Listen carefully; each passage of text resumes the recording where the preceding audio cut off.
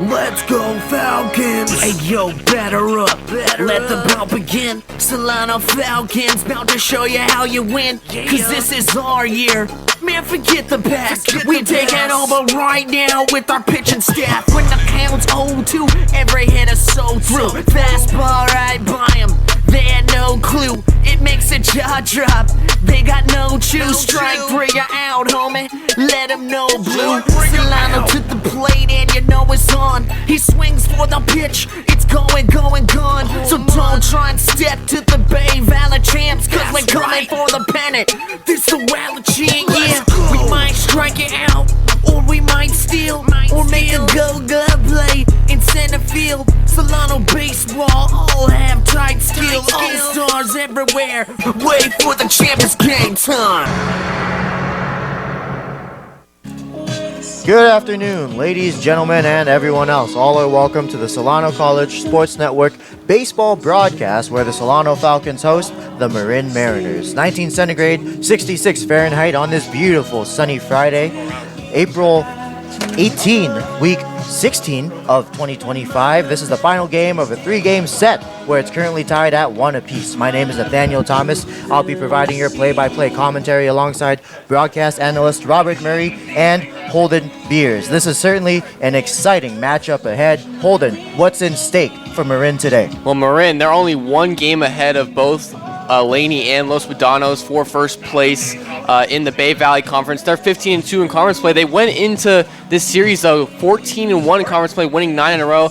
They won the first game against Solano, as we saw in our last broadcast, 6-1. Their pitching was outstanding in that game, and their hitting was great as well. Had a great game from Logan Fiend and Dante Kaidi, both got on base a lot.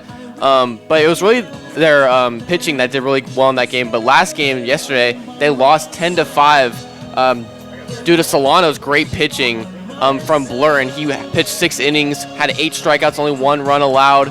So I think Marin's coming into this game knowing, hey, we got to win this series, get a good win today, and secure a good chance at getting that first place spot in the Bay Valley Conference. Pitching today is Logan Figler. He's got a 6.35 ERA on the season, only 11 innings pitched, and this will be his 3rd game starting for Marin this season. So it's going to be a big game for them, and they have a big series next week against Los Medanos to try and secure the conference for the end of the season. Well, it sounds like there's a lot on the line for these Marin Mariners, and the Solano Falcons looking to play spoiler. Robert, what do you expect from them today? Yeah, like you said, Solano's trying to play spoiler here, Nathan, and they forced a rubber match here today versus this Marin Mariners team. But on the mound today is going to be Tyler Chalk, and it's our first time on the network this season seeing Tyler Chalk pitch. We've heard he's a pretty good pitcher himself, but he's also a pretty good third baseman, as we've seen one of their top hitters in the lineup. But I'm interested in see what he can do on that mound here today. Strikeout numbers seem to be good. ERA seems to be good. So if he can get them over the hump here versus Marin today and get that series win versus the top team in the conference, it'll be good for them. And then Mateo Kopp last game, 4 hits for him and a big home run. It was amazing to see that from a guy who usually just doesn't start, came off the bench for the first time in a while, and it was amazing to see that from him, and that's why he's getting to start here today. All right, well, Mateo Kopp will lead the charge. He's leading things off for Solano, but before we get to that, let's hear the Marin Mariners lineup. So batting first for Marin is Wyatt Davis, their center fielder. Batting second is Adrian Ruiz, their left fielder. Batting third is Derek Bartram, their right fielder. Batting fourth is Caden Sta Maria, their first baseman. Batting fifth is Logan Fiend, their catcher. Batting sixth is Dante Kaidi, their third baseman. Batting seventh is Keisho Lee Kircher, their designated hitter. Batting eighth is Will Foster, their second baseman. And riding out the lineup at ninth is Daniil Wells, their shortstop, and pitching is Logan Figler. Thank you, Holden. And now Solano's lineup. Your Falcons starting lineup. The left fielder. Mateo Kopp, Benicia High School. At first base. Cooper Dwyer, Dixon High School. At shortstop. Michael Rivera, Vacaville High School. Playing right field. Cameron Taylor, Napa High School. Your third baseman. Daniel Rios, Pinole Valley High School. In center field. Rolando Ramos, Pioneer High School. Playing second base. Trevor Lesperance, Justin Siena High School. Your designated hitter. Andrew Lehman, Vacaville High School. Catching. JJ Dane, Spanish Springs High School. Your Falcons starting pitcher.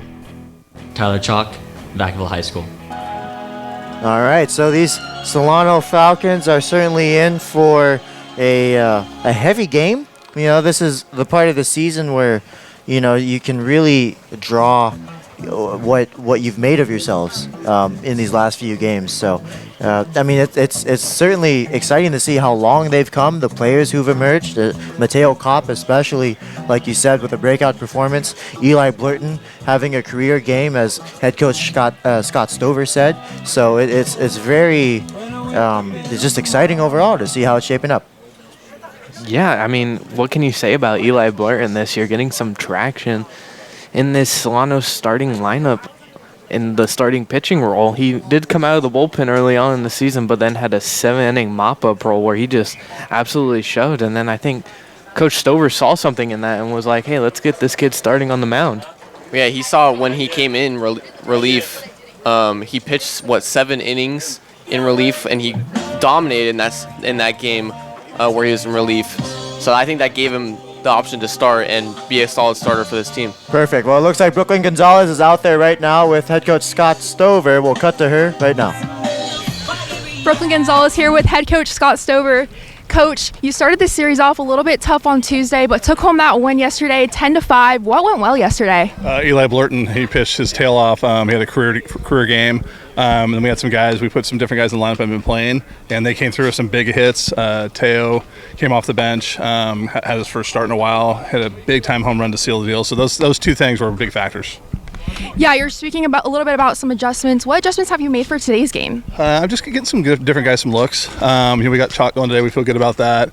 Other than that, we kind of kept the same lineup as yesterday. With the 10 runs, there's not much to really change, and hopefully it works out again today. Yeah, hopefully. So with the season coming to the end, how would you say that you're approaching these last couple games? Our approach is just to win the game that's in front of us. So today our goal is to win today, then Tuesday our goal will be to win Tuesday. So we just want to take it one game at a time. We're still mathematically in the hunt, but we have some work ahead of us, and we have to hope for some other teams to lose. Well, I hope you guys have a great game. Thank you. I'm Brooklyn Gonzalez with your head coach, Scott Stover. Nathan, back to you. Thank you, Brooklyn, for another wonderful interview. But yeah, it looks like like Scott Stover said, they're still mathematically in this, so this team still has a lot to play for. Yes, Stover, he was saying that we mathematically have a chance, but I like what he said in that interview. You got to take it one game at a time. You can't look too far ahead and look at the standings and just get too worried on that. You got to play the game that's in front of you. And just focusing on the Mariners here today, they won that last game 10-5, like you were saying, Holden, where Eli Blurton went 6 innings with 8 strikeouts. I mean, what an impressive performance from him. We can rave about him all broadcast if we really wanted to, but you were saying it needs to be the Mariners pitching that has to propel them over Solano here today. Yeah, I mean, it really has to step up for them. It's what won them that game, I think, on Tuesday in the first game of this series. But they allowed 10 runs in yesterday's game, and the starting pitcher allowed 12 hits, 6 earned runs in his outing. So it definitely wasn't a solid start from the starting pitcher. And then the relief wasn't able to save them as well in those later innings. And Solano's hitting, it can be underrated at times, and sometimes when they are in a slump, though, it can be tough for them to come back. But when they start off good, they led that entire game. So if they can start off hot today, it's going to be trouble for Marin, and they might end up losing this series. Yeah, well, when Solano's offense gets going, that tends to be how they win games, is through the offense. The pitching tends to follow how the offense does. So if the pitching is good, the offense is usually going to be good that day, or vice versa. We need those games more often here at the Solano Community College, where offense and defense and pitching all just come together and play one complete game every game for the most part, we want it to feel like here. Yeah, I'm curious to see how Tyler Chalk gained the start today, how he's going to do. And then when it comes to, that momentum between the hitting going into the pitching, I think Chalk could really benefit from that, because he knows how it feels to be in that hitting, hot hitting type of atmosphere. So him pitching and seeing if his offense does good today, it might give him a huge confidence boost on the mound. Yeah, I mean, Tyler Chalk, he's been one of their best hitters all year long for Solano. I mean, like you were saying, he can be in the mind of a hitter and understand what they're trying to think through that thought process of being a hitter and just pitch to excellence around that. So if he thinks like usually when he's up at the plate, he's like, if I want to heat her in right here, he's going to be thinking that and maybe throw an off-speed pitch away. Yeah, exactly. And you know, another thing is, even though the Solano Falcons, they put up 10 runs in the last game against the Marin Mariners, who are, again, a very good starting pitching team overall. If they can repeat that, this is going to be a very exciting game. But now we're going to cut over to Coach Stover as he introduces a plaque. Special presentation for our pitching coach, Kyle Stafford. Kyle is an alumni of Solano College and came to us in 2022 as a pitching coach and an academic mentor. As an academic mentor, he sits down with our student athletes one-on-one, helps them with their classes, gets them tutors when necessary, and really seems to make a huge impact in our academics and athletics. So much so that our baseball team had 26 guys who received a GPA academic award just this last week at our luncheon. So he has been nominated and received the Bay Valley Conference Assistant Coach of the Year Award, formerly the Bobby Campo Coach of the Year Award. So we'd like to give a plaque to Kyle and tell him how thrilled we are that he's a part of our program. Congrats, Kyle.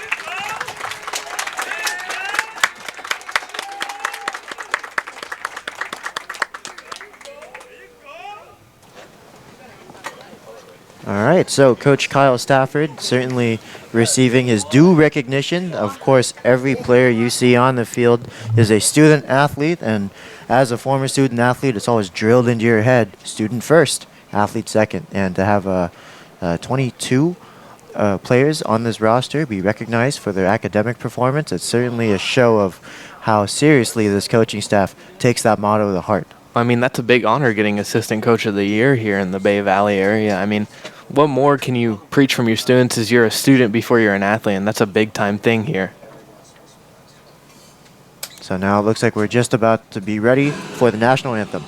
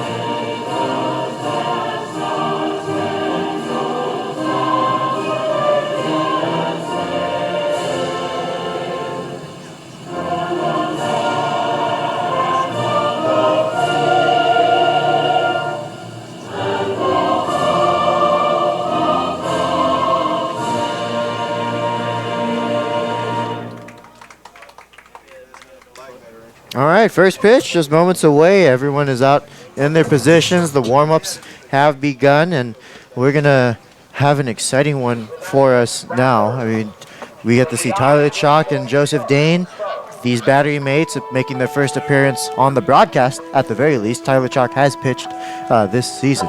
Yeah, he's been a pretty good pitcher here for them this season. It's our first time seeing him on a broadcast. He's been dodging us all year long, it's felt like. Yeah, and I'm curious to see how he does. I mean, certainly we've never seen him before, but he does have good stats on the stat sheet for the season overall. And I think he's in good hands with J.J. Dane at catcher today. They sometimes have it going to Kane Hill over the last few weeks at catcher, but last broadcast we saw J.J. Dane in the catcher position. He played a great game defensively and offensively. I'm glad to see him in the lineup today for Solano as they're trying to play spoiler here against Marin. Yeah, I think J.J. Dane just brings a sense of comfort to a starting pitcher, or anyone who's on the mound for that fact, with his defense behind the plate. It just, when a starting pitcher can feel comfortable on the mound, they tend to have better starts, and when they trust a catcher like Dane behind the plate, they tend to have their better games. Yeah, certainly the catcher brings a presence that can't be said about any other position. You know, you want to feel like that's your consigliere in war is the catcher when you're the pitcher on the mound. So J.J. Dane, he's bound for bigger things after Solano. Certainly has all the solid tools and is leading the charge with chalk. But now the leadoff batsman, Wyatt Davis of the Marin Mariners, he's going to stride to the plate and take a hack at it. Yeah, in the last broadcast we did, Davis went first pitch swinging for an out, but then everything after that felt like Marin's offense kind of locked in versus Chekaluski a little bit in that first inning. But Chekaluski had a good start last time we saw him here on the broadcast. Gave up a home run, but wouldn't completely fault that on him. Got to give the win a lot of credit for that one. Yeah, the gods blew the winds in his favor, quite literally. The first pitch of the ball game is going to be at 13:04 Pacific Standard Time. And Davis, he did strike out in his first at bat, but the rest of the game, he was just hitting groundouts and flyouts. He was making good contact with the ball, just couldn't get it to be away from the defenders of Solano. Line drive to the shortstop. Rivera has it across the diamond, and that'll be out number one, the first draw of the deck. Well, just like you were saying, Holden, just lining it right at people can't get away from these outs here in this series. Yeah, and Davis has been probably their most consistent hitter all season long, over a 400 average almost, and a really good on-base percentage. So here is Adrian Ruiz. Righty on righty matchup. Jersey number 25, the starting left fielder. He's going to take a high off-speed offering for ball one. Yeah, this is a pretty star-studded outfield for Marin. All the outfielders leading off the top of this game. And that's a rarity to see. Usually you got like that shortstop up there who's usually really good at hitting, but all these outfielders, solid hitters themselves. Yeah, Ruiz, I mean, last broadcast, on Tuesday's game, the first game of this series, he was a home run away from a cycle. Started off really well, hit a triple in his first at-bat, and then had a double and a single. See swings and misses right there, but he had a really solid game and was one of the reasons why Marin won that first game of the series. And certainly you want to have some production from the top of that lineup. That's where the anchors are. That's where the wheels will start to be in motion. But now Chalk with a 1-2 count unwinds, and Ruiz thought about it, but that's ball two. Yeah, changing the eye level right there for Chalk. Maybe could go with that breaking ball in the dirt. Trust J.J. Dane to block it for you. Yeah, I think if he just located that pitch a little better, Ruiz would definitely swung at that because he almost swung at that wild high pitch. And swing you later. First strikeout of the game for out number two. Just like you were saying, Holden well located, and he got Ruiz swinging on that one. Tyler Chalk, for our first time seeing him here on this broadcast, has good zip on that fastball. I like what I'm seeing so far. Yeah, he's looking solid, and he's got good location of the breaking ball as well so far. We'll see how that can hold up, though, as his pitch count might be higher up going later into the game, and we know he's not normally a starter, so he might not have as strong of an arm as, say, Blurn or Chekaluski. Well, he's got great command, especially with that curveball. It's in there for strike one. Certainly, we will see how deep he can go into this game. Chalk, though, is off to a good performance. Retired the first two batters he's seen. He's ahead of this one right now, and the 0-1, low and away, 1-1. It seems as though the defense is updated. Wyatt Davis grounded out to the shortstop, Rivera, who's playing behind the bag. Now for Derek Bartram, the second baseman, L'Esperance, is shaded very close to the second base bag. So they did their research. They're certainly playing to the spray charts of these batsmen. Well, I think that's just from playing 2 games previous for them. They're seeing how the hitters tend to pull the ball more on this Marin team. That's where they hit for their power usually. Yeah, big, wide open hole on the right side of the field. Should Bartram push it the other way? The 2-1 swung on and missed. He was out in front of that off-speed offering. 2-2. Yeah, and this is the home run leader in all of the conference with 9 home runs himself. So, got a lot of power you got to look out for here in this man. Yeah, he's certainly swinging big. The wind is blowing out on this beautiful, clear day. Chalk winds and unwinds, and strike 3 swinging. is going to end the inning in order. We're going to go to the bottom of the first. Due up is Kopp, Dwyer, and Rivera.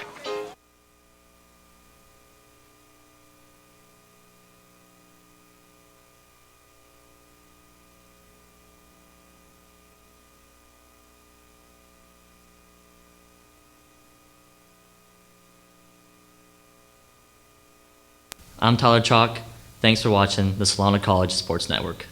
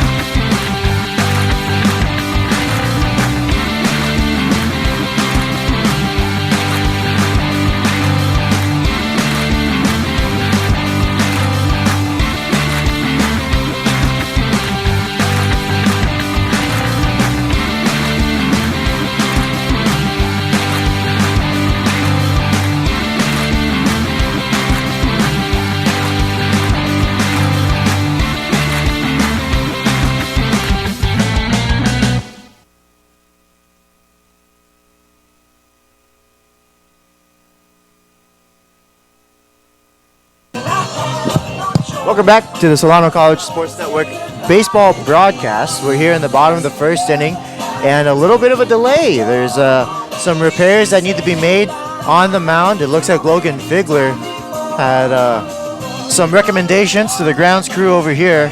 Could be anyone's guess what it was, but it looks like they're stomping a little bit of patch on the landing spot. Well, I mean, Tyler Chalk didn't have a problem in that 12-pitch first inning for him.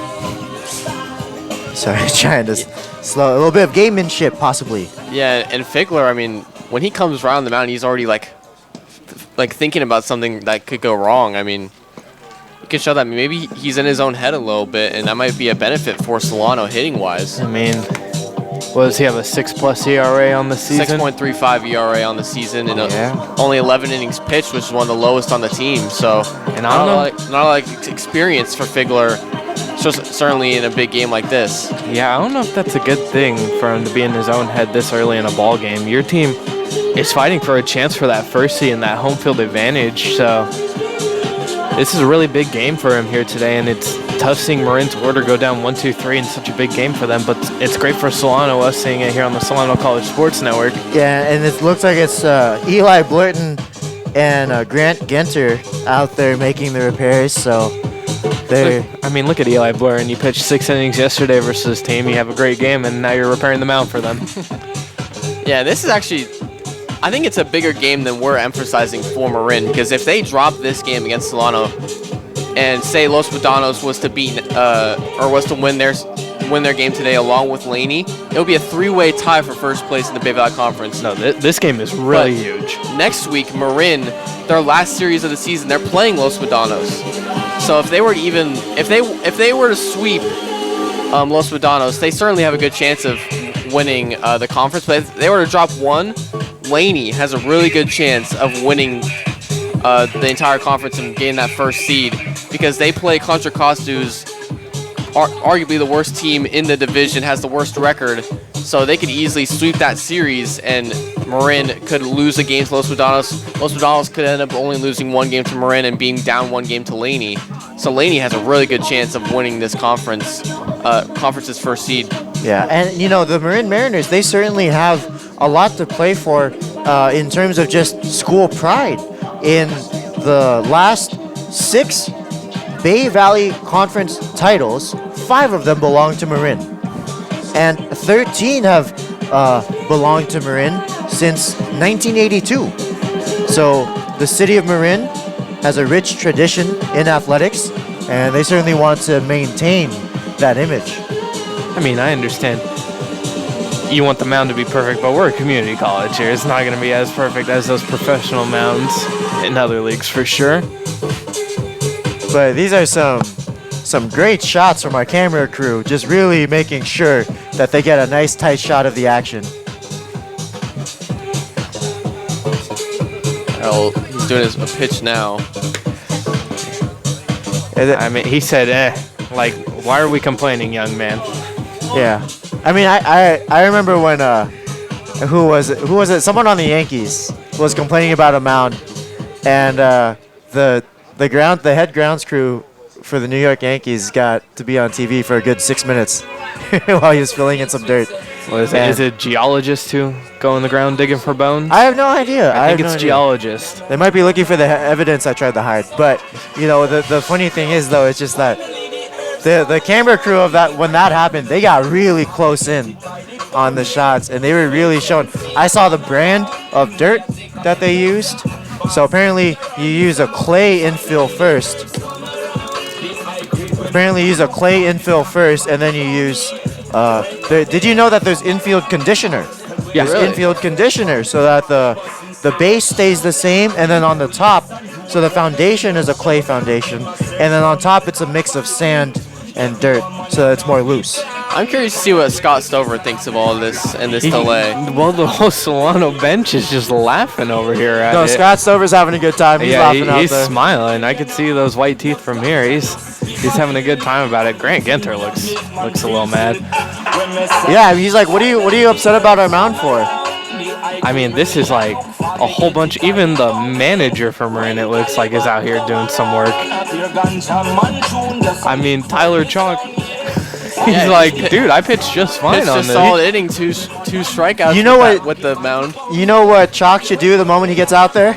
Just start digging a hole again. Yeah. No, I think Chalk should start complaining about it. Have some gamesmanship going on here. He should be like, well, the mound isn't the way I like it now. Yeah. Well, no, that's what Barry Zito used to do. That they used to have a little logo chalked in to the back of the mound so the TV broadcast can see it, and it was for the Milwaukee Brewers. And by the bottom of the first, when Barry Zito went out there, it was scuffed away. Barry Zito Only scuffed Barry away Zito, right? The Milwaukee Brewers. Yes, Stover's now leaving the mound, saying, "I'm out of here. We're done with this. We gotta get this game going." All right, now it's good for you, young man. Come on, Figler. And I mean, with all the work the Solano team puts into the field beforehand, I'm surprised the mound is not up to standards for Marin. Let's give him some credit. Logan Figler is a left-handed pitcher, so you don't want to risk injury. You don't want to tweak your ankle the wrong way. You are going downhill with your maximum force. That fact, yes. So there could be some credit to this. Yeah, and we very rarely see left-handed pitchers on the broadcast here at Solano, so not normally do we see someone that has to worry about having that different kind of footing when they're landing on that front foot.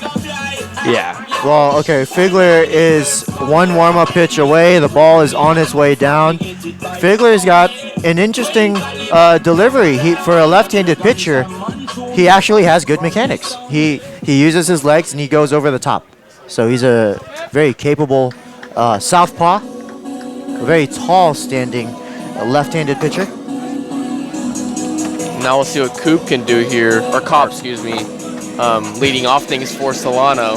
It's okay. We've done that before. It's not Javier Manel leading off. I don't know why that is. We have the been graphic corrected. Mateo Kopp We hope you hear us. Mateo Kopp is leading things off now against Logan Figler. The first pitch is going to be a fastball right in there for strike one. And it was a 9.5 minute delay.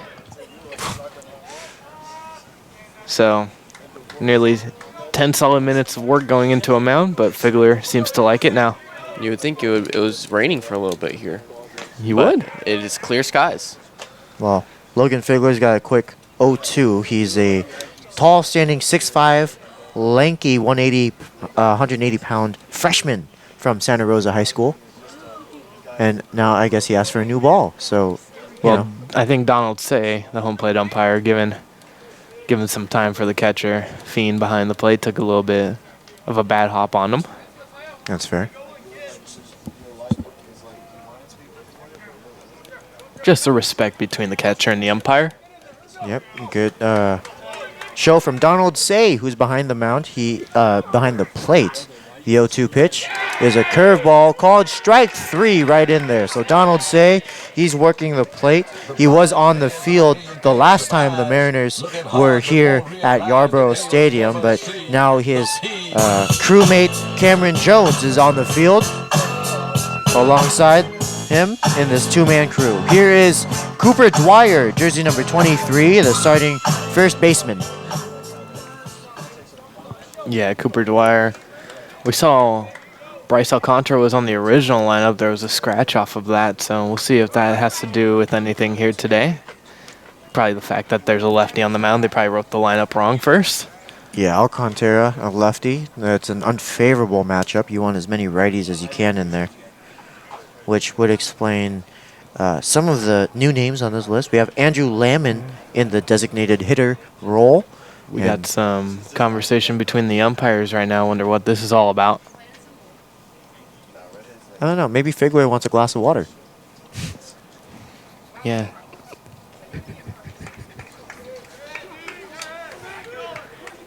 Well, he'll have to wait in between innings. It's an 0-1 count for Cooper Dwyer. Yeah, Figler, though, pretty solid to start this game. Got a quick strikeout on Kopp, and now he's got a quick 0-1 count here against Dwyer. I think I may have an idea of why they had a conversation. Could have been about catcher's interference right there. Home plate umpire could have not had a great view of it, asking his first base umpire over there. That's a great theory. Because I heard him say foul ball after. And it did have a weird noise coming off the bat for being alloy or composite. The 1-1 is up and away, and that's a great point you make, Robert, because, you know, if the bat does hit the catcher's mitt, that's an automatic first base. But it was deemed not catcher's interference, and Cooper Dwyer's worked himself a 2-1 count right now.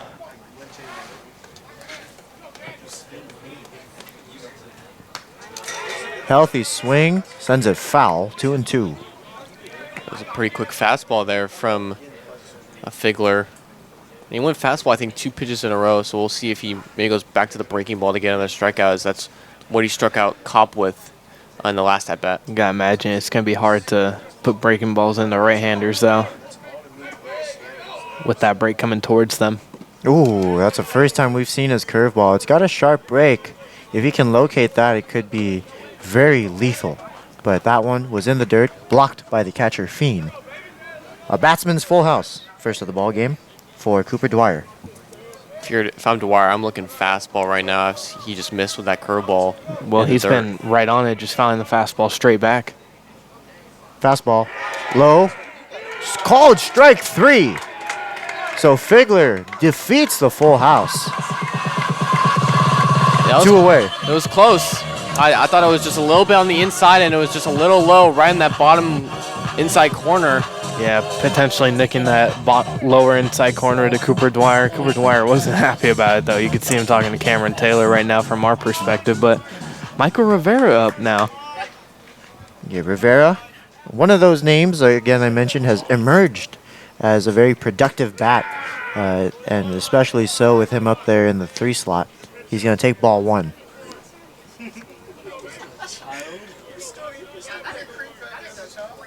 The wind now is blowing straight out.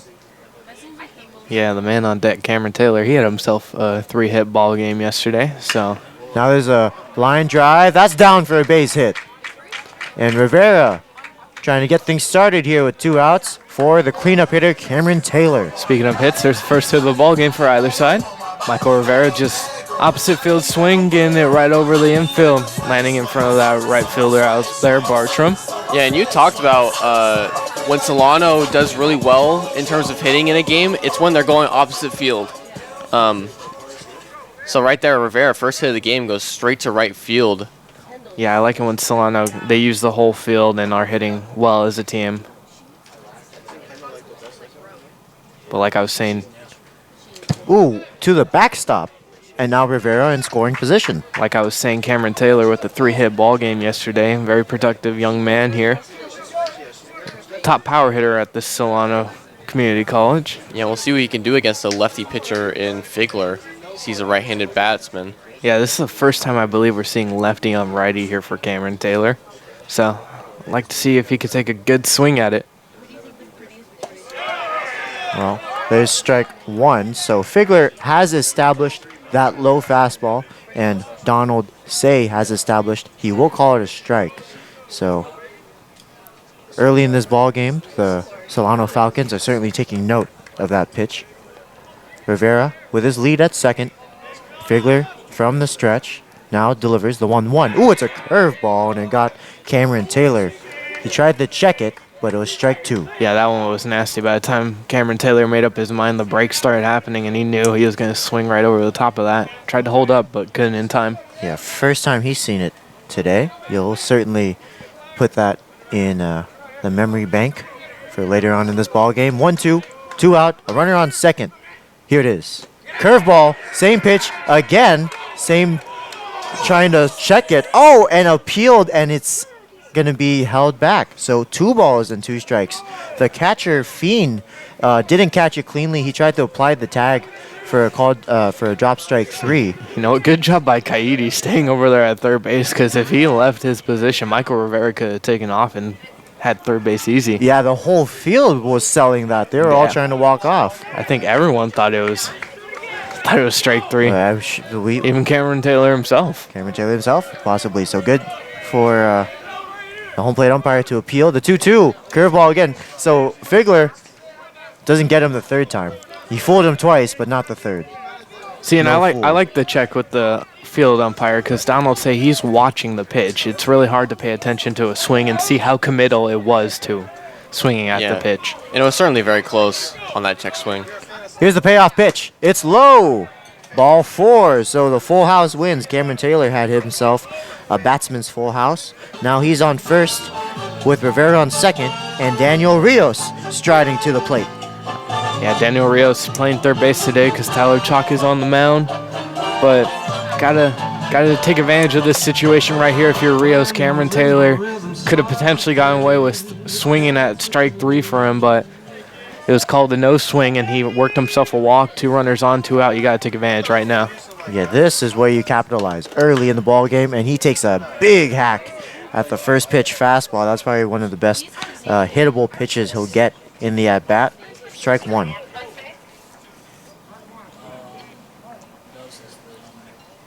Yeah, they seem to be playing Rios pretty straight up. Doesn't really get too much playing time, but got a pretty good swing from what we've seen so far. That one's upstairs. It evens it up. 1 ball, 1 strike.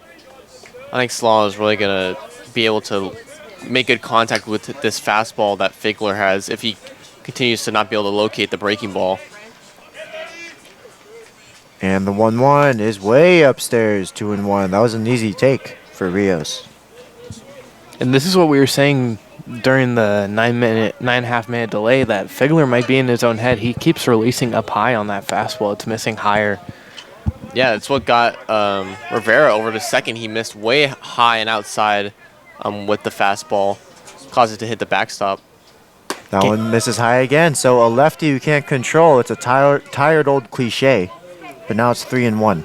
Well, and can't really blame it on the mound. Got it done pretty perfect for him. Yeah, and it's really just his release point with the ball when he's releasing it after that first step. If he's releasing it too early in his motion, it's going to be high.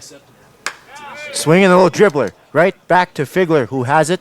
The throw over to first will end the threat. 0-0 the score remains as we head to the top of the second. Due up is Sta Maria, Fiend, and Kaidi. I'm Ezer. Thanks for watching Solano College Sports Network.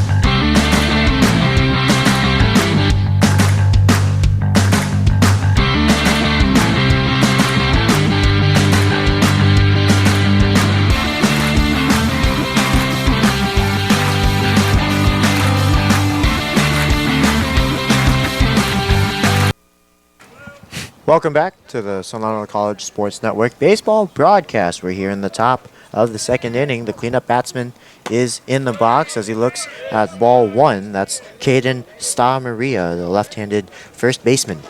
Yeah, so these next three guys from Marin are really what won them outside of their pitching. That game on Tuesday where they won 6-1, Ruiz was hitting solid. Now it's hit down the line past the diving Dwyer, but thankfully Cameron Taylor, with his strong arm, recovers it right at the fence, and it keeps the cleanup hitter right at first. Like I was saying, Sta Maria was one of those guys that really played solid in that win on Tuesday against Solano, and it was him, Fiend, and Kaidi that hit the best outside of Ruiz. Fiend had 3 walks, and Kaidi was a single away from the cycle. He had a home run in that game. So Solano's really got to look out for these 4, 5, and 6 hitters from Marin. I mean, 2 players close to the cycle in that game. The odds were good, but just didn't happen. It shows how rare that feat is in baseball. Now a little dribbler to the shortstop Rivera, who has to make the running throw, and they got him. That was the only play, and a great play from Rivera, but a productive out as it moves Sta Maria the second. Yeah, Sta Maria, he was going on first pitch there.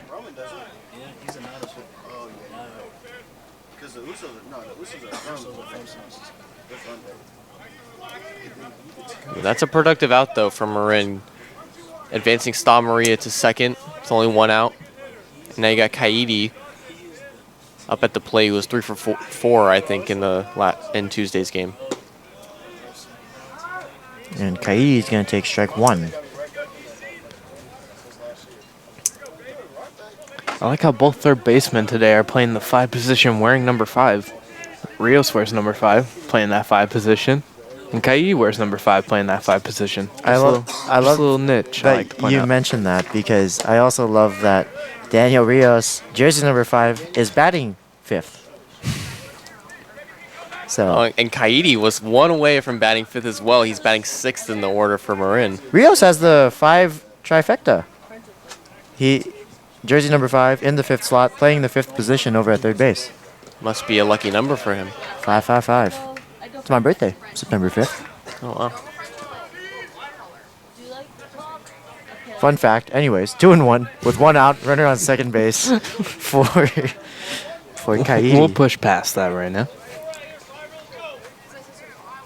I'm interested to see how Chalk handles this, though, down in the count with a runner on second, 1 out. Ooh, and he swings and misses, and now Chalk's back in it at 2-2.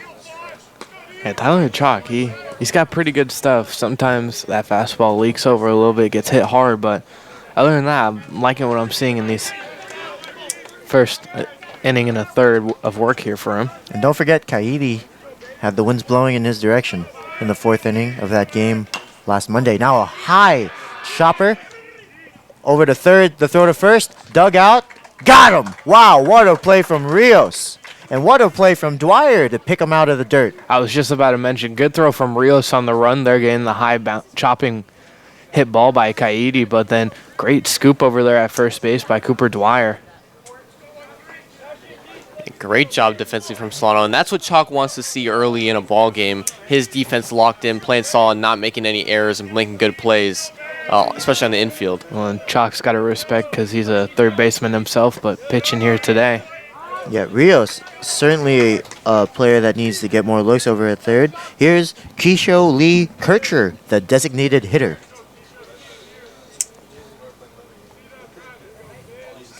Yeah, these boys are locked in. You can tell they want this one. Here's the pitch, swung on, dribbled foul. In the warm-ups, they were locked in. Everyone was standing at attention, and it was certainly a different atmosphere here at Yarborough Stadium. Yeah, this game certainly has a different feel here today. It just feels like Solano, they know what the standings are and what they have at stake in front of them. They need a little bit of magic to go their way if they want to make the playoffs because they're not totally mathematically out yet. Line drive up the middle. That's going to be a base hit. And the first run of the ball game belongs to the Mariners as they lead 1-0. Great job by Lee Kircher right there. 0-2 count, just gets a solid hit right into the center field, just getting past L'Esperance at second base. And now Marin takes a 1-0 lead. Yeah, that batted ball just a little hit too hard for L'Esperance over there at second base. Couldn't get a glove on it. But back to what I was saying, this game feels like it's different with Solano.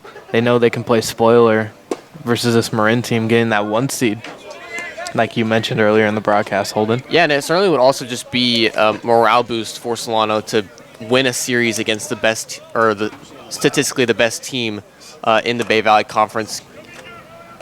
Certainly would boost them in their next series to round out the season. That ball is going to be hit by Will Foster into the air. It's going to get down. And being waved in is Keisho Lee Kircher. No throw. It's 2-0 on an RBI double from Will Foster. Well, if that ball cut off there by Cobb, thrown into Rivera, the shortstop, if it's there on the fly, I'm sure Rivera lets it fly to home, but took a bounce on him. Rivera picked it up, and just all he could do was watch LeKircher run home. Yeah, certainly could have had a play right there to throw home. But it was the middle of the lineup on Tuesday for Marin that really showed out for them, and now it's the bottom of the lineup. Lee Kircher getting that base hit to drive in a run, and then he goes and scores off of a Will Foster double. We'll see what Wells could do, their shortstop, in this 9-hole. First pitch, too low, apparently. 1-0 to Danil Wells.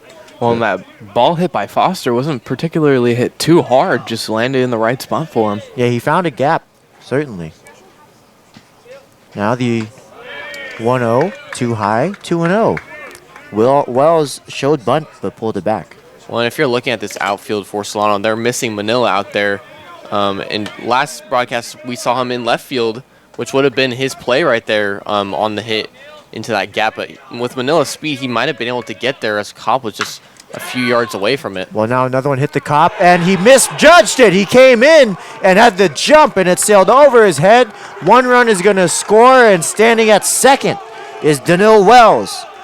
Yeah, and you can hear this Mariners dugout. They are hyped for that one right there, as that ball was smoked. And those are the toughest ones to read, the ones hit right at you. We saw Cop break in, but then he had to try and jump and recover for that one. Just sailed right over his head. Well, now, I mean, and right as you were talking about it, it certainly comes into play, the fact that Manila isn't out there. Manila's been having looks all year out there, so, you know, it certainly is a factor, but you can see Mason Sayre in the dugout. He just grabbed a bat. Looks like he wants to get in this ball game at some point today. First pitch to the leadoff batsman, Wyatt Davis, is low. Davis, in the first inning, started it off with a ground out to Rivera, the shortstop. And I like to see how Chalk can respond right here to those 3 runs that Marin has just put up in the blink of an eye. Swing and a miss, 1-1. Curveball. It's a good pitch there from Chalk. Curveball around the outside. Nice and low, but not in the dirt.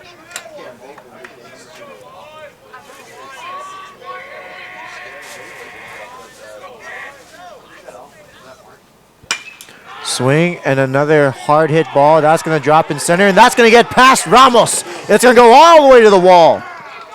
And now, rounding third is Davis. The throw is not even going to get there. An RBI 2-out triple makes it 4-0 here in the second. I mean, we were talking about the defense of Javier Manila. We've seen him in left field last broadcast, but usually in that center field position, and Ramos usually playing that left field position, but he's in center today, and that might be that inexperience in center field this season.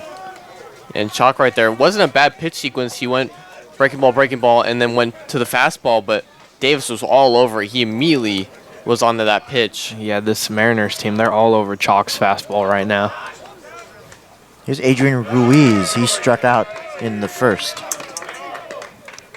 And we were saying Tyler Chalk not a bad pitcher coming into today, but this Mariners team, their hot-hitting lineup can't keep him down for too long.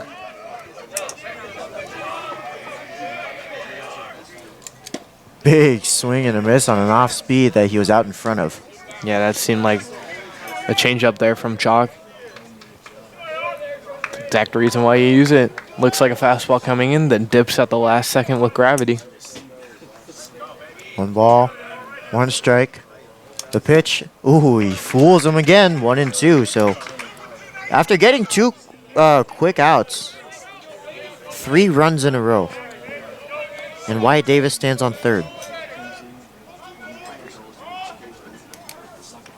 The 1-2. Too low, 2-2. Yeah, it's been a longer inning here for Chalk. We're approaching pitch 18 now. So they've swung early. You'd think the pitch count would be higher for how many runs have scored. Chalk's gone all breaking ball in this at bat. Has stayed away from that fastball. I'm curious to see if he goes to it. Popped up, playable. In the air, who's going to get it? Taylor's coming in. And Taylor secures the final out of this 4-run second inning. On to the top of the third, we go. Bottom of the second, we go. Ramos, Lesperance, and Lemon. I'm Cooper Dwyer. Thanks for watching Solano College Sports Network. Hi, my name is Eric Visser. I'm in my 5th year as the athletic director of Solano College. To experience community college and its mission has been an outstanding experience. Solano College has a very rich tradition in intercollegiate athletics dating back to 1947. I'm very proud to communicate that rich tradition is still being continued with fine young men and women that represent Solano College on and off the court. In the fall we have the volleyball program. We have a very successful women's soccer program. We have both men's and women's basketball. And then we transition to 4 programs: baseball, of softball, men's women's tennis, and men's and women's swimming. It is our mission to excel our programs and our student athletes in academics. All of our student athletes are committed to give back to the community. And we would invite you to be a part of Solano College Athletics by visiting our website www.solanoathletics.com, and you feel a warm welcome at Solano. Welcome back to the Solano College Sports Network baseball broadcast. We're here in the bottom of the second inning. Rolando Ramos trying to get things started after the Falcons quickly fall behind 4-0. Yeah, and Ramos, another one of those productive hitters yesterday. He had 3 hits himself along with Taylor. So let's see if he can start a little rally here and get Solano back into this ball game and respond. I like a response here from Solano. Yeah, and it's starting to be a bounce back part of the game for Ramos after just missing on that ball in the outfield that came towards him. Yeah, it wasn't catchable, but he misread it and allowed it to get all the way to the wall, which is why Davis was able to get all the way to third base. It should have just been a double. But no matter, Davis was stranded at third. It's only 4-0. It could have been worse. Rolando Ramos facing off against the southpaw Logan Figler. And the first pitch is going to be a fastball at the bottom of the zone that Figler has all but established. Well, I got to imagine what the at-bats Solano was having in that first inning versus Figler. Take a little bit more time, but I'm sure they'll figure him out quite soon.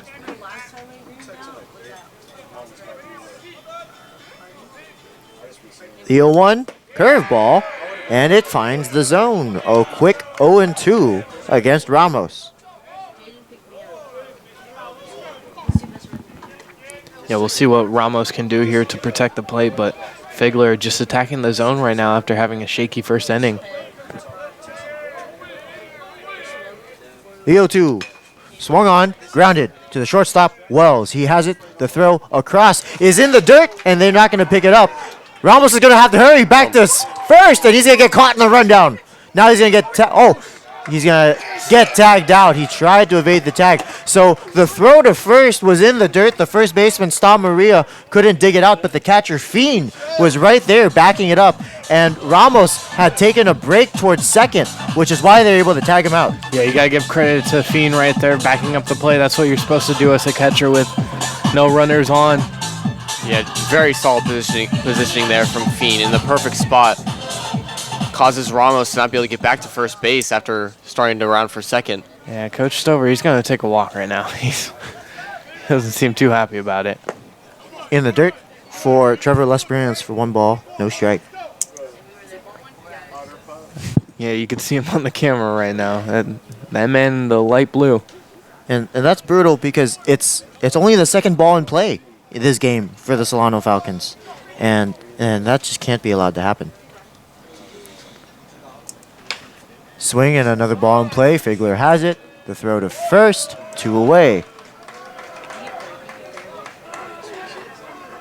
Solid job so far from Figler.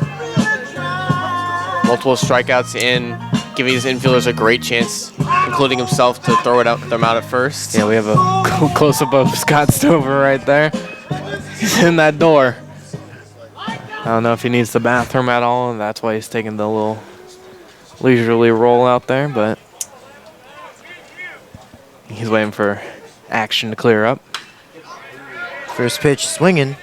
Andrew Lamon sends it foul. Yeah, just a little behind the inside fastball. I'm curious to see what Lamon can do here. It's one of the few times we've seen him this season.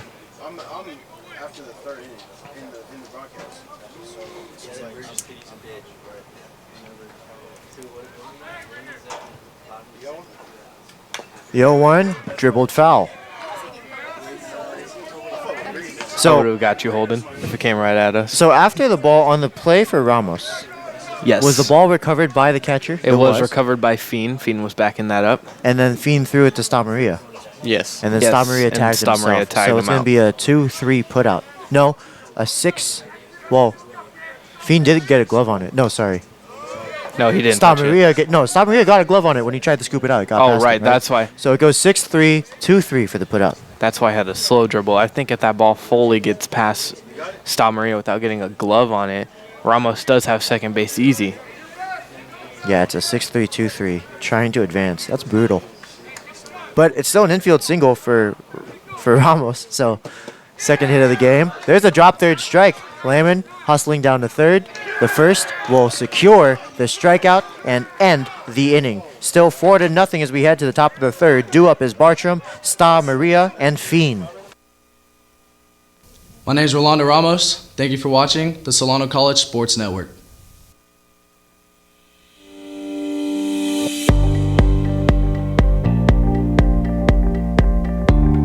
I'm Rusty Mays. I'm one of the instructors here at the Solano Community College Aeronautics program here at the Nut Tree Airport. Here at Solano Community College, we really see them thrive and learn. We have a 100% pass rate with their examiner. I'm Kevin Spolstra, instructor, Solano Community College Aeronautics. At Solano Community College Aeronautics program, we teach the students aviation maintenance. We teach them the general subjects, the airframe subjects, and the power plant subjects. The students will also be prepared to pass their multiple tests from the FAA. At Solano Community College, we also have a partnership with Delta Airlines. Through Delta Tech Ops, students that complete the program, they will be considered for employment as an aviation maintenance technician.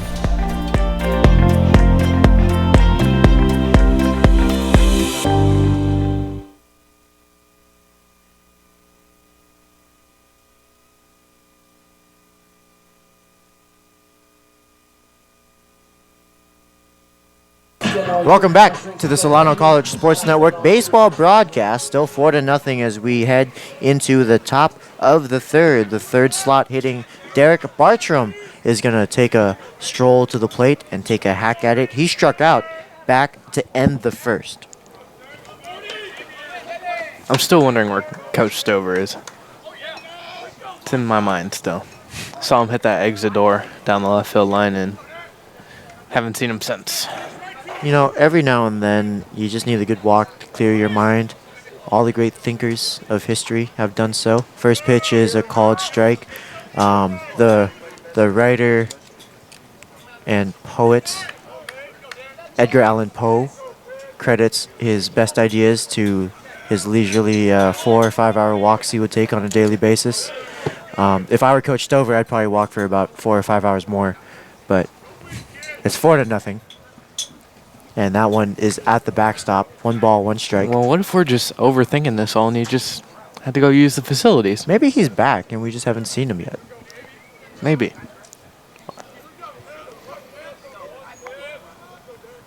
The 1-1 swung on and missed. It dribbles away, 1-2. He's back. He has a towel now. All that way for a towel. You know, he must have forgotten it in his car. I'm glad he was able to find it. And he has returned. And sometimes, you know, you just need a breath of fresh air. I mean, he just looks stoic from here. Well, I mean, we call him the Stoic Stover for a reason. He just always gives that attitude. Even at the beginning of the year, when things were going a little rough, he did have that attitude of it's a long season and there's a lot of baseball left to go. And even today, he still says they're not mathematically out of it, so they have a lot to play for. So he must have had to go and find his towel, because with his towel was that stoicism.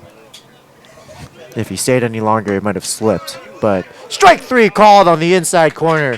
Gets Derek Bartram, and that's how we start the third. Yeah, I think Chalk might have gotten a call right there. That one looked a little bit inside, low, but that one was called earlier in the game, so got to give Donald Say credit. He's consistent. Yeah, and it was just on the inside, but I think it might have just got that the edge of the strike zone right there, because Bartram stands really close to the plate while he's in the box. So that could have been a reason why it looked like it was not or too far inside, but it was actually a strike called. You know what I think Stover got? I think he got the rally towel. You got the rally towel. Got the rally towel. That is the definition of leadership right there. That's what you need. So the 0-1 from Chalk is on its way. He's going to wind and deal, and it's going to miss low. 1 ball, 1 strike. Love to see Chalk finish this inning with a bounce back inning after allowing those 4 runs in the previous second inning. Yeah, pick up his defense here, make everyone feel energized coming off the mound. If you can do some good work here, game 1, 2, 3. The 1-1, low and away, 2-1. You know, as some of my old teammates would know, and I won't say it explicitly. If you know, you know. You know, back in the day, we used to have some. Let me put the words together. Some attitude adjustments hidden in our towels. That would really help during the ball game. 2-1, swung on, fouled away. 2-2. Oh God. Not at all what Stover has, but I would assume not. But I would hope not. Certainly, our towels made us happy, especially Brad and Bench, hanging out. 2-2 for Chalk. He's gonna go from the windup and unwind and swing you later. Right up over the top of it was the cleanup batsman Star Maria for out number 2. Yeah, it feels like the fastball's better this inning. Hitters are swinging right over it now. Well, he's certainly locating it better. He was kind of more in the middle of the zone with it when hitters were all over last inning, but right now he's doing a good job of it, staying on the inside of hitters with the fastball or the outside corner. As Star Maria fouled one of them off.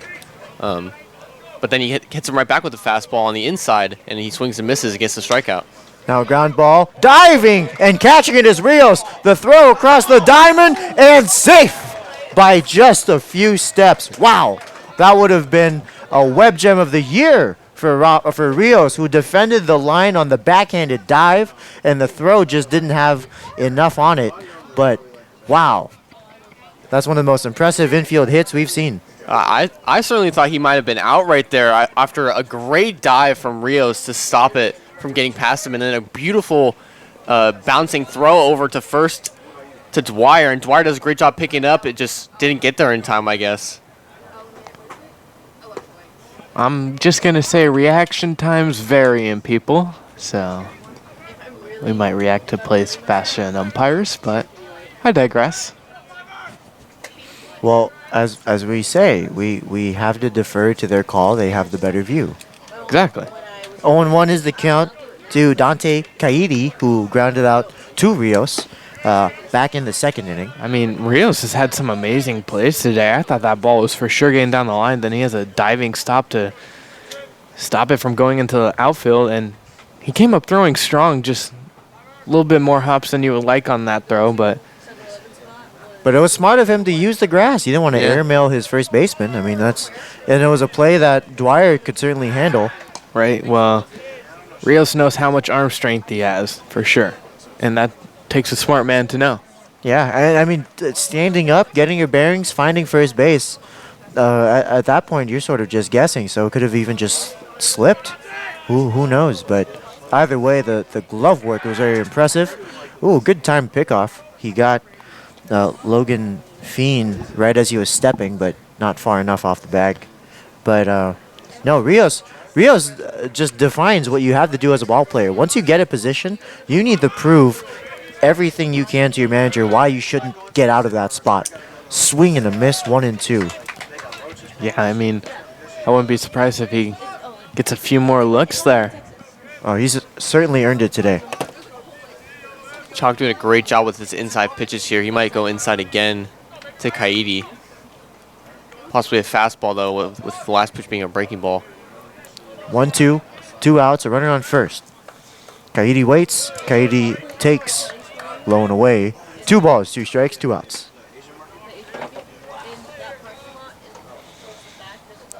Need more energy in the Solano dugout here coming up in this bottom half of the third. I like to see a rally get started, spark something. Can't have that offense be dormant all game and not have something even get started. Popped up and playable. It's going to stay on the infield. Who's going to get it? Rivera, L'Esperance. It's going to be L'Esperance who catches it. All business as usual. That's going to end the top half as we head to the bottom. Due up is Dane, Kopp, and Dwyer. Hi, my name is Javi Manila. Thank you for watching the Solano College Sports Network.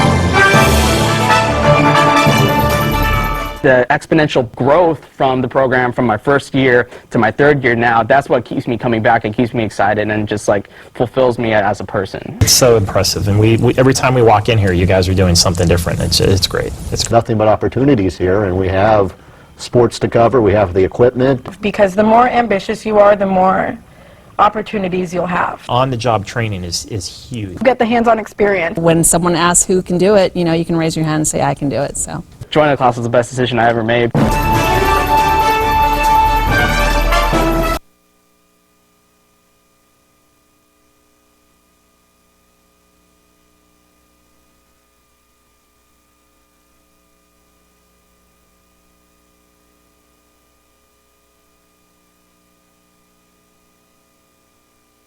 Welcome back to the Solano College Sports Network baseball broadcast. We're here in the bottom of the third inning. Leading things off is number 15, the catcher, Joseph Dane. Dane in that last game in Yarborough Stadium, Tuesday, April 15th. He had a single in the he had two singles, one in the second and one in the seventh. He also had a walk, so on base 3 out of 4 times on Tuesday.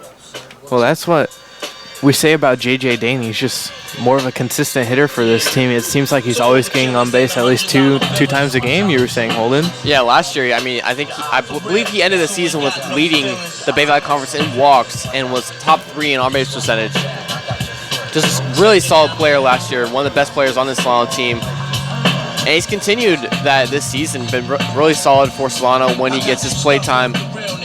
And we'll see if he can get on base to start this inning and lead things off for Solano and get a rally going. And that's the thing about a catcher is he's going to have not just a good understanding, but a very intimate understanding of the strike zone. So Joseph Dane, the on-base machine, is going to wait for the pitch and take strike one. He did not quite like that one, but the gentleman that he is doesn't show it to Donald Say.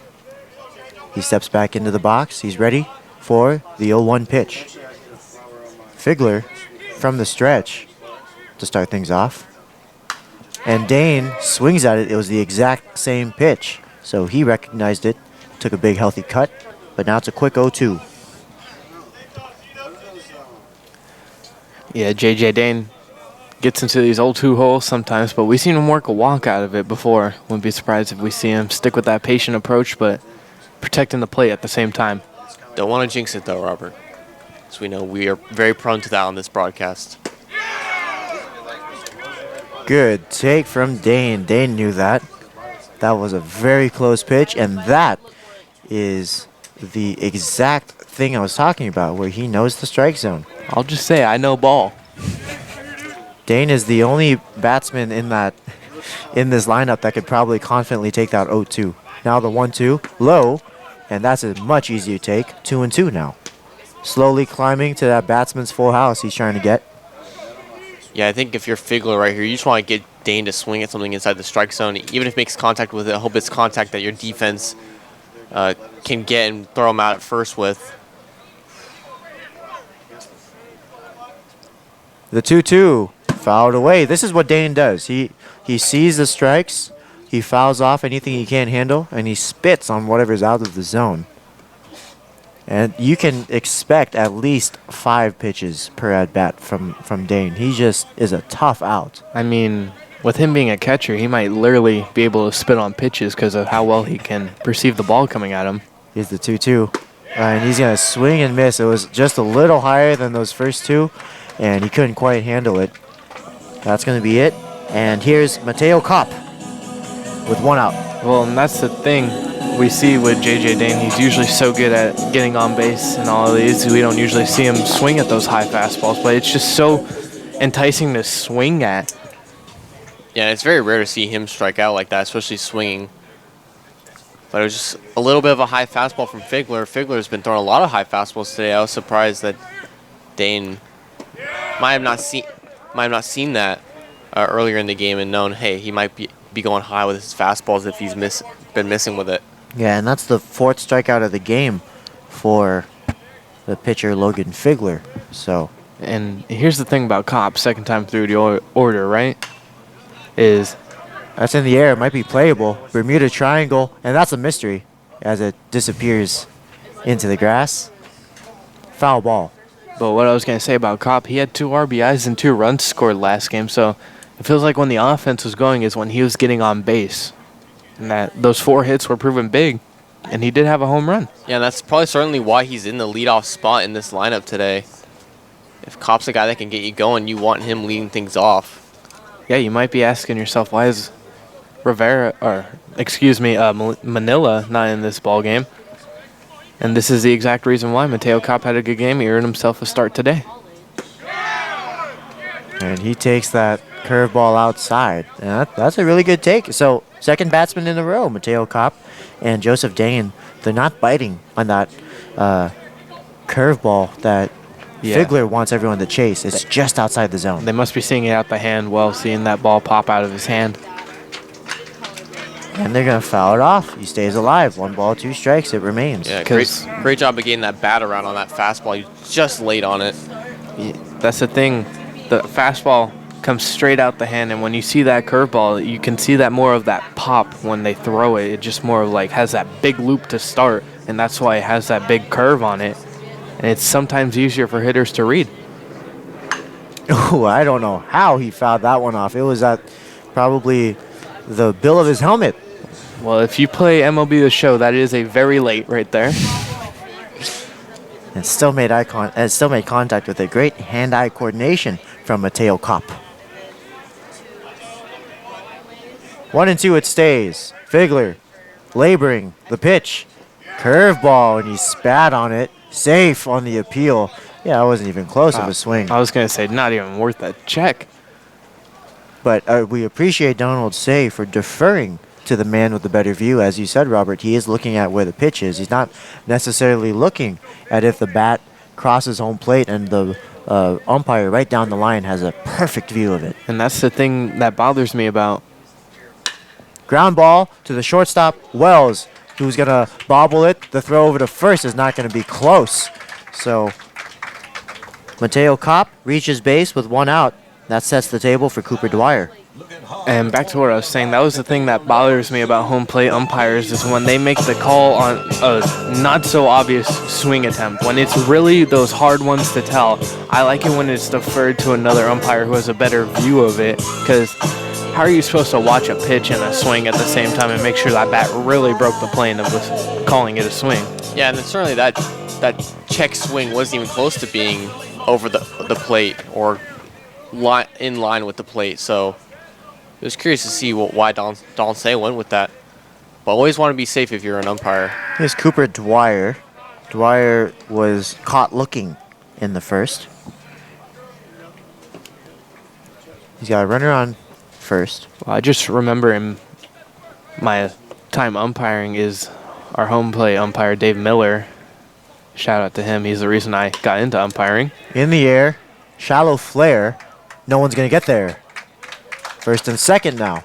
And a single for Cooper Dwyer. But Dave Miller, the umpire who got me into umpiring, he really told me, he's like, if I'm not so sure about it, I will defer to you. But if he's confident in that call, he'll stick with it. But anytime he even would question it, he would defer to me. So, gotta imagine Donald Say wasn't really too convinced on whether he saw a swing on that pitch, and went with that defer. But Solano, they got some magic brewing right now. Yeah, Michael Rivera trying to keep the line moving. First and second after two men reach base in a row.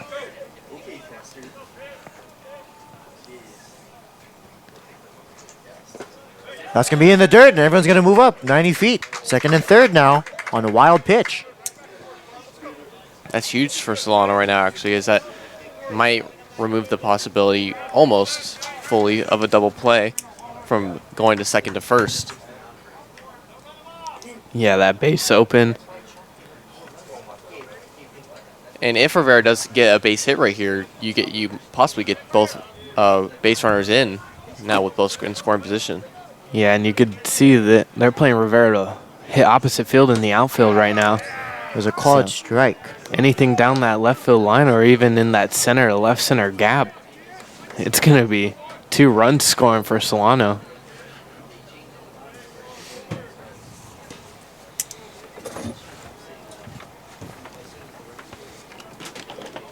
Let's see what Rivera can do, though. 1-1 is a curveball for another called strike. 1 ball, 2 strikes.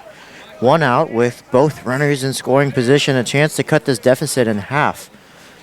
The Mariners lead 4-0. Yeah, but you got to simplify it right now if you're Rivera. Try to get anything into the outfield with 1 out here.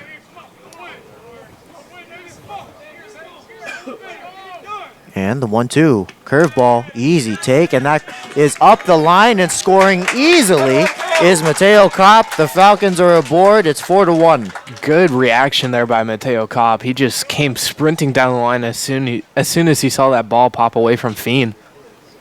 Yeah, great job, great reaction time, and great speed as well to get there. Fiend didn't even have a chance to throw it back to Figler at home. He knew it right away. So Rivera trying to send in Dwyer, who is now on third. He takes Kopp's spot. Yeah, still same thing, anything in the outfield. And that's low. And you could see Figler, he's getting away from his mechanics right now. His pitches are getting wilder and wilder by the pitch. Yeah, and Rivera's worked himself a batsman's full house.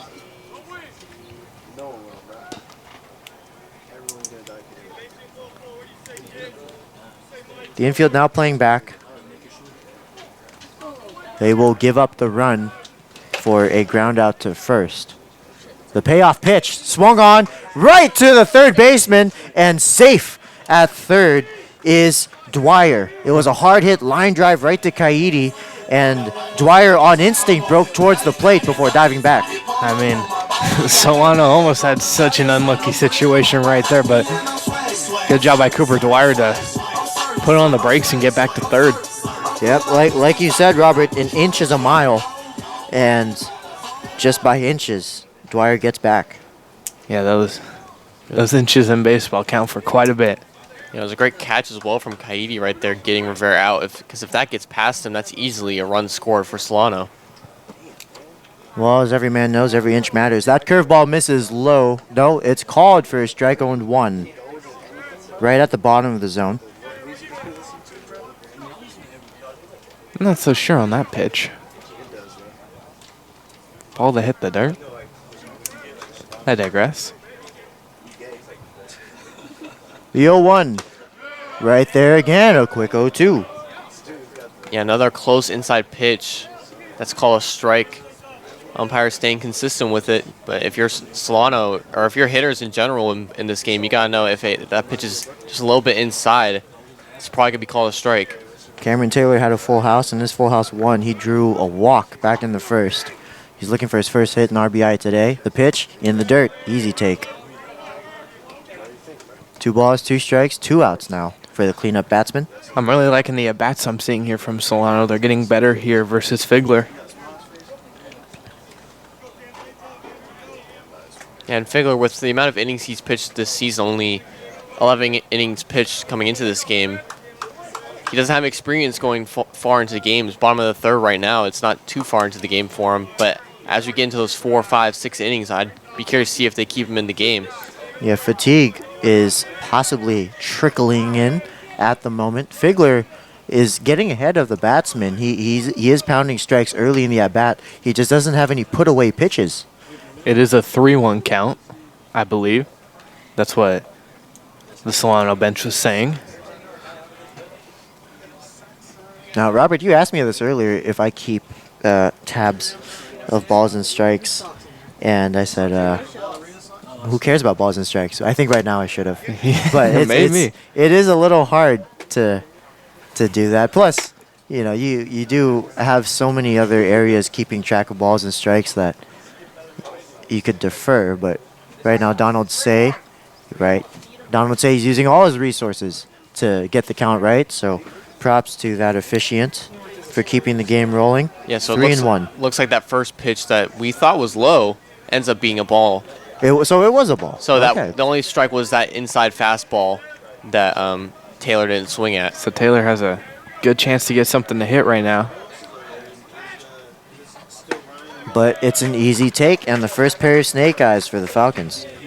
Yeah, and who is it? The man himself, Rios, who made a fine few plays there at third. Let's see if he can make a fine play at the plate here. Yeah, heading to this gap makes it a 1-run ball game. And Daniel Rios, exquisite taste in music he has. Yeah, the walk-up song. You can probably hear it on the broadcast. Like a flower bending in the breeze, bend with me, sway with thee.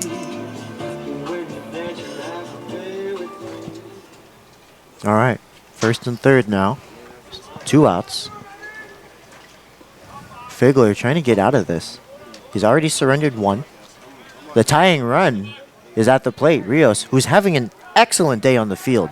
He's been showing off his glove all day, and it's only the 3rd inning. Now his first pitch is going to be an easy take, low and inside. Yeah, pitch count is now 51 for Figler. And we're just 3 innings into this ball game, so we'll see how much longer They want to let him go. Yeah, and they do have someone warming up in relief in case that pitch count does rise a little bit more. It's Bruno Condit, the man you called the ultimate hype man for them, number 27. Yeah, he's been coming out of their dugout just super hyped every time Figler does something to end the inning in a solid way, in a strikeout or whatever. Well, that's the kind of teammate you want. Bruno Condit. But 2 balls, no strikes for Figler. The kick, the runner goes. It's a ball. No throw down. Runners on second and third with a 3-0 count for Daniel Rios. I mean, even if Cooper Dwyer was on not on third base, I mean, Cameron Taylor got such a good break on that. Easily into second. I don't think they were going to throw through anyway. But good jump by Taylor. And now a base hit. Makes it a 1-run game like you were saying, Holden. Doesn't got to be in the gap anymore. Yeah, you just got to get it somewhere past the infield. Yeah, especially with 2 outs, the runners are running on contact.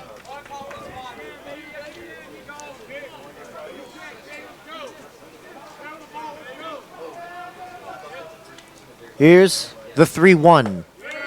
It's 3-2 now. A pitcher's full house. Figler worked himself back after being down 3-0. But now if you're Daniel Rios, you saw 2 pretty good fastballs in the zone. You taking a pretty good look at it, so got to be prepared to swing now. 3-2, 2 out, 2 runners on. The payoff pitch swung on in the air. Not going to be playable. But the first baseman and the catcher giving it chase as a courtesy. I mean, if we look at Cameron Taylor taking a lead, he's literally almost at third base by the time the pitch is off. Yeah, any short flare and Taylor's going to score. I don't know if you've noticed that at all, Holden. I have not. Pay attention right here on this next pitch. Cameron Taylor's going to get a massive lead. No, I don't think we've seen Marin have any pickoff attempts. So well, I mean, no one's covering him. Look at him. He's hopping off. Takes a great secondary. And it's up and away. Rios beats the full house. He works himself a walk. Here's Rolando Ramos. Oh, and he's going to score! Yeah, Cameron Taylor was the whole reason Solano was able to steal a run right there. He got so far off, had to run back after Rios took a walk because they were trying to pick him off. But then Cooper Dwyer just broke home and was able to score, and just like that, Solano cuts the lead in half and stole a run. And that is the exact type of small ball that Solano need. Like they've been hiding that in their back pockets the whole season. And that is great base running. That is a manufactured run for the Falcons. I mean, you got to think Cameron Taylor knew what he was doing with how far of a lead he was getting. And you called it, Robert. You saw it right away. Well, I've noticed it the whole at bat, and then the time I pointed out, it actually happened, and it looks like Figler's day is going to be done. Oh, so that's going to be it. Wow, what a day. So it's going to be a stolen base for everybody, I guess. Figler ends it. Well, I believe it will be a stolen base for Dwyer. Everyone else will advance on the throw. On the throw. But, I mean, Figler, 54 pitches, and he's done after 2 runs given up. Yeah, he was certainly struggling in this inning specifically. And he's not a guy that's pitched a lot of innings, so his arm just might not be that strong to go 60-plus pitches in a start. I mean, good job by Solano here to just get that deficit cut in half, and the energy, they seem to be smiling there in the dugout a little bit more than they were with that 4-0 deficit they had to try and come dig themselves out of. And now they got a chance to tie this ball game with runners on second and third, both in scoring position. But here's your ultimate hype man, Bruno Condit. Like you calling him earlier, you like the energy this young man has. Yeah, he certainly has a good persona to him, an aura, you could say, with his energy that he was giving off to his teammates. And he's a lefty pitcher as well. So a lot of lefties that these Mariners are bringing out. Bruno Condit is one of the pairs of pitchers from Marin Catholic High School, the other being Tobin Richards. Marin Catholic, along with the College of Marin, is another participant of that tradition of winning in the city of Marin. The Marin Catholic girls basketball team defeated Mater D Catholic 48-38 earlier this year. This victory marked their second title in school history and the first since 2002. So Bruno Condit and Tobin Richards coming from a very competitive athletic high school in Marin Catholic. And we got a picture of the runners right now. Talk to the third base coach, Rios and Taylor. You can tell Taylor played today. He's all dirty. And there's Bruno on the mound warming up. Having a good game so far. Yeah, it all comes down to Ramos right here. About to be up at bat. See if they can finish this rally and tie up this game or possibly take the lead. As I'm just seeing on my phone, Jazz Chisholm Jr. suspended a game. What did he do? Tweeted some criticism to the umpire yesterday after his ejection, and that will get you a one-game suspension in Major League Baseball. Yeah, don't keep it on the field, buddy. Don't take your criticisms to Twitter.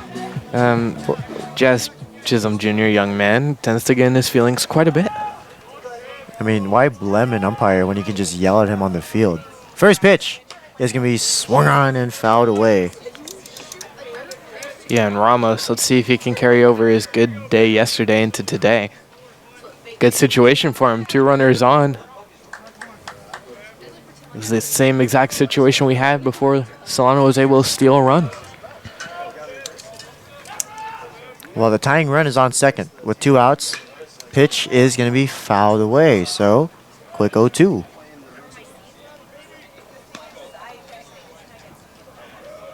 Yeah, the Solano team, they've been taking some good at-bats this inning. They've gotten into 0-2 holes, but they've been able to dig themselves out of it, work walks, get some hits.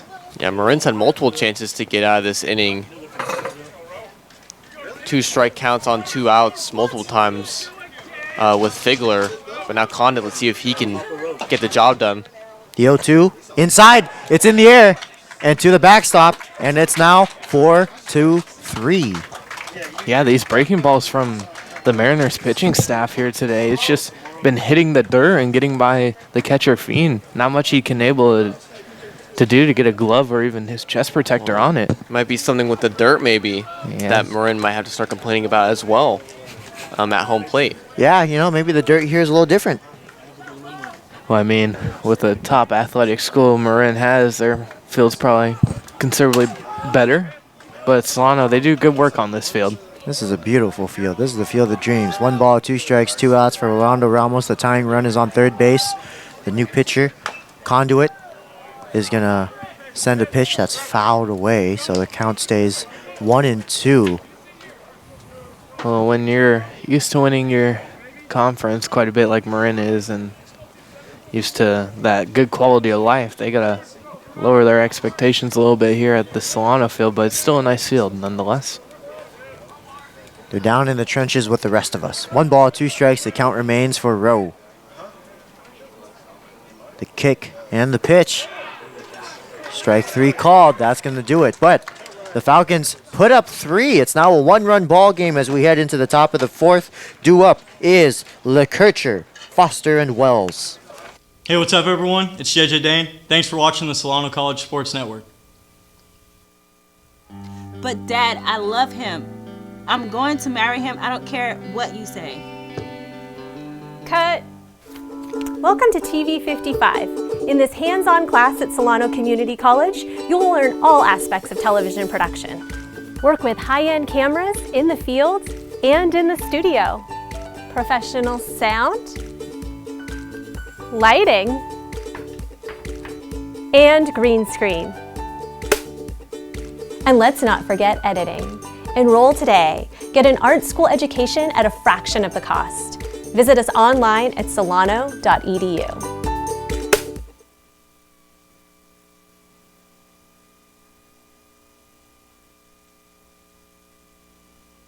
Hello, my name is Brian Preciato.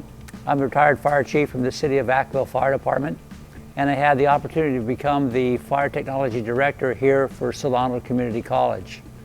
Solano Community College offers a tremendous fire academy and a fire technology program. We offer core courses taught throughout the year. Back to the Solano College Sports Network baseball broadcast. Nathaniel Thomas here on the call with Robert Murray and Mason Flores now joining us in the booth. Robert Murray with the call. Yes, ladies and gentlemen, I will have these next 3 innings. How you doing, Mason? I'm having a wonderful time. It's great weather. It is great weather. What do you think about Solano so far? I like what I'm seeing, especially the rally that they're putting on right now.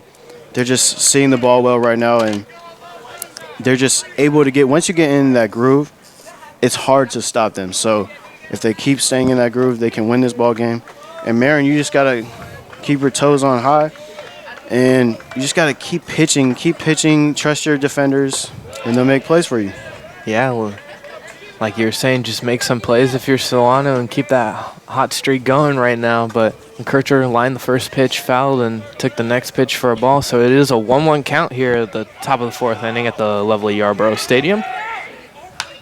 As this pitch is skied down the left field line, it will be the left fielder Kopp who will make the play. 1 down. That was hit well, too. Hit decently. Yeah, it had a lot of carry to it, and as it started to come down, it started to slice back more fair. Yeah. So the wind, a slight factor for Kopp out there. Yeah, good play out there by Kopp.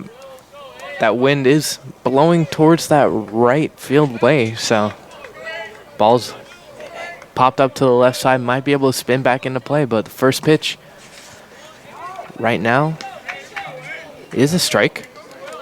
Donald Say has had a pretty consistent strike zone here today. I like how well Chalk has been adjusting as the game has gone on. So it's been really impressive to see how much adversity he's gone through so far and still keeping his head in the game. Yeah, that's a great point, Mace. I mean, the fact that he had that crooked inning at the top of the second, 4 runs surrendered, is certainly not something that feels good about. But he bounced back, and with a shutdown inning, he's looking for another one here. As it is a 1-2 count to Foster. And Marin just found their groove in that inning. It seemed like it was just double after double. And sometimes it's just hard to combat that as a pitcher, especially when the other team has so much momentum like that. This one's fouled away. We'll do it again. 1-2. Yeah, it is hard when Tyler Chalk, it felt like he was giving up hard contact and his day was getting close to over, but he's found a way to bounce back and get himself into the 4th inning here on a pretty good pitch count, 48. And that's what's so good about having a great offense like Solano, is that they can keep you in games. As this one's popped up to the right side, Dwyer giving it chase, and it is out of his mitt. He just missed it. He was right at the fence. He tracked it the whole way. He never took his eyes off the ball. But, you know, that can be hard as a first baseman. You have such a big glove. You have probably the biggest glove on the field because you need the padding for when the throws come in from the third and the shortstop positions. And it's just so much leather that it can be hard to secure those outs. So yeah, you can see J.J. Dane telling him, wait for it to fall because it's coming back towards you. Yeah, he closed the glove perhaps just a split second too early. We'll do it again. Foul tip into the glove of Dane, strike 3. And Chalk says, I don't care about that drop foul ball. I'm going to get the out anyways. Yeah, way to back up your first baseman there if you're Chalk. As we will not play Ring Around the Rosie with the baseball as it went into left field. But Chalk having a good inning here. 2 up, 2 down. Just like I said, very impressive how he bounced back. Now here's the shortstop, Wells. Sports the number 7 on his back. First pitch to him is in the dirt, ball 1.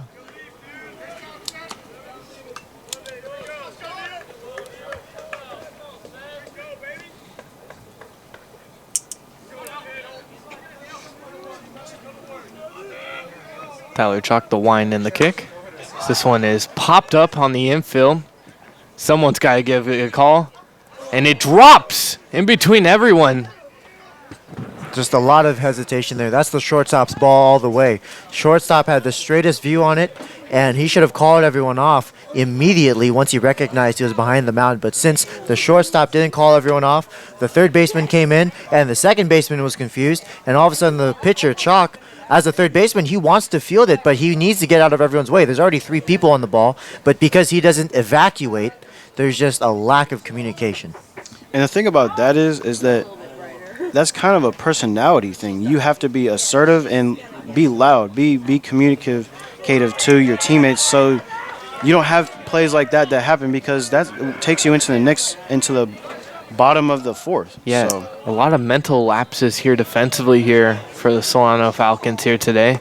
This first pitch is in there, a strike to number 29, the center fielder Davis. Well, that's not entirely true. They have had a good defensive day, but a few two-out mental lapses. Yeah, a 2-out mental lapse like that could spell damage. Yeah, especially when you're already down and you're trying to rally and you have the momentum. But pickoff attempt to first. Back in time. Wells was getting off a little bit too far for Chalk's liking and nearly picked him off with that one. But yeah, like you guys were saying, it seemed like Chalk, he wanted to take after that ball after he heard no one call it, but decided to stay out of the way of it, like pitchers usually do. So he comes set, the 0-1. Wells breaks off for a second. The throw down is in time. Good throw from Dane. That will end the inning here. No runs given up, and Chalk faces the minimum. Bottom of the inning coming up. Hi, I'm Peyton Chekaluski, and thank you for watching Solano College Sports Network. Hi, Christine Manny, full-time instructor at Solano College Theater. Have you ever been interested in coming into theater? Come over to Solano College and find out what it's all about. You can take classes, you can be involved in many different ways, and just come talk with us.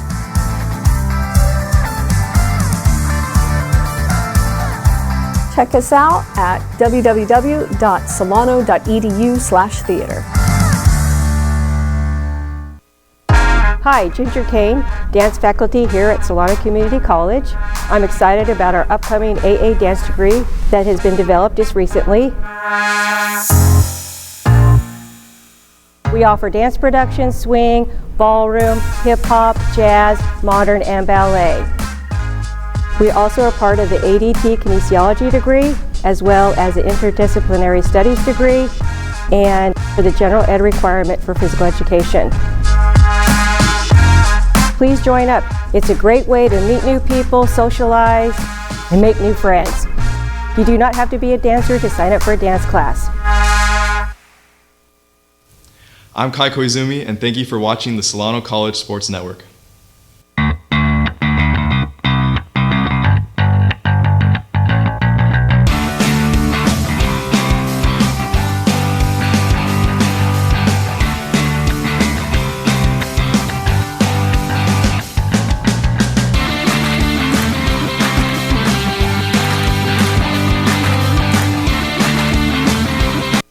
And welcome back here to the Solano College Sports Network here at the lovely Yarborough Stadium. Bottom of the fourth coming up.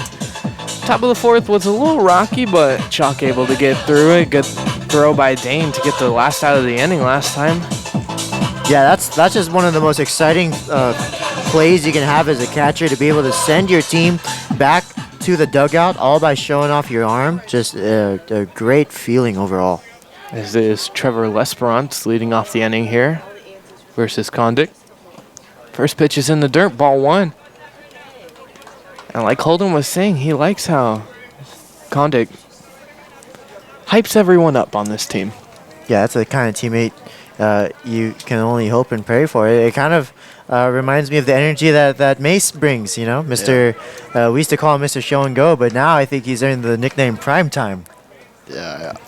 I like to bring the energy. I like to bring the energy wherever I go. I think that's like my main characteristic, is just energetic no matter what. So I wear that on my sleeve. There's 3 straight misses in the exact same spot for Conditt here. And that's exactly the kind of teammate you need. Like Nathan was saying, it's just in any sport, you need that guy to kind of bring the energy no matter what's going on. Like if you make a play, if you're not making a play, just bring the energy. That's kind of like how Bryce Harper has been his whole career, is that energy guy. And even when people hate you, you bring the energy. That one's finally in their zone. Strike one, 3-1 count to Trevor Lesperance. Well, yeah, Bruno Condit seems to be that hype man for this Mariners team when they really need it. But he's on the map. Competitiveness is really what stands out for Condit right now. As this pitch is lined up the middle and will be a base hit. Good swing in there by Trevor Lesperance. Single, starting off a rally. Beautiful piece of hitting. He just goes right back up the middle. He doesn't try to do too much with it. And it was just, it wasn't even hit all that hard, but it was just hit perfectly out of the range of Foster. And no defense against a well-hit ball like that. Man, here comes the designated hitter, Andrew Lammin. It's a good start if you're Solano, having a leadoff single. Yeah, Solano's just keeping the bats hot, and that's exactly what you expected for them to do after that amazing inning they had. Yeah, they put up 3 runs last bottom of the half inning as Condit takes a little stumble there. These Mariners, they pretty much don't like this mound here at Solano. Yeah, as we had a lot of work in that first inning before a pitch was even thrown for them by Figler. Maybe it's that home field advantage, but Chalk didn't seem to have an issue. This pitch is lined in the dugout. Watch out. Chalk sitting on the bench, wondering what just happened. Andrew Lammin. Don't see a lot of playing time for him, but getting the start at DH today, and you gotta take advantage of it here if you don't get a lot of playing time. 0-1 count. Condit comes set, comes home. Pitch misses inside. We've seen that one called here today, Nathan. Yeah, no, but I think it's just a matter of Condit not establishing it as well as Figler did in those first few innings. Figler has proven that he can hit that spot consistently, which is why he was getting the call. Condit, missing that high hasn't quite proven yet how reliable he is hitting that spot. Yeah, curveball misses up high, 2-1. So these Solano's hitters, they've been working the counts here in these past 2 innings, and that's the reason why they have 3 runs on the board right now. And that's how they stay hot, is just as you get more and more confidence, you don't have to swing the bat all the time, because they had a real issue with that earlier. And if you stay more disciplined, more hits come. As that pitch misses up high, 3-1. Just like you're talking about, Mace, I mean, that was a very disciplined take from Lammin, because you could tell those high pitches you always have to think about, because you think it could be a curveball that drops back in, and to be able to see it and lay off of it is a great approach. Back-to-back 3-1 counts. This pitch misses up high, ball 4. Wow. 2 runners on, no out. Good spy here, J.J. Dane coming to the plate. Wow. We like to call him Mr. Consistent on this broadcast.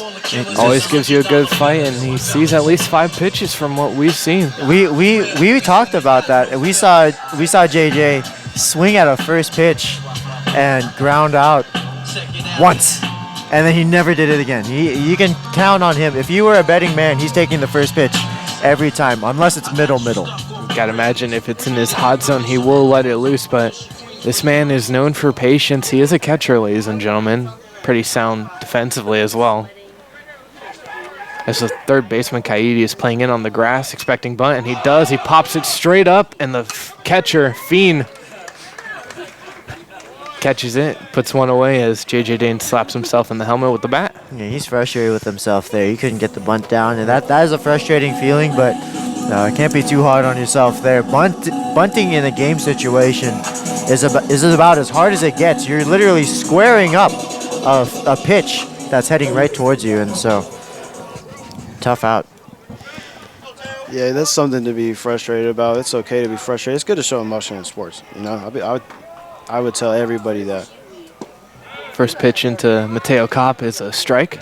Especially when you've played as well as he has today, especially with, he made the play to end the top of the 4th, so he obviously wanted to carry that defensive momentum into this inning, but it's fine. Second pitch in there for a strike to what his teammates call Teo. Get the M off that, just M-A, call him Teo. And you still have 2 runners on base with 1 out, so you know you have something to work with still. Yeah, good opportunity here. 2 runners on with no outs usually accounts for at least 1 run scoring. But J.J. Dane popped up the bunt attempt, causing 1 out.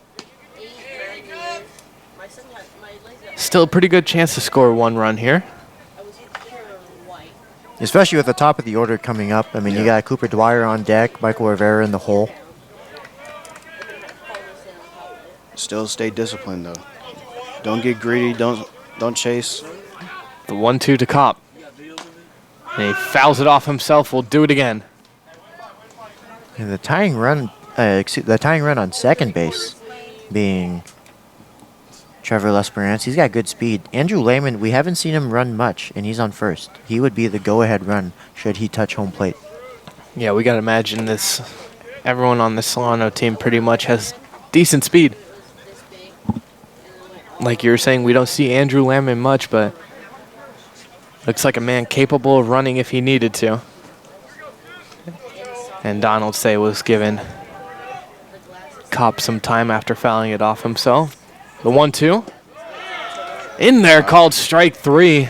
Got him looking. 2 straight outs after giving up 2 walks. And now it's all up to Cooper Dwyer to at least try and tie this ball game up. And that's rough. That's the 3rd called strike 3 of the day for the Falcons. And we're just starting the 3rd time in through the order. And that just needs to be addressed. They need to know the zone of Donald Say. And that's the pitching staff of Marin just understanding the strike zone of this umpire. Yeah, and also, I mean, that's the sign of a good pitcher. If a pitcher sees your frustration with a call, he's going to hit that spot over and over and over again. And you saw that at the start of the game, just the low pitch after low pitch after low pitch, because the batters didn't expect such low zone. And then as a hitter, you kind of just have to adapt to that. You can't keep complaining about it. The 0-1 to Dwyer. And there's strike 2. And Mace, you were saying it's okay to show emotion. I think it's okay to show some positive emotion, but that's the kind of thing where that's why baseball has evolved to be such a stoic sport. You can't show your frustrations, especially in a manner like that. Well, not necessarily faulting the batsman, but of course you can't. It's knowledge to the pitcher that you don't want to swing at that pitch. And if it's going to be called a strike, it's a hole in your swing. It is a mental one-on-one game. It's probably as we do have a pitch clock violation here. It'll be 1 ball, 2 strikes now. As Cooper Dwyer was kind of confused when he stepped in the box at first. This is one of the most mentally challenging sports. It's this, golf, and it's because it's less of a energetic thing, even though you can. But when it's this one-on-one battle like that, like you were saying, Nathan, you can't show all your cards with your emotion. The 1-2. Tapped to short. It's going to be a tough play for Wells. He gets it on the hop. Throw is not in time. Wow. Infield single for Cooper Dwyer. Bases will be loaded. Hey, and Wells did everything he could on that play, but the ball was just hit way too high off of the bounce. Wells had to wait for it to come down, and by the time the throw got off, Cooper Dwyer showing off his speed with an infield single. That hustle is what gets you playing time.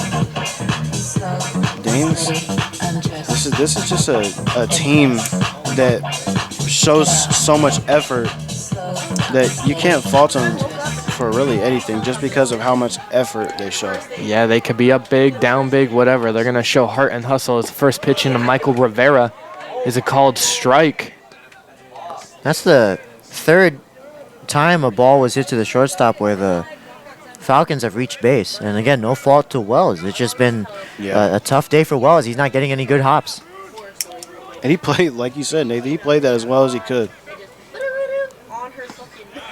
Second pitch in there, also called a strike, so an 0-2 hole for Michael Rivera. I mean, now you just kind of have to start swinging at these pitches. Yeah, this is probably the best chance, the best table set the Falcons have all day. Lesperance on 3rd, Lamon on 2nd, Dwyer on 1st. Rivera at the plate, 0-2 count. Line drive, base hit in the left field. 1 run will score. Lammin around third on his way home. He will score sliding. Solano is now up 5-4 here in the bottom of the fourth. And that's the biggest hit of the season. Wow. Rivera just jumped on it and sent it to left. He has his 2 RBIs, and now it's going to send the cleanup batsman Cameron Taylor to try to continue the damage. And this is, that, like you said, Nathan, the swing of the season, because you know the implications of this game. You know how important this game is to your season because you stay alive in the hunt and a better chance to make the playoffs if you win this series, if you win this game against probably the best team in the conference. That's what big-time players make big-time plays. That's exactly when you have to do it. And just like we were talking about with Rios, proving, he gets a shot at third, and he's proving why he doesn't, he should never be taken out of that position. Michael Rivera is proving why he should never be removed from that 3 spot. He has earned and cemented his name there. Well, like Coach Scott Stover over there was saying, we're still mathematically in the hunt, but we're going to take it 1 game at a time. And great way to rally down from 4-0, make it a 5-4 game, Solano. So we're going to have a mound visit now. And this is what the Solano team has been capable of all season. I mean, they can put up those crooked numbers, and we saw it at the start. Even in games that they lose, they'd somehow lose, 11-9, 11-8, or some of those big margins. This team can score.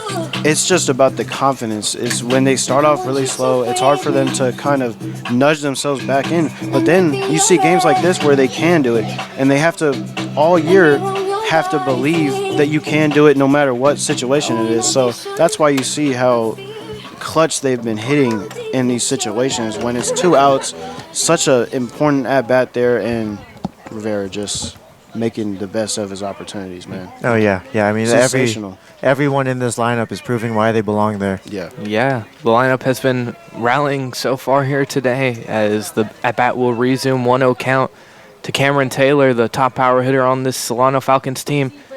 Next pitch misses low, 2-0.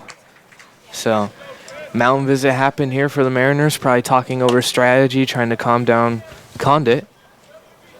The ultimate hype man, Holden was calling him. 2-0, 5-4 is the score here in the bottom of the fourth after 2 runs have scored on a Michael Rivera single. 2-1 will be the count now. Maybe up and away, but Taylor, Taylor, that is how you take a pitch that you don't like. Taylor didn't show any of it, and that doesn't give Condit any information to use. It's almost like a game of poker. If you show that you don't like something, they're going to attack that spot. Well, I've seen these Solano hitters pat their chest after they take a pitch. And that's the luxury of being up early in the count, because then you don't have to swing at everything you don't like. So being up 3-1 in this situation is exactly what you were saying, Nathan. He didn't swing at that because he didn't like it. Yeah, taking advantage of hitter count 3-1. Big time hitter count for a big time hitter. Can look for fastball right here. The kick and the pitch. Fastball low and away. Bases will be loaded, as it is the third baseman, Daniel Rios. Still showing that incredible discipline at the plate right now. Like you were saying, he has some good music taste here, Nathaniel Thomas. I did not expect this to be Michael Bublé when I first hear the beat, but shout out Michael Bublé. You know there's trouble when you hear the bubble. Bases loaded. 2 out here in the bottom of the fourth. Daniel Rios up to the plate. First pitch into him, a ball. Curveball misses high. And this is a huge spot for the Solano team right now. It's a huge spot for both sides. A strikeout. Mariners will be only down 1. Solano has a chance to break this game open as a pitch is in there for a strike count. Will be 1-1. That was a great fastball. It had some arm side run as the left-handed pitcher. So from the right-handed batsman's perspective, it's moving away from you. It could be a 2-seamer, but his fastball's got some life, Condit. Yeah, good life from Bruno on his fastball.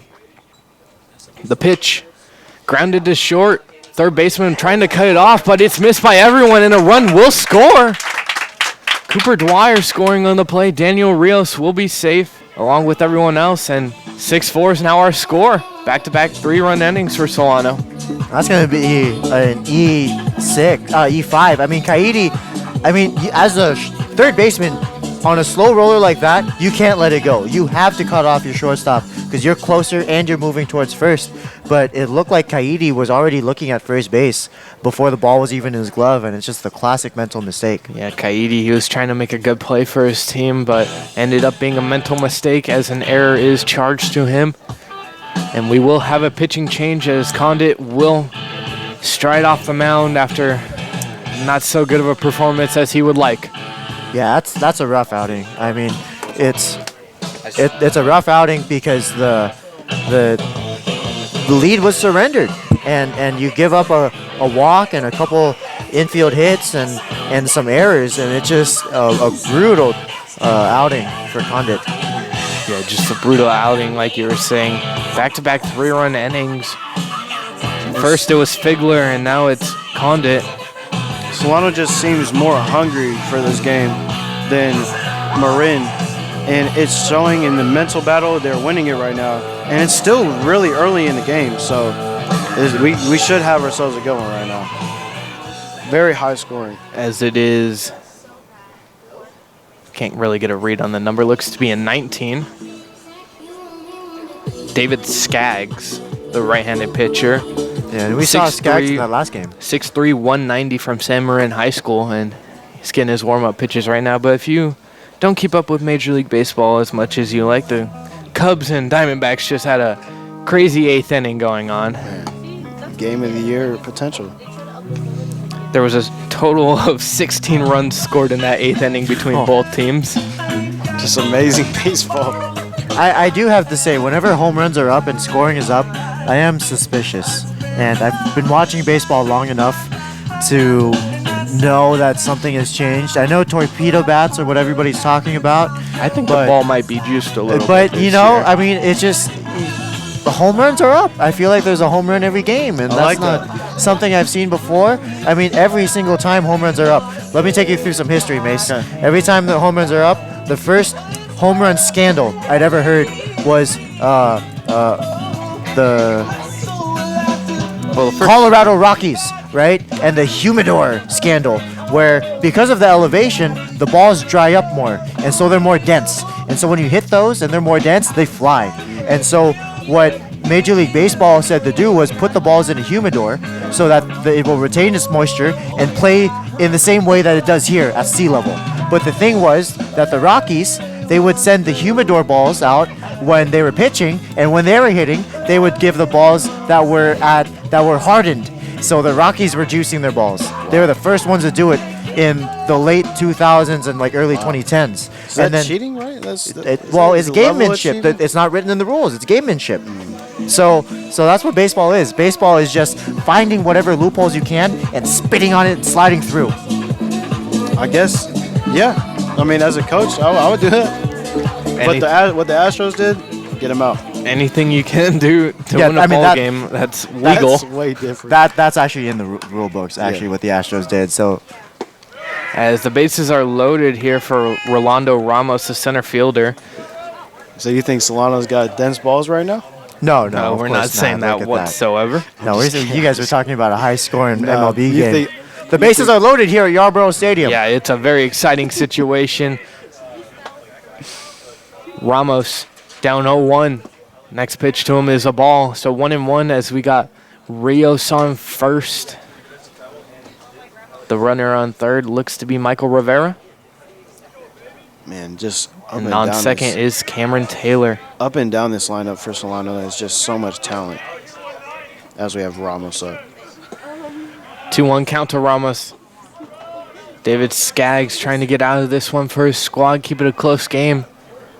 But we know that Mariners offense, it can go off at any time as well. Yeah. You're never out of a game if you play for Marin.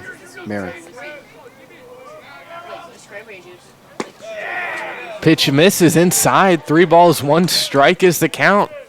2 outs here in the inning. You just have to find the zone right here. As his teammates in the dugout, we're telling Rolando Ramos it's got to be perfect if you want to swing at it. And it looked perfect to him as this one's grounded short. Wells coming on the run, makes a throw, and it is in time.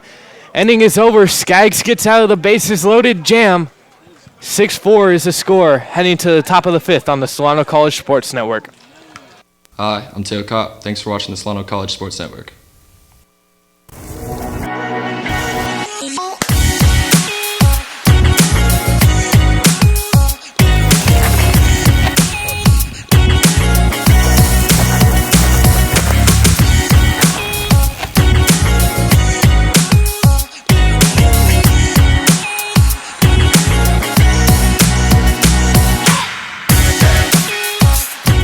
When I'm not here, I'm here. And when I'm not here, I'm here.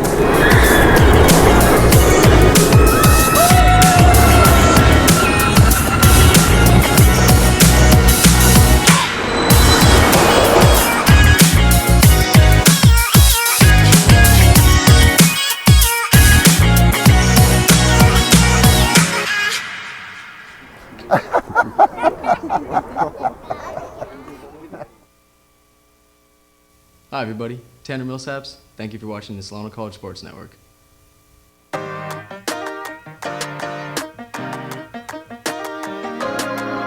Hello, my name is Adam Ikeda. I'm the Director of Emergency Medical Services at Solano Community College in Fairfield, California. We have 3 classes that we hold each fall and spring semester. Welcome back to Solano College Sports Network. The score is now 6-4 in favor of Solano. They've had back-to-back 3-run innings. We're here in the top of the fifth where the center fielder Davis will lead things off for the Marin Mariners. And the Mariners dugout is getting very loud. They really want to jump up this inning.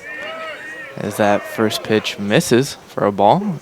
It seems J.J. Dane had a little bit of a mishap right there, but I'm sure he'll bounce back after a miscatch. Mace, I like what you said earlier about being Bryce Harper and getting those boos on, you know, and it just reminds you, every player that gets booed, they take it as a swing and a miss, strike 2. As a rite of passage. You don't get booed if you suck. Oh yeah, I mean you could if you're the home players team and you're playing if you bad. play for someone like the Yankees. Nah, but you want to. I feel like as a player, I would love to be hated. If a crowd hated me, it just means that I'm showing emotion. I'm talking trash to the opponents, and I'm just making everybody hate me. I feel like my job would be complete if I made somebody hate me. You're doing your job. Excuse me, a second swing and a miss. That one's actually strike 2. My apologies. 1-2 count. Chalk the pitch. That'll be fouled away. We'll do the 1-2 over again. It reminds me of a saying by Baltasar Gracian. Learn how to use your enemies, and if you don't have any, learn how to make some. That's an awesome quote. I might have to live by that. The line, the kick, pitch, line up the middle for a base hit. Davis will lead off this inning with the single, and that's a good start if you're the Mariners. Man, you could see that from here, that he saw that all the way and just the bat to ball. Yeah, L'Esperance had no chance of getting to that ball, hit too hard for him. There'll be one runner on, nobody out for the left fielder, Ruiz. Yeah, and Davis just did a great job of barreling it up. I mean, that's the exact type of batting practice line drive that they want to see. If that was batting practice, that would be a line drive back into the L screen net. And every single time you do that, your pitching coach is always like, yep, that's what I want to see. Shows bunt but pulls it back is Adrian Ruiz, but it is a called strike anyway by Donald Say. Ruiz did not like that call at all. Shaking his head. Well, Ruiz has drawn Rios onto the infield grass. Cooper Dwyer is going to be holding. The pitch. In there a strike. Dane fakes the back pick. 0-2 count here to Ruiz. As Rios backs up a little bit to his normal third base step.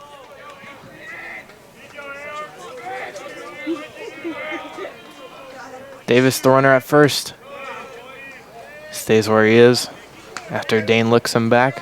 Count is now 1-2. Lovely weather here today. Wind's blowing out like we've been saying on this broadcast, and The windmills are blowing over there, as we can see in right field, but can't see that on the camera right now. As Ruiz lines this one into left field, and it will be caught out there by Kopp. One down. Yeah, and you can tell. Yeah, you can tell Kopp certainly adjusted to the wind. I mean, that was sort of the same sort of height of a line drive, and Kopp played that perfectly. And that's a sign of a good ball player. You don't make the same mistake twice, and you especially don't make it back to back. So great adjustment there. The very next opportunity, he proved he can make the catch. Yeah, great recovery out there by Kopp after that line drive sailed over his head that first time he had a ball hit right at him. But now here comes Bartram, the right fielder, and he's a very powerful man, leads the Bay Valley Conference with 9 homers. This is his first pitch to him in the dirt. Count will be 1-0. And Kopp not making the same mistake he did again because he let the other play stay that play and not carry it over and not let that drag you down.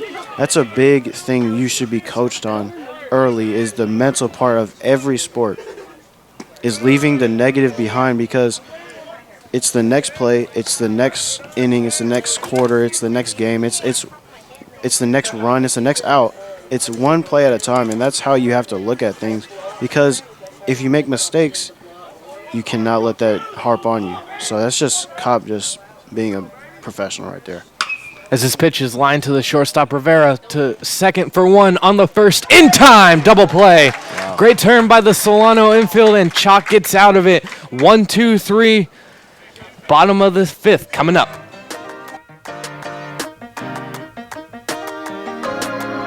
Hello, my name's Adam Ikeda. I'm the Director of Emergency Medical Services at Solano Community College in Fairfield, California. We have 3 classes that we hold each fall and spring semester with approximately 20 student capacity at each of our 3 campuses, which are in Fairfield, Vacaville, and Vallejo. We have an emergency medical responder course, we have an emergency medical technician course, and an emergency medical technician refresher course. I'm really enjoying the program so far. We're a little bit over halfway done. We're getting great instruction from our teachers, learning about medical trauma calls. I'm hoping to end up as a paramedic for a fire department here in Fairfield, California. We currently have partnerships with local ambulance providers. They allow our students, our EMT interns, to ride along with them, and they're able to practice the skills that they've learned in class as far as CPR, trauma assessments, medical assessments. You're going to see a lot of stuff, especially on ride-alongs. Just don't let all the stress and everything get to you. Once you get out into the field, you're going to help someone, whether it's physical or whether it's mentally. It's a great stepping stone to a lot of other allied health professions. We typically get a lot of nursing students, fire technology students, doctoral students. If you're interested in joining, I recommend that you log in, sign up right away, as classes do fill. Again, this is just such a great opportunity. If you're interested, feel free to come by to Solano Community College.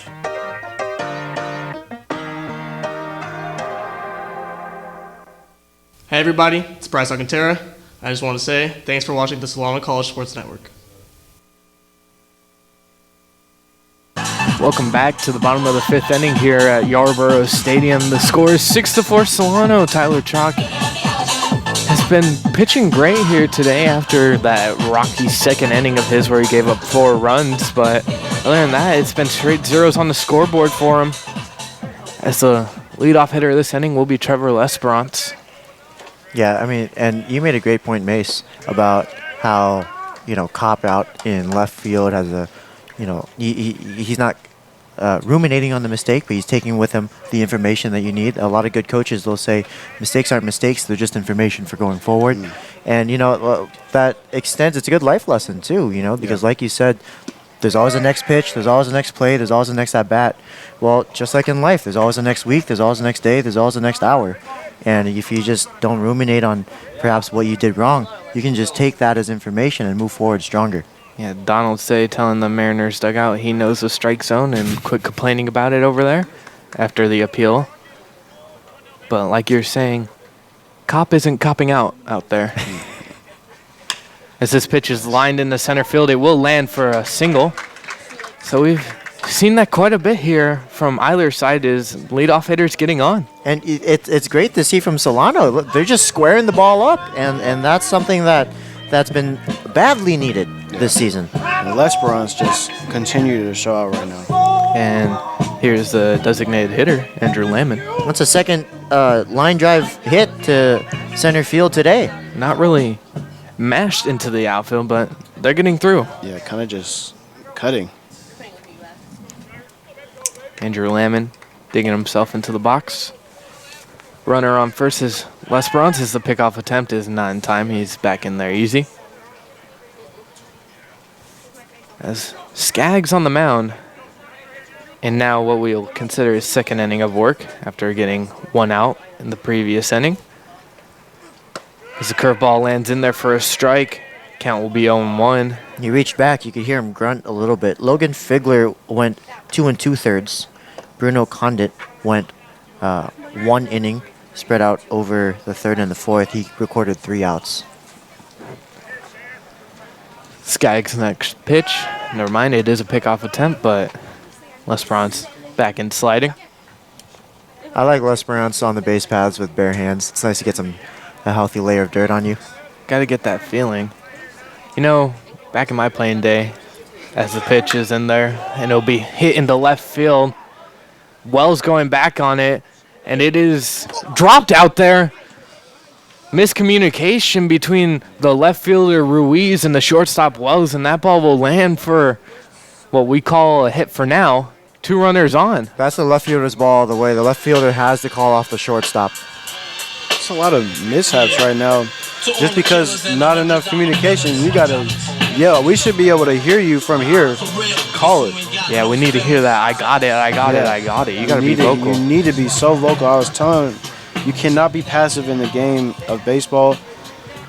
Leave that in golf, leave that in tennis. You have to be emotionally invested and not timid. You cannot be timid as J.J. Dane showing bunt here, pulls it back, called strike. But like you were saying, Lesperance with the barehanded approach on the base path, that is what I used to do until I got cleared and sliced my finger open.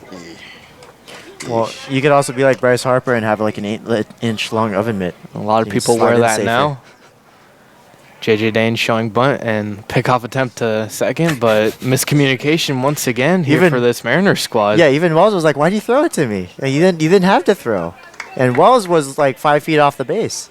Yeah, there's a lot of mishaps right now. You got to get back in synergize. J.J. Dane showing bunt once again. Pops this one up once again, and it'll be caught by the pitcher this time, Skaggs.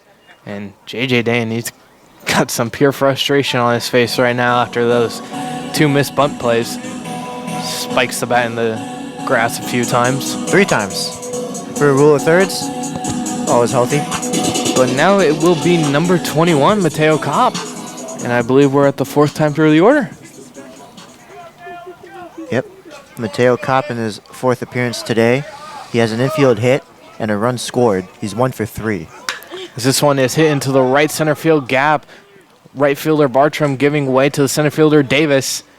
Tagging up and making third base is Lesperance. So we got runners on the corners here.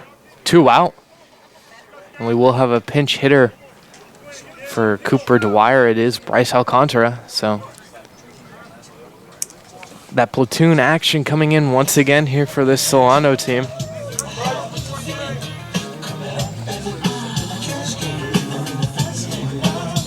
We'll see what Bryce can do in his first at-bat here today. As that was the first ball hit by Solano into the outfield. First one in center field. Yeah, well, deep into the outfield. Yeah, deepest hit ball of the day off of the bat of Mateo Kopp, and deep enough to send Lesperance with some speed over to third. So table is set for Alcantara. Yeah, Lesperance is on third. Lamon is on first. Runners on the corner here for Alcantara in his first at-bat. Count is 1-0 to him.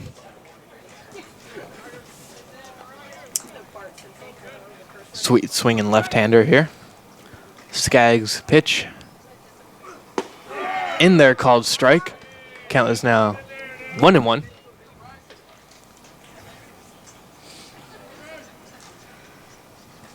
It's been a good game here, 6-4 here in the bottom of the 5th. A lot at stake for either of these teams. Solano trying to keep their playoff chances alive. Marin trying to keep that 1 seed in check. Yeah, and it's always a good game when the lead changes. I mean, the fact that Solano can come back from behind, they put up 3 on the board 2 frames in a row to lead 6-4. Yeah, both those happening in the 3rd and the 4th respectively. But right now, runners on the corner, 2 gone. Foul back by Alcantara. We'll do it again, 1 and 2. And Solano is just playing like they have stakes, and they just rose to the occasion, and they just knew how important this game was. And I know Coach Stover said that they take it 1 game at a time, but as a player, you know what the stakes are. You're not oblivious to them, and you just have to rise to the occasion. And they have done that today so far. Yeah, if a player ever tells you he has no idea what's going on, they sure do, as this pitch misses up and away.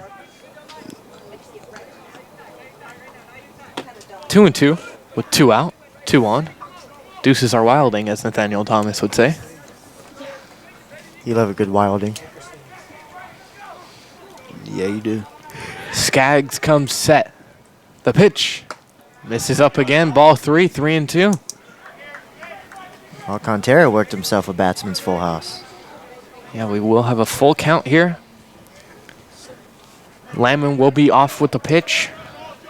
So anything hit into the outfield, you might see him test that speed out and might be able to score on it, but we'll wait for Alcantara to swing. This one is fouled off to the left side. We'll do it again, 3 and 2. Lamon's going to be getting his sprints in here. Really good battle right here. Yeah, Alcantara he doesn't want to be, he's sat down. Alcantara is another one of those hard outs to get. And he's willing to take a bad swing to stay alive in these counts. 3-2. Misses away, ball 4. Bases will be loaded.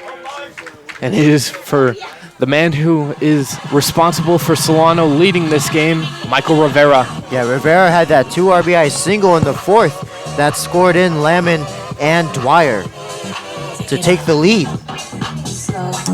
Yeah, Michael Rivera, last time up with the bases loaded, slapped it through the 5-6 hole between the third baseman and the shortstop. We'll see what he could do again. 3 on, 2 out.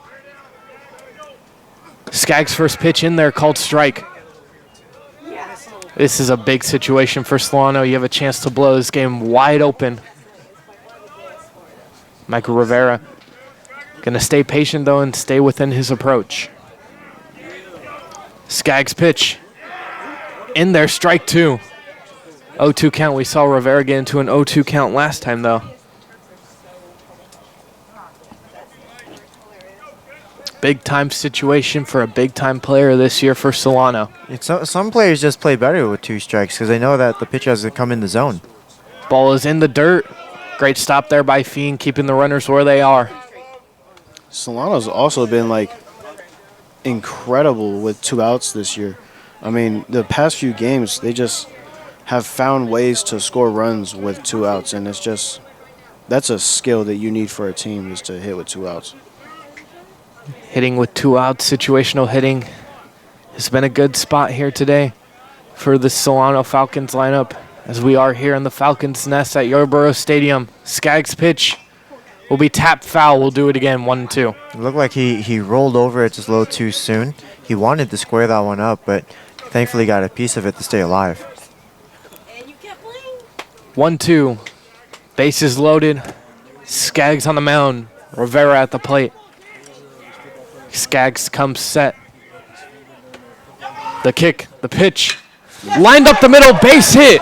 One run will score. Flying around third will be Lamon. 2 runs will score. It's another RBI single, this time up the middle for Michael Rivera. And this Solano dugout is alive. And 4 RBIs on the day for that young man. Wow, 3rd hit of the day. Amazing. So now, after all that, the score is 8-4. And Cameron Taylor up to the plate. They're just playing up to the competition, and they're rising to the occasion. And Rivera has shown out today And this is what a day. the Falcons baseball we've been expecting all year long. They're competing with a top team like Marin. Have a chance to win this series, and that could be a huge momentum boost into next season if they even if they don't make the playoffs. And we've said this before. The player that you are in spring is not the player that you are in summer. And as this weather starts to heat up, it's showing that they're coming to true form. This is the Solano team we've been expecting. As Taylor gets hit by the pitch, so bases will be loaded again. Donald Say tripped over the leg of Fiend for a second, but a nice man like that, he will apologize.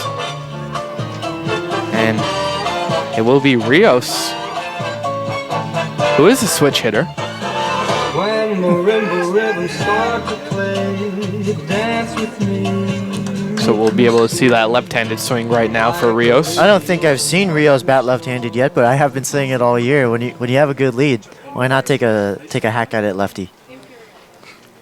Score is 8-4 here in the bottom of the fifth. Solano has scored in 3 straight innings now, after being down 4-0. They've expanded that lead 8-4. It's 8 unanswered. They're looking to cash in more insurance runs here. Bases loaded. Rios up at the plate. Skaggs on the mound. His pitch in there. Strike 1. The runners from third to first will be Alcantara, Rivera, and Taylor.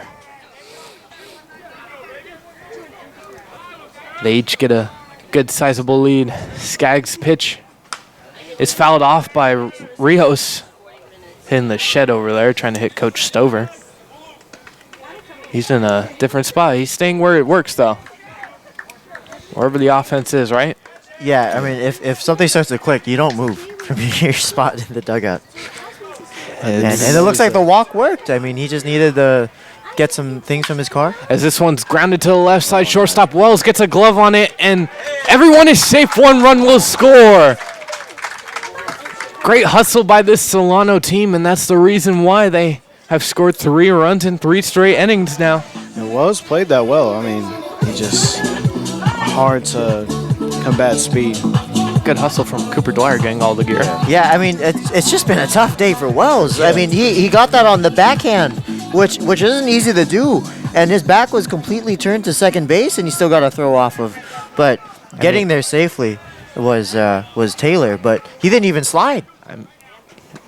Swing and a miss from Rolando Ramos, seeing a bases loaded situation once again, but you can't fault Wells whatsoever. He's making the right play every time. He's just hasn't been able to get lucky with it, because it didn't seem like he was going to be able to get a good throw to first, so second was his only option. As this one's fouled away to the right side, it'll be out of play. Yeah, on 5 plays to the shortstop, on 5 attempts, he only has 1 put out.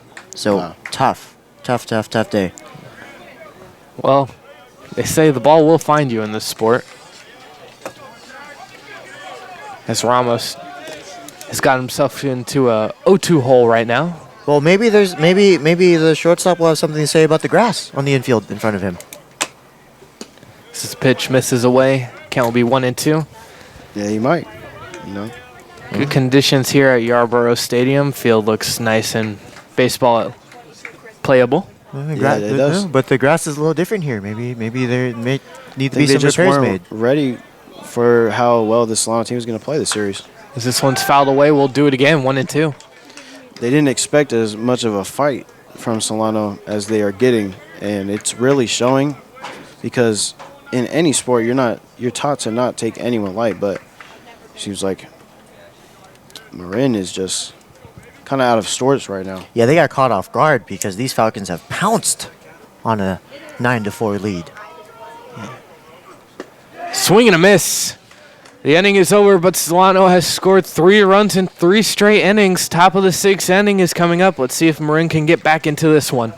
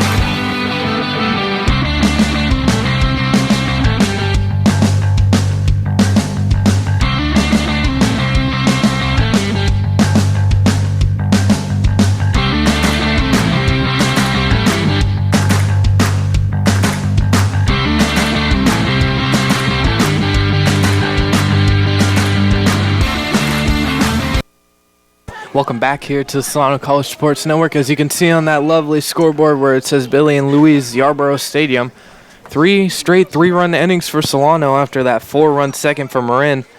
And the score is 9-4 here in the top of the 6th inning. It's number 31, Sta Maria. The first baseman for this Mariners squad will lead off the top of the 6th. No better example of the rule of thirds than here. I mean, 3 straight 3s, and the entire game of baseball is built on the rule of thirds. 3 strikes, 3 outs. And Marin needs to find the ball this inning. They need to start sparking a rally. It's still early in the game. Feels like we've been here forever, but it's just good baseball. Been here for over 2 hours and 20 minutes, and it's only the 6th inning. Wow. Well, we've been here longer than that. Yeah, yes we have. As the count is now 2-0, Sta Maria showed bunt on that first pitch, but brought it back as it nearly hit him. Well, when call time's 11 in the morning, it feels like a long day. As Chalk is still on the mound, this one's grounded to third over to Rios. He'll take his time. Easy play, 1 gone. And Rios just makes it look too easy. Yeah, he's showing a lot of confidence over there at that third base position right now. As number 3, the catcher, Fiend, first name Logan,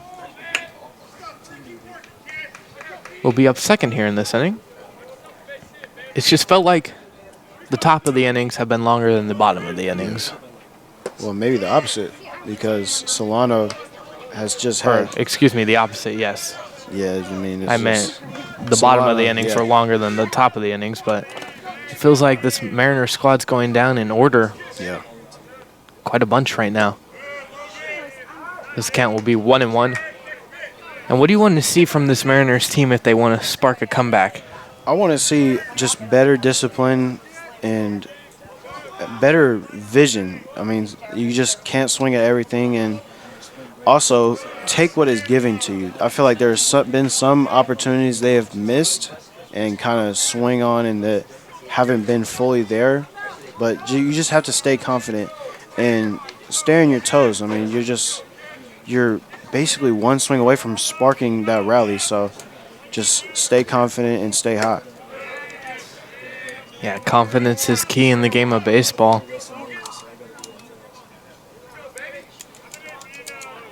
It's Taylor Chalk, impressive work on the mound here. After that 4-run inning where we thought things would get shaky for him, he's put up straight 0 cents. As that pitch is in there for a strike, count will be 3-2. He's just finding the zone, and he's really piecing them up right now. Yeah, we're used to Tyler Chalk being that key hitter on the offensive side. We usually see him getting 2 hits a game, it feels like, but carving it up on the mound right now. 3-2 is the count, 1 gone. The pitch hits him.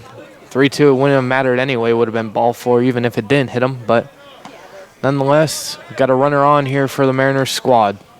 Now, Marin just needs to know that you cannot have a double play right here. It is just a must that you don't. Yeah, they got to get something started here. And when the leadoff batsman is aboard, I mean, back in the 2nd inning when Caden Sta Maria, the leadoff batsman, got on with the single, he ended up scoring a run. Yeah. And so, you need something when there is someone given to you, even though there's 1 out now. They just have to find a way to move the runner over and get him in scoring position. So third baseman Kaidi, sporting the number 5, is up. Pitch is in there for a strike, and Solano today, they have a chance to double Marin's loss total on the year. Wow. After winning yesterday in a 10-5 victory, they are up 9-4, so one run less than yesterday for each squad so far. As this one's lied over the second baseman, L'Esperance can't make a jumping grab. Fiend will be rounding second on his way to third, and the throw into the cutoff man, Alcantara, is not in time after he threw it to second. Rivera put the tag in time, it seemed like, but the umpire called safe. Wow. That was a hell of a throw from Ramos. He was at the wall, and he threw it to the cutoff man, Dwyer, who was right in front of the mound. That is not a throw you see every day, and that may have prevented the run from scoring. As it is Bryce Alcantara, he made the right decision there. And Kaidi just took a risk and got rewarded for it.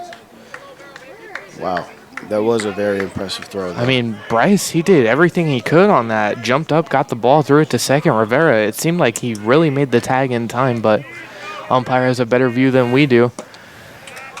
2 runners on, swing and a miss here from number 13, LeKircher, the designated hitter on this team. He's got to be more disciplined right there. That was just swinging at a low ball. Yeah. That one's foul tipped. Count will be 0-2, and like you said, Mace, with the discipline, I mean, you could tell LeKircher was frustrated with himself there for even getting his bat off his shoulder. It's a quick 0-2. It's just being a little greedy because of the situation you're in. 2 runners on, 1 out. Chalk's pitch up high. Oh, called strike 3. Got LeKircher looking, and frustrating at bat for that young man right there. That's just a tough outing. That's a strikeout situation if you could draw one up. So now that means the Falcons are just 1 out away from getting out of this second and third threat. Yeah, the 5'10", 155-pound freshman from Sequoia High School, Will Foster, with the chance to drive in 2 runs, try to get this Mariners team back in it. As this one's fly ball down the left field line. Cobb giving chase, and he'll make the grab. That will do it here in the top of the 6th inning. Good scoring chance for the Mariners, but they do not get any runs across. Bottom of the 6th coming up. And they get the... Hi, I'm Eli Blurton. Thanks for watching Solano College Sports Network.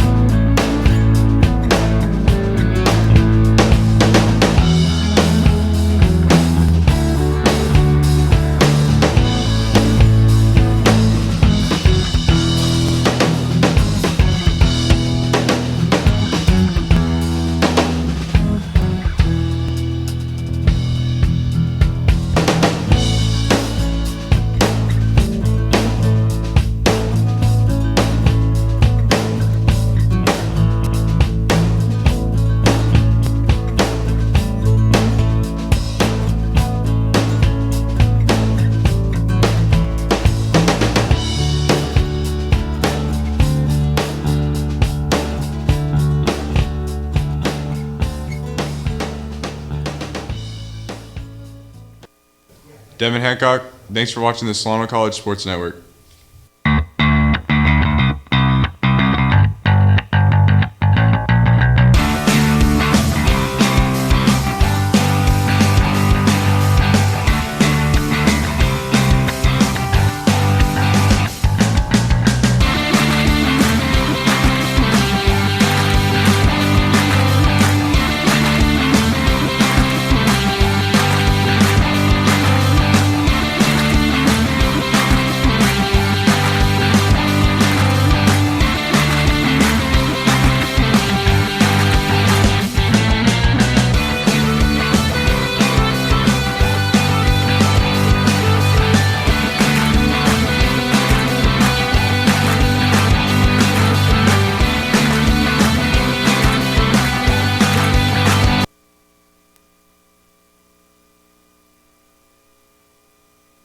And welcome back to the Solano College Sports Network. As the Mariners, they had a good scoring chance with 2 runners on in scoring position and 1 out, but could not get that chance across. Yeah, I think the big reason why that they ended that top of the 6 so badly is because of the discipline that they lacked.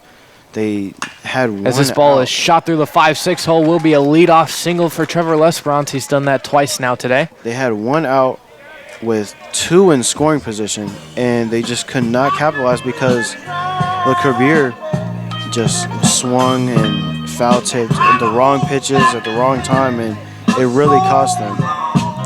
Yeah, just the lack of discipline at the plate really costing chances for this Mariners squad as a leadoff single from Trevor Lesperance. And you could say the opposite for this Solano team. Yeah, Trevor Lesperance doing what he can today. He's had a good game as Andrew Lamon now, the designated hitter, is up.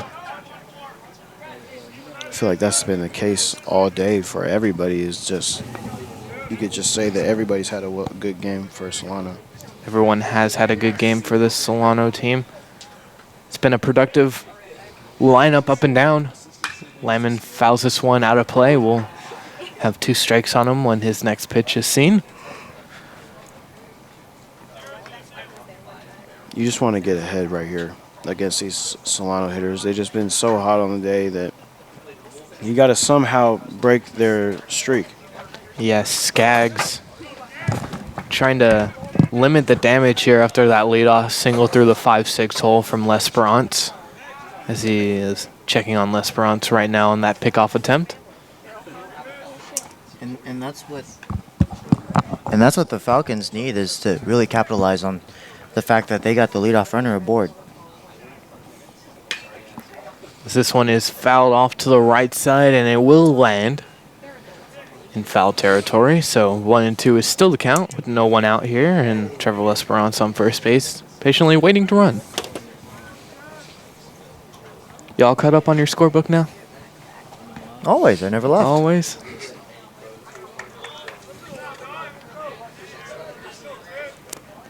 You were just talking to the baseball gods for a second. That's what you were doing. As Skaggs' pitch is in there, strike 3. Andrew Lamon, he got him swinging.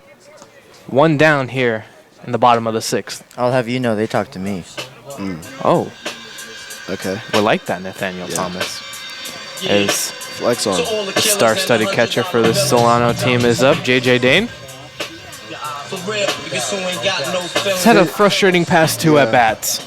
It's 2 of the basically the same result. Yeah, each pop time. up each bunt, 1 to the catcher, 1 to the pitcher. So doing what he does best, looking at a battery. Yeah, it can be tough when you can't get the bunt down, and I love the courage to go back at it again, but it's just some days it's hard to get that bunt down. Skaggs' pitch is low. Count is now 1-1. And now J.J. Dane can just do what he does best and just swing away. Yeah, I believe this is the best spot for Dane, when you could just let him do what he does at the plate and be patient and swing away. Yeah, he's 0 for 3, but he certainly wants to be 1 for 4 right now. As that pitch misses up, ball 2.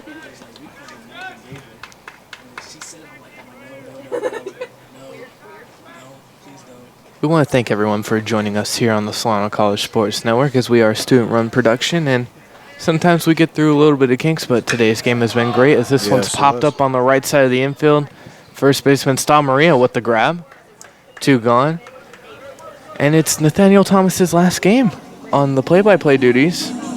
Yeah, this is, the season certainly went by much faster than anticipated. It feels like it was just yesterday that we were out here in the freezing cold January just getting B-roll for the intro. And now the season's wrapping up on a beautiful April afternoon. Yeah. It's coming to a close. It is lovely. We do have one more game. It will be Thursday the 24th. And you're going to get play-by-play for the whole 9 innings. How do you feel about that, Robert? I'm really excited. I've been happy when I did play-by-play while you were gone, and those 3 games got added to our schedule. Yeah. Or I did 2 of those games. We know Ryan Irwin did the other game. Yeah. But I'm excited, and I'm happy that and thankfully you're giving me this opportunity. This ball is lined back to the pitcher, and we'll wrap up that story when we come back here to the top of the 7th here on the Solano College Sports Network. I'm Cooper Dwyer. Thanks for watching Solano College Sports Network. My name is Mark Lancet, and I'm a professor of three-dimensional art here at Solano Community College. I was the founder of the Woodfire program here at the college. This was a great opportunity to talk to artists, to work with artists and talk to them and be with them and enjoy like a nice night with them. If people want to get involved and develop their capacity in an area, the community college is here for that. The idea of this space is to allow students to be creative. You get to design whatever you want. They help you get an idea, and then you can just go from there. From 3D printing, laser cutting, hydraulics, electronics. It's incredible what people have done. We had employers come in and tell us, we need these skills. The teachers are really helpful. Super supportive if you have no experience. I've had a fantastic time. I've learned a lot. My name's Aaron Strong. Thank you for watching Solano College Sports Network. If you're interested in a career in automotive technology, you can come to Solano Community College's Automotive Technology program here in Vallejo, California, where you can get one of many certificates of completion, and also you can get an Associate's in Science degree in automotive technology. You can get a certificate of completion in as little as 1 year. So if you're interested in taking courses in automotive technology, you can go to the automotive technology website here. We can schedule a tour at any time. We can host an open house event. If you have any questions about the Solano College Automotive Technology program, you can email me at this email.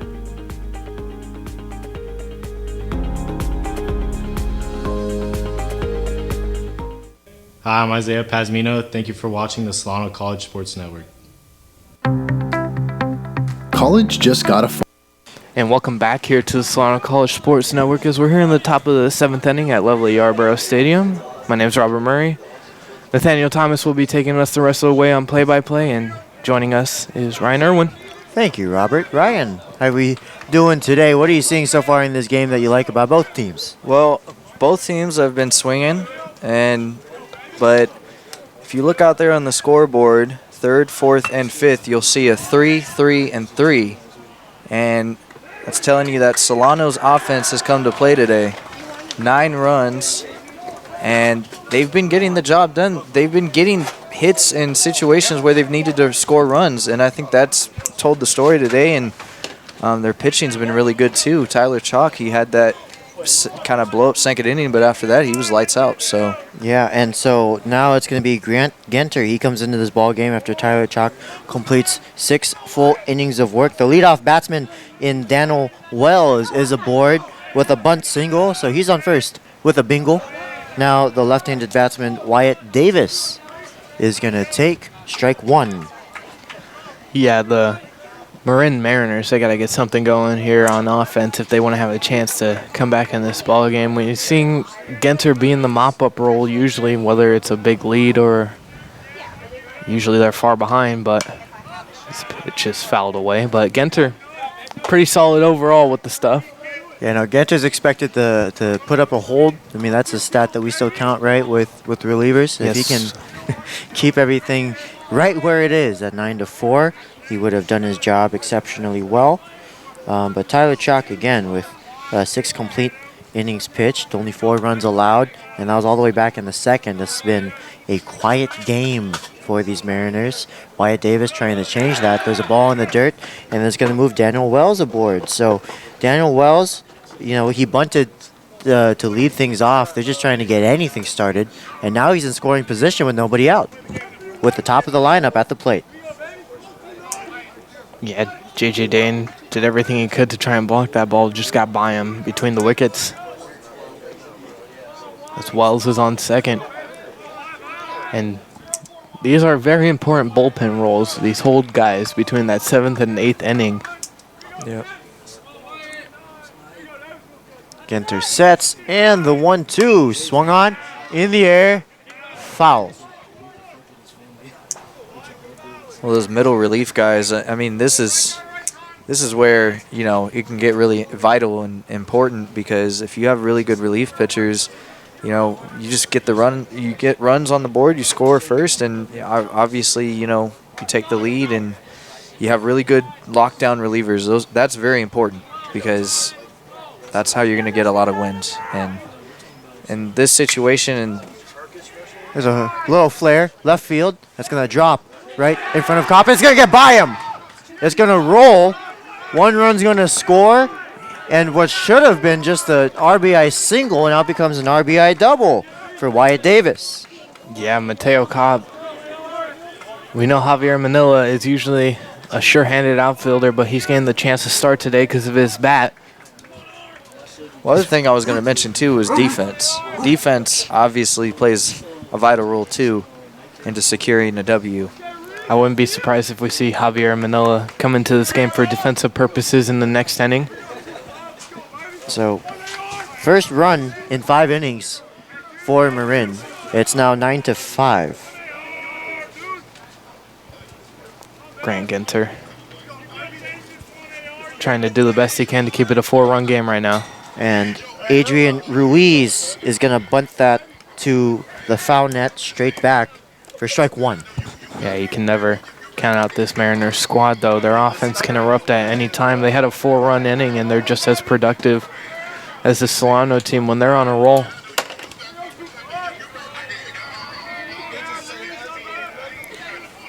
He's going to try to show bunt again. He pulls it back and takes ball 1.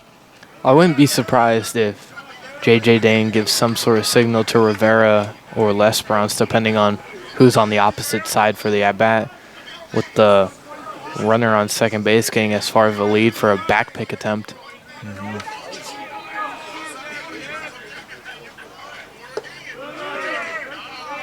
No call. That's a ball.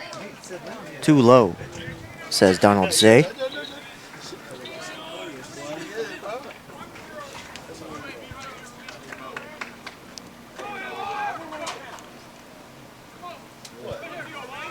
Donald Say, respectful man behind the plate. There's the bunt.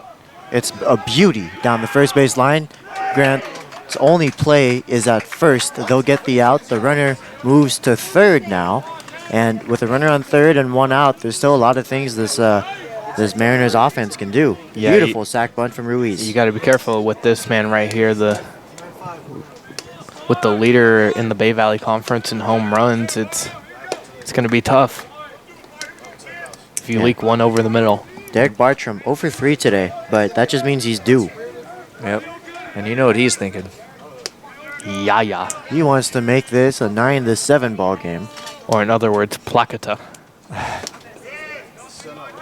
It was a called strike, a curveball that dropped in the zone.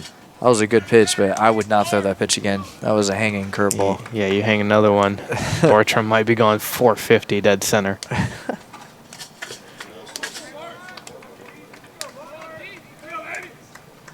The 0-1, crisp fastball right on the inside corner. And Genter, he doesn't care what the stats say. He got a quick 0-2 on Bartram.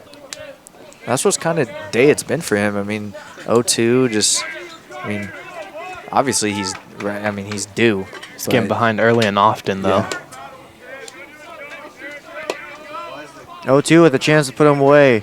Genter misses way upstairs. It's in and out of the glove of Dane, but close enough to keep Wyatt Davis at third. Yeah, wouldn't be surprised if a little bit more scoring happens for this Mariners team if they don't get someone up in the pen for Solano.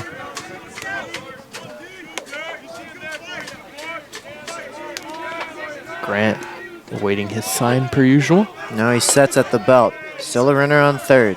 A deep breath. Now he unwinds. Swing you later. No better time for a strikeout right there. The throw over the first secures it for out number 2. And now they're 1 pitch away from getting out of the inning.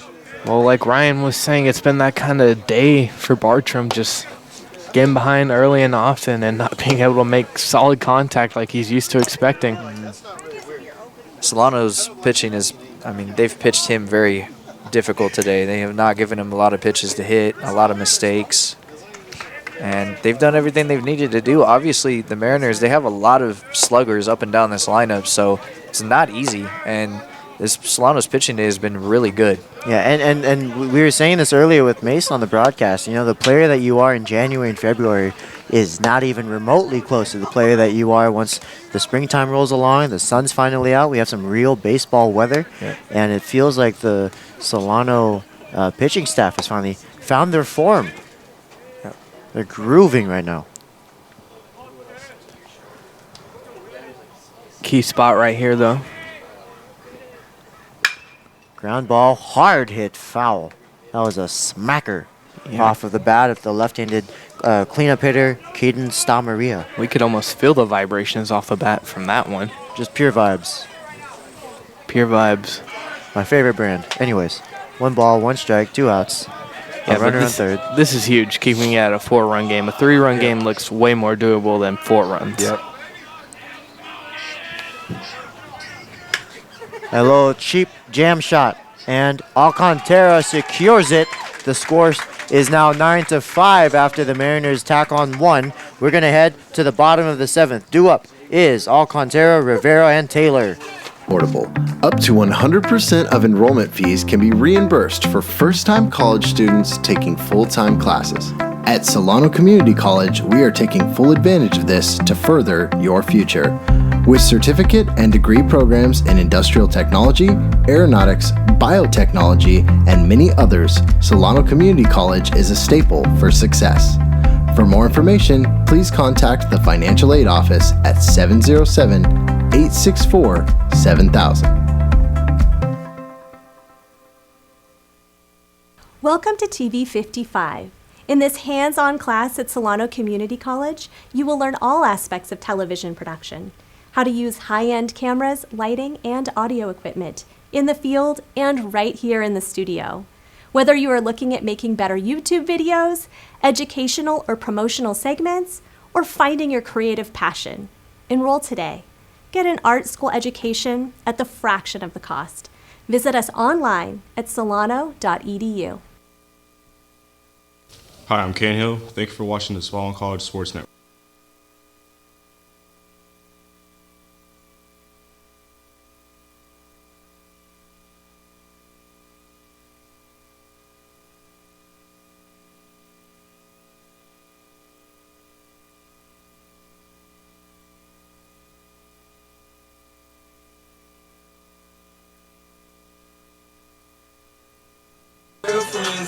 Welcome back to the Solano College Sports Network baseball broadcast. We're here in the bottom of the 7th inning. Bryce Alcantara is going to get his second plate appearance. He walked back in the 5th and ended up scoring the 9th run of the game. The Falcons are looking to tack on just a little bit more here at the college. This was a great no lead is opportunity safe to talk enough to against this Marin Mariners offense. Work with artists and talk to them and be with them and enjoy like a... Solano's come in with a plan this series too. They knew that in order to stay, competitive against this Mariners team, their offense had to click.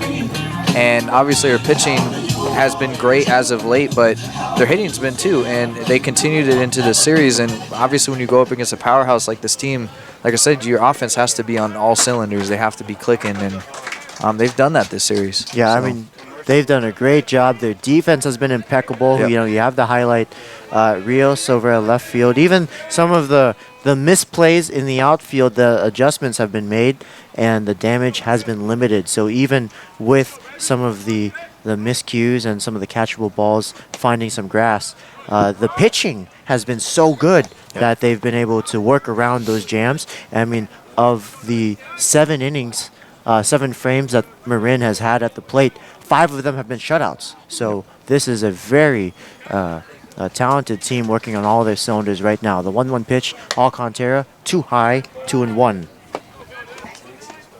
Yeah, and Solano, what can you say? You got to give them all their credit here today. They had a plan coming in, and they stuck to it. They got back-to-back 3-run innings, 3rd through the 5th. And that's been the story of the game so far. That one's going to be fouled away towards Poff's truck. Good luck. No bang. We're good. 2-2. Well, and this series is huge for Solano, too. It's also huge for Marin because, they're on the cusp of clinching their, it feels like they've won the division like every single year for God knows how long. So, but with Solano, they have a chance to, sneak in. As that one banged behind us off the bleachers. Someone get that ball. I haven't seen a game ball yet. I landed just near us. Just close enough to take a look at it. We haven't had one come off our little overhang thing that we got going here. So line drive caught by the first baseman, Sta Maria. That was just drilled by Alcantara. I mean, that's the second one of those we've seen today. Third baseman Kaidi had one earlier, and now the first baseman, Sta Maria, both just barely keeping the ball off the dirt. We call those the perfect lineouts. For sure. And back to you saying we haven't had one land on us yet this year. Better not have jinxed us for this last broadcast. First pitch. Well, we do have one more broadcast, so hopefully I didn't just jinx it for this one or that. That's why I'm mentioning the last one coming up on Yeah, Thursday yeah. the 24th. 2 o'clock start time. Be there on Channel 28 or YouTube, Greg Poff. That's where it'll be live. There is a chance for a ball to come this way. It's just it has to literally hit the 1 in a million spot. Probably off the bat of a lefty. It's right where you're standing. This is where I speak to the baseball gods. 1-1. Now it's 1-2 to Michael Rivera. He's having himself a day. 3 hits, 4 RBIs. No runs scored yet. He's been doing all the driving in, but no one's been able to drive him in. Yeah, he had back-to-back bases loaded situation where he just lined a single into the outfield for 2 runs scoring. And 8 total bases on the day. He takes ball 2. That was very close. That was edging the zone right on the rim. 2-2. Yeah, just missed that edge of the zone. Just teasing it. Skaggs sets. Way outside, a batsman's full house after he was down 1-2.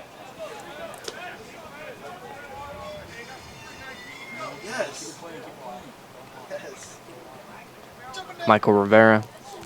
Gotta imagine he's gonna be one of those key players next year. I believe he's only a freshman. The payoff pitch.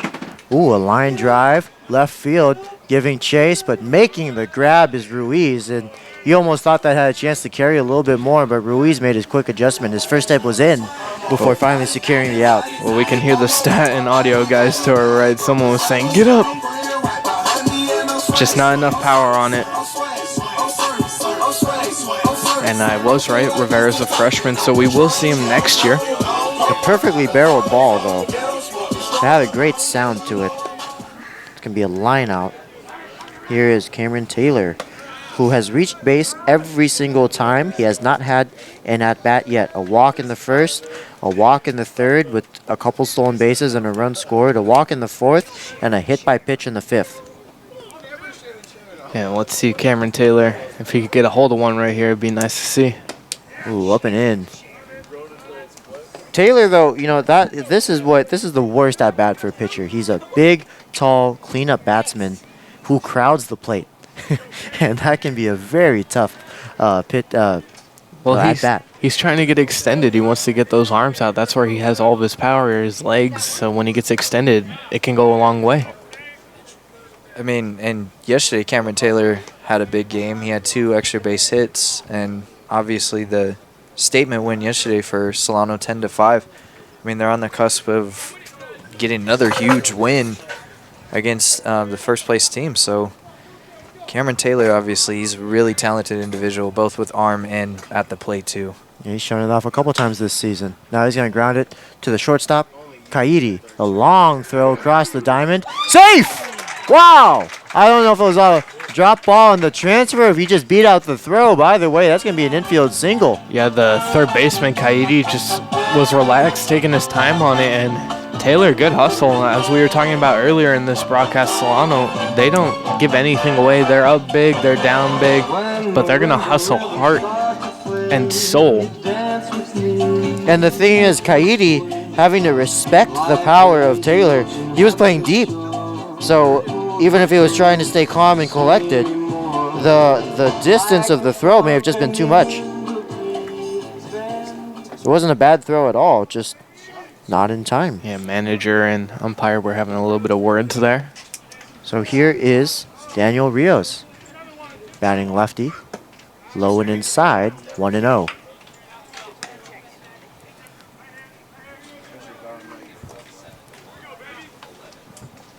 Skaggs, he's ate up some good innings for them here today. Been a strong, long relief performance for him. This one foul tipped, straight back. Good choice by Cameron Taylor to run, though, even though he had no idea if the ball was fouled back or not. Hey, when you're confused, just run. Yeah. Just kidding. Yeah, Don't do that. No. Do not do that if you're a baseball player. You never know.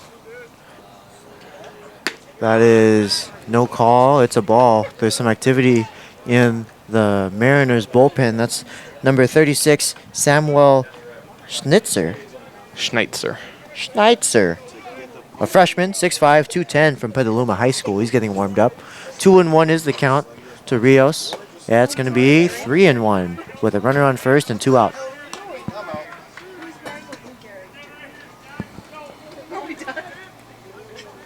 Yeah. Schneitzer, he's just standing around right now, arms on hips. Might be awaiting his opportunity to come in. There's a strike that finds the inside part of the corner, so a pitcher's full house after Skaggs was behind 3-1. Yeah, Daniel Rios was ready to throw his bat away after that one. This umpire has been very corner-friendly today for both teams. The payoff pitch, fouled away. I think the thing is also when you're a batter and you're in the box and you visibly give up on it, it ruins the sight of the umpire, and so he has to call it a strike if it's near. Yeah. Unless it's an egregious ball. When you stand up and give up on the ball too early, you expand the zone for the pitcher. Yeah. So you have to stay low. 3 balls, 2 strikes, 2 Cameron outs. Taylor will be off with the pitch. Payoff. Strike 3 called, and the inning is over. We're going to head into the top of the 8th. Due up is Fiend, Kaidi, and Lee Kircher. Nice night with them.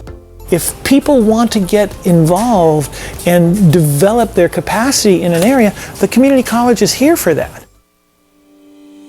The idea of this space is to allow students to be creative. You get to design whatever you want. They help you get an idea, and then you can just go from there. From 3D printing, laser cutting, hydraulics, electronics. It's incredible what people have done. We had employers come in and tell us, we need these skills. The teachers are really helpful. Super supportive if you have no experience. I've had a fantastic time. I've learned a lot. My name's Aaron Strong. Thank you for watching Solano College Sports Network. If you're interested in a career in automotive technology, you can come to Solano Community College's Automotive Technology program here in Vallejo, California, where you can get one of many certificates of completion, and also you can get an Associate's in Science degree in automotive technology. You can get a certificate of completion in as little as 1 year.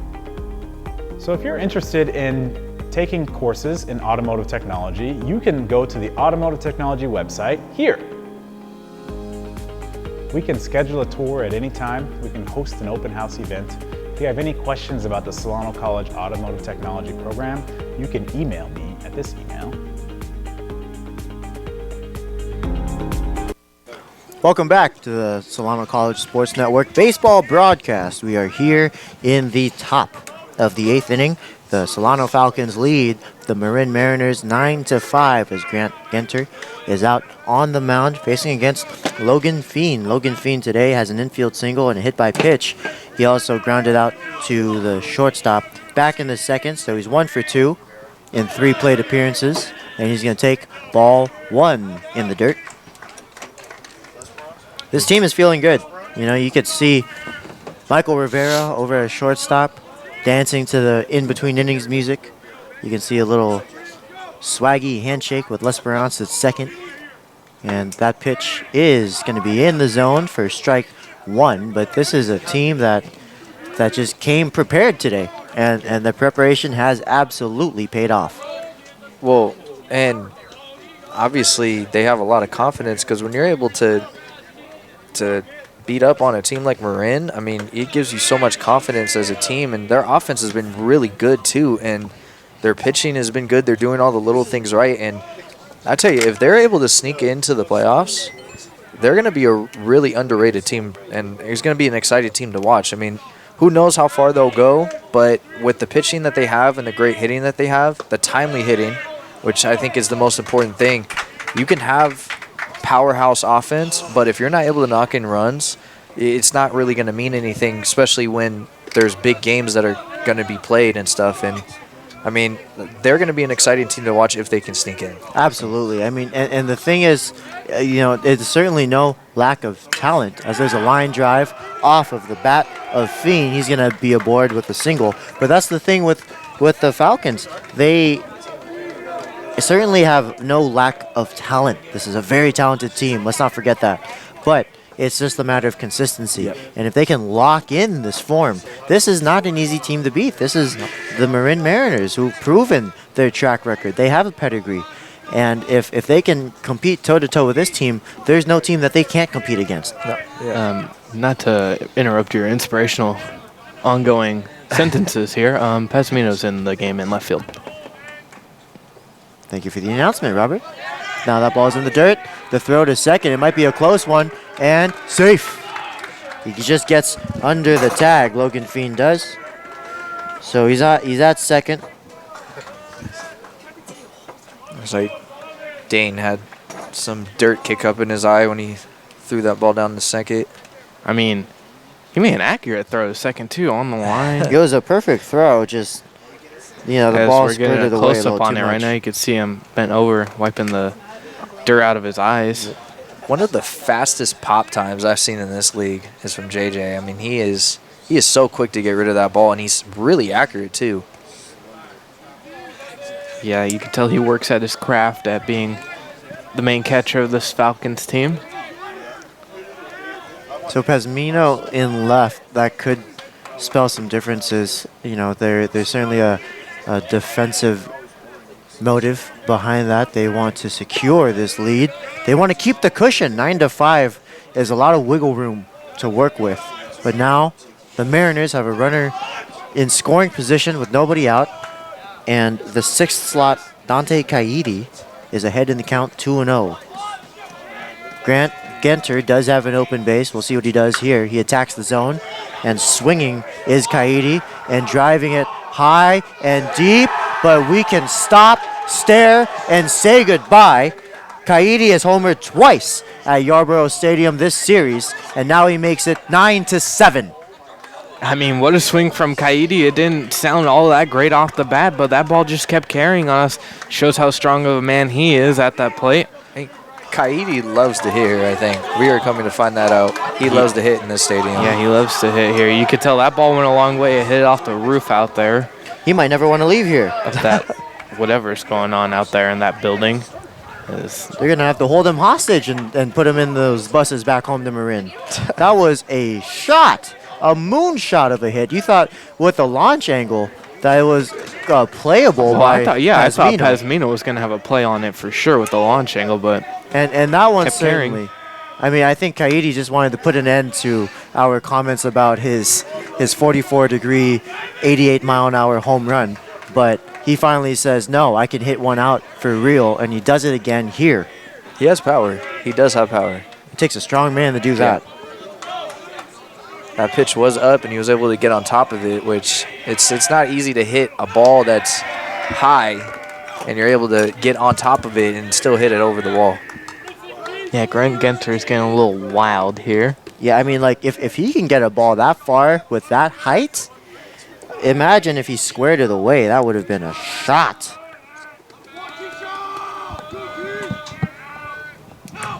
That one, low and away. 2-1 is the count.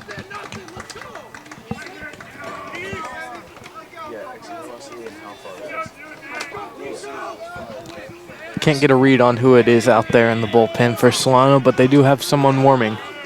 It's a righty. The pitch. No call. It's a ball high. 3-1. And Genter needs to find a way to quell these Mariners. They're chirping loud. They're a rambunctious set of seamen out there right now. Seems like Mariners are. It could be Mark Graham warming up in that bullpen. Pitch is in the zone. 3-2. A pitcher's full count after he was behind 3-1. And that home run could help a little bit because it clears the bases and it almost feels like a brand new inning. So if Genter can throw a strike right now, he would steal the momentum back. 355 and was the estimated distance. High, again. This one should be playable. Pazmino loses his hat. Pazmino secures out number 1 of inning 8. As you can hear that Mariners dugout, it's getting quite loud here. Good ball game. 7-9 in the top of the 8th. They're not going to go away quietly. No. And, I mean, that home run, which the exit velocity was 93 miles an hour, and it went 355 feet. So definitely wasn't a wall scraper. It was definitely hit really hard off the bat. So 355, 93. Do we have the exit, what was the launch angle? The launch angle, I will try and figure that out if they know. I'm not sure if they know, but we'll get word on that soon. Here is Will Foster, who takes ball 1. Will Foster today hit a RBI double back in the 2nd and scored the 3rd run. Back in the 4th, he struck out, and in the 6th, he flew out to the left fielder. So he's 1 for 3 with an RBI and a run scored. And the launch angle was 40 degrees. So Kaidi that's the 2nd home run over 40 degrees. I was going to say, it's his 2nd one of 40-plus degrees. And Mark Graham might be getting in this game sooner rather than later. Yeah, this is where Solano, their bullpen has to be locked in, because it's a tight game. You give up that home run, and now obviously Marin, you got to feel like you're back in the game. And like we were saying, Marin's got a lot of firepower in that lineup. So they proved it right there. Yep. And so if you're Solano's bullpen, you have to try to lock in, get out of this inning, and keep it a 2-run game, and then hope that your hot Solano offense can continue to put runs on the board and kind of put this game away. So it's only been 1 inning or two frames that they've been shut out. So Solano needs to win this inning. And the pitch, low, 3-0.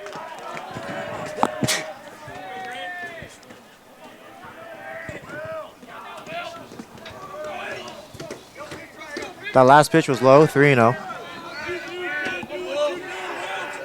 Genter not looking to walk the 8th slot batsman.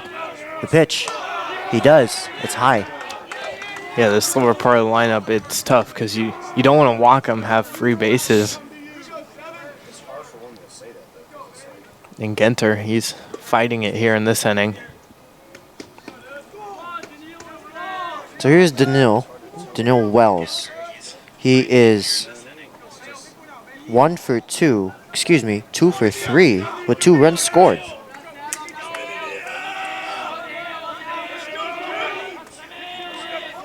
He's going to show bunt. He's going to pull it back, but that's a called strike. So back in the 1st, he had an RBI double. He scored the 4th run of the day. He was caught stealing in the 4th after reaching base on an error. In the 7th, he had that bunt single, and he advanced the 2nd on a wild pitch and scored the 5th run of the day. So a very productive 9th slot batsman for the Marin Mariners. He's got no 1 count. Here's the pitch. It's low, 1-1. Dane checking the runner over at first. Will Foster might be looking to get a little greedy. He might steal something. Yeah, get a little too far off. J.J. Dane's for sure going to throw it down there, so got to be careful if you're Foster. Now time is called. A ball gets away. It leaks out of the bullpen from the Mariners' side. And this is the exact reason why bullpens have been moved out of play in Major League stadiums. It's safer, too. I mean, I remember a play down the left field line at Oracle Park where the left fielder injured himself.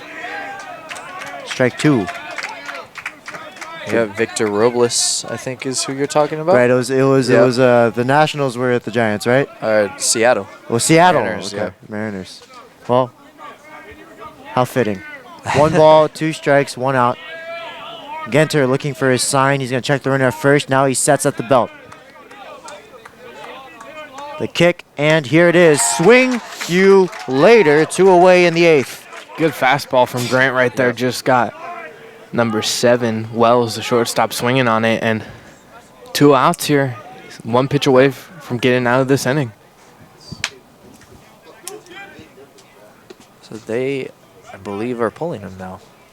All right, yeah, that might be it for Grant Genter. It's going to be Mark Graham coming into the game. I mean, he gave up the home run, but other than that, I mean, that was a great day. Fantastic outing for Genter. A round of applause, well deserved. He gave up the single and the home run, but no, he only surrendered one walk, which I think is the story of the day. He limited the damage.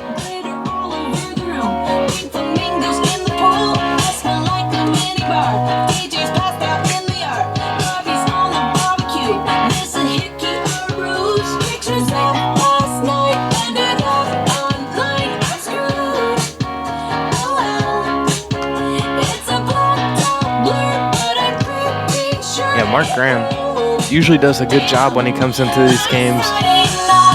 He's trying to keep a 2-run lead here for Solano.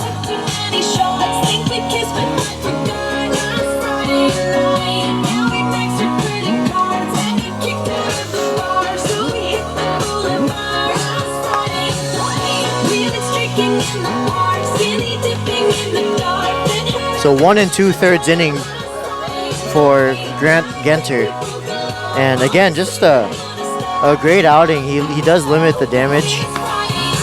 The lead is still retained, although narrowly. There is no safe lead against this potent offense. So it's going to be Mark Graham who's tasked with shutting down the top of this lineup. It's going to be Wyatt Davis, the leadoff batsman, his first opponent. And then it's going to be Adrian Ruiz and Derek Bartram to follow. But thankfully, Mark Graham does inherit a 2-out inning, so all he needs, theoretically, is one pitch to get out of this. Well, Mark Graham on the year, 16 appearances so far, a 6.05 ERA, but that ERA doesn't really tell the story of how good he's been recently. He has 5 strikeouts on the year, so he's not going to be a high strikeout guy, but he has a lot of great movement on his pitches, and he gets ground balls. So I think that there's not much more you could ask for as a relief pitcher. As a coach, you want a guy who can come in, get ground balls, get quick outs, and he's been doing that as of late. Yeah, like you said, not a high amount of strikeouts we're going to see from Graham, but that ground ball rate's good, and he's got a good defense behind him here. Like I was saying, Solano, they got to do the little things right here in the later third of this game now. In a tight game, your defense, you want your defense to be locked in, everyone on this team pitching, because this Marin team, like we said, they can hit the ball out of the stadium whenever, wherever. You got to be careful with this first pitch right here to Davis, because Wyatt Davis can go yard at any moment. Yeah, there's some power all over this lineup, apparently so.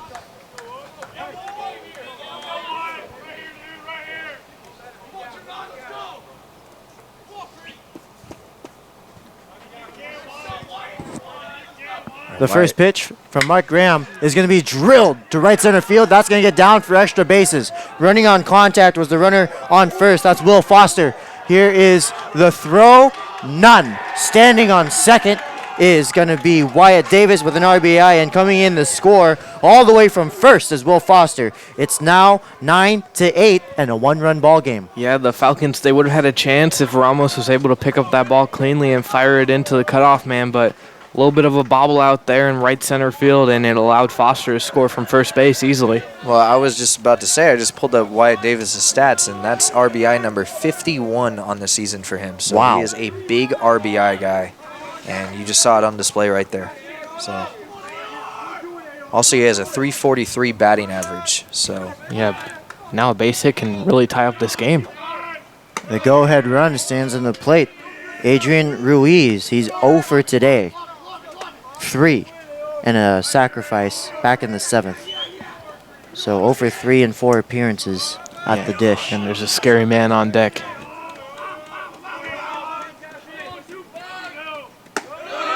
Upstairs, 2-0. In Derek Bartram.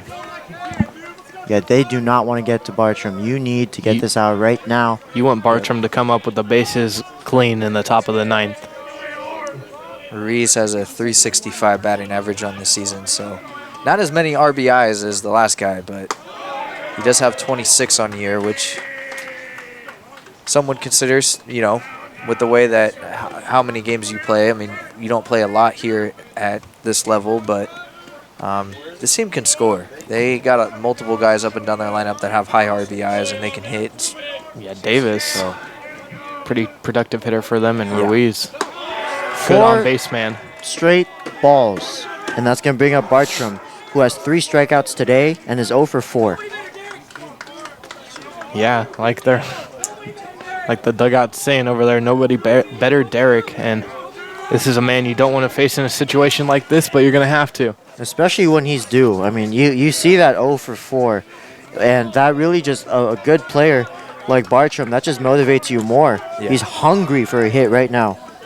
And certainly so, it'll put the game within reach for this Mariners team. Graham sets in the first pitch, swung on hard. He certainly was hungry. Bartram swings at the shoulder-high fastball. Yeah, Bartram, he wanted to go yard on that pitch for sure.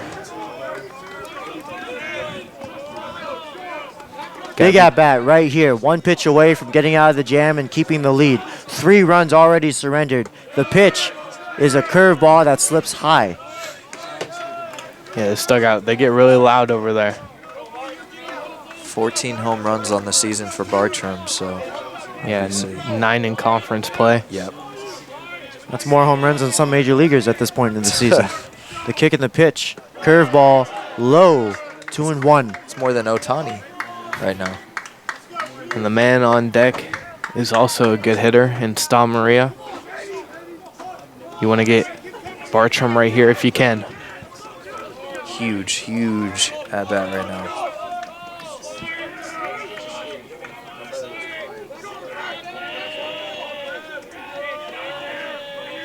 The 2-1. Upstairs, 3-1. And now a fastball count, undoubtedly. Graham's got to be careful with that pitch clock. He got that pitch barely off in time. If it's in the zone, expect a swing. Yep.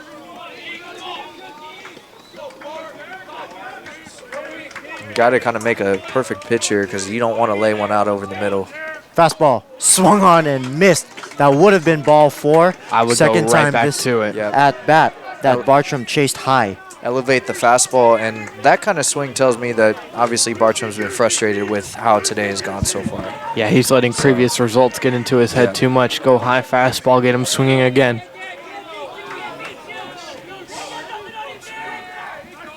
The payoff pitch outside, and the bases are loaded for Caden Stamaria, the 4th inning cleanup batsman.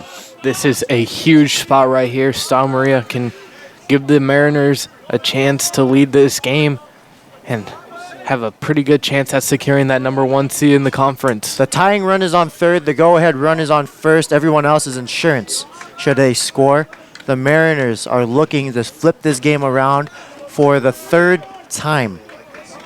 Here's the pitch. Swung on and missed. He was hungry and out in front of that off-speed offering, 0-1. Yeah, these hitters, they're enticed by his fastball for sure, but it's too good. They're swinging right under it. That means the ball's ending up higher than they expect it to be. That's that good ride on it. Here's the 0-1. Curveball just outside, 1-1. Graham in one of the toughest spots of the season. Yeah, J.J. Dane saying you've been calling that all game. Why not here? You can kind of see the frustration Dane has kind of had the last few innings. Pitches that should be called strikes that have been, and now they aren't. And low, 2-1. Good They're block not by biting Dane. at anything right now. It's a key block by Dane. Just takes one pitch to get out of it, and you got to make that good pitch right here, Mr. Graham. I think if you're Graham, you got to trust your defense behind you. Don't be afraid to throw one, in the strike zone and have it get hit. Because the worst case scenario is obviously gets hit for a base hit, but That finds the zone, 1 strike away from keeping the lead. Yeah, Stal Maria's not happy about that one right there. You could see that grin on his face saying, ew. I didn't like that call. Big situation. Either side, this can swing. It's a huge momentum point in the game. Line drive. That's gonna Right center field. That's going to drop for a base hit. This game is tied. Here's the throw. This game belongs to the Mariners. They lead 10-9 on a 2 RBI single off of the bat of Caden Stamaria. I mean, Stamaria, he got jammed. Just was able to be strong enough to hit it to the outfield. And that's got to be frustrating because you made a perfect pitcher's pitch. I mean, that pitch is not supposed to get hit like that. If, you know, I mean, gets hit into no man's land out in right center field, there's just nothing that can be done. So 5-run inning here for the Mariners. And that was just the ignition for this keg of gunpowder that this offense is. I mean, they were due to set off eventually. Now that pitch is high. The back pick safe at first. Pair of snake eyes for the Mariners here in the 8th with 2 outs.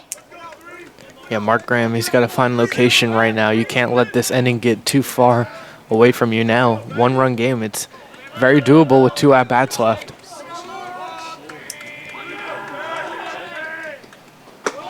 Or I should say 2 sets of at-bats. Yeah, 2 sets of at-bats. The Mariners own the lead for now. There's still a considerable amount of baseball left to be played. But right now, here in the top of the 8th with 2 out, there's still 2 runners on. And the threat yet to be neutralized. Logan Fien at the dish. 2-0 is the count. Pick off to first. Good move from Graham there. Pickoffs to first are also a good breather for the pitcher. You don't have to rush in that bat that you're not ready for.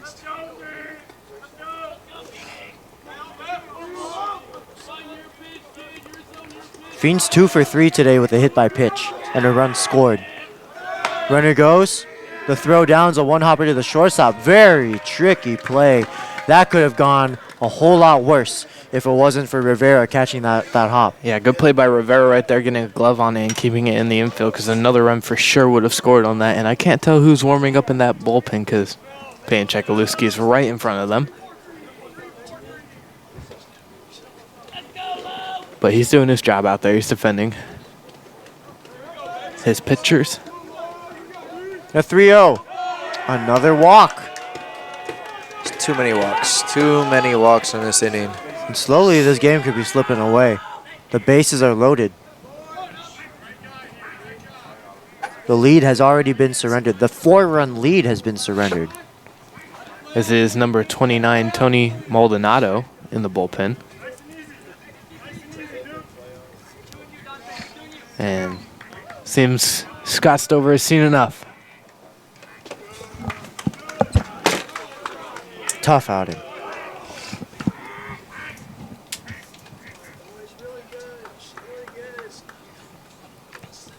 Tough to lose the lead like that here in an inning like this. Allowing 5 runs to score, being up 3 to down 1. Or excuse me, up 4 to down 1, or however that math works. My brain hurts. And I feel just as defeated as this Solano team. This game has been going on for 3 hours and 25 minutes. We started back at 13:04 Pacific Standard Time. Yeah, some Major League Baseball games are starting. It's been a long game.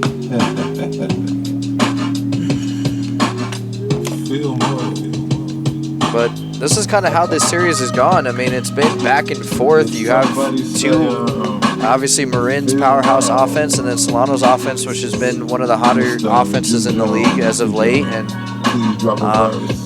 pitching has not, I mean, yesterday Eli Blurton did everything that he was supposed to do. He had a career day, obviously, but other than that, I mean, this series as a whole has been just who's scoring more runs, who's knocking in, who's getting the bigger hits, and it's, I mean, obviously Marin with the big inning, and if you're Solano, you got to limit the damage here and get your bats back up, and hopefully you can tie this ball game up or take the lead. Yes, Solano, they're definitely not out of it. As deflating as an inning as that was, you still got a good chance at winning this ball game.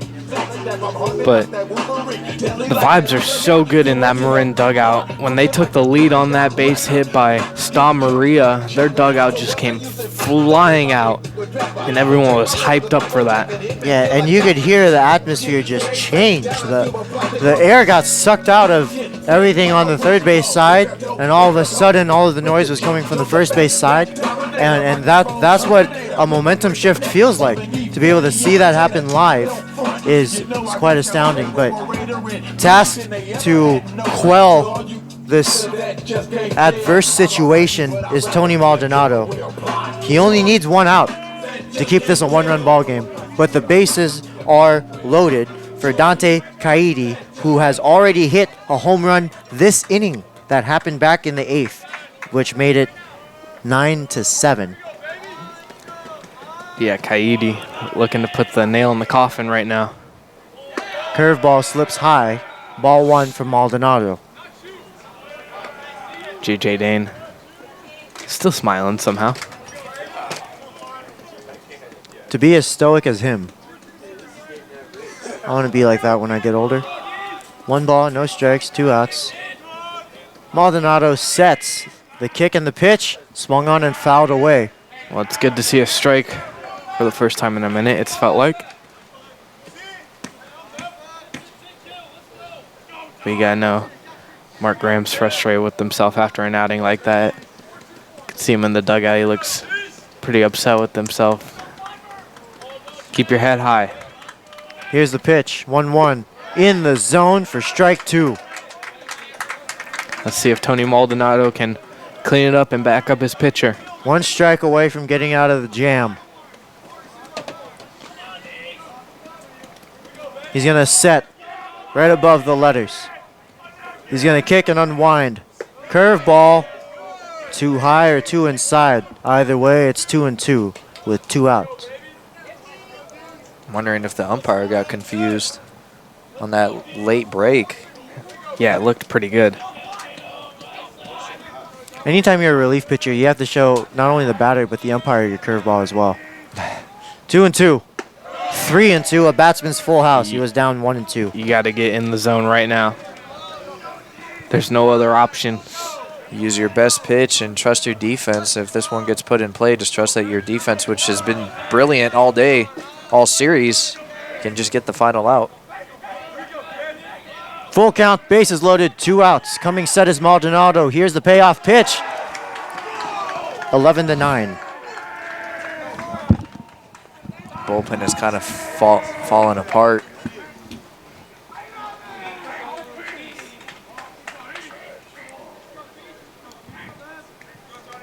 It's been a tough watch here this inning.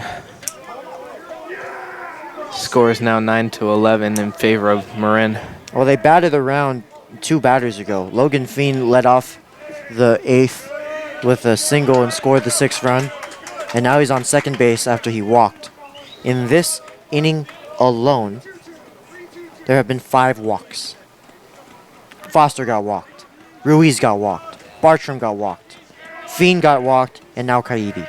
Here's Lee Kircher, who's going to get hit by a pitch.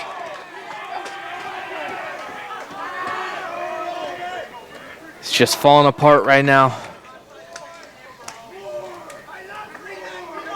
12-9 the score is. That might be it.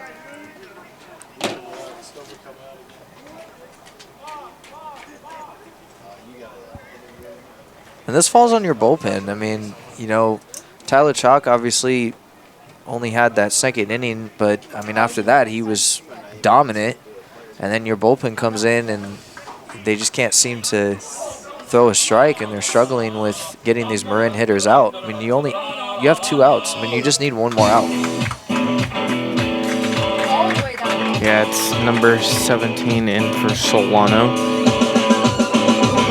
as he's not on the roster. So we'll go to CCCAA, and we'll check it out. It's just been a frustrating inning if you're the Solano Falcons. This is the 3rd pitcher that has been tasked to attempt to get the third out of the eighth.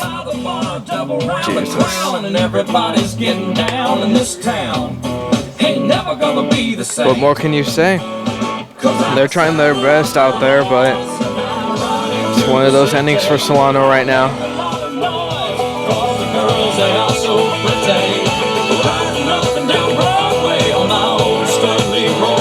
I mean, just looking at this ending in recent plays, Nathaniel Thomas, it just goes on forever. That's more of a CVS receipt type of inning. Yeah,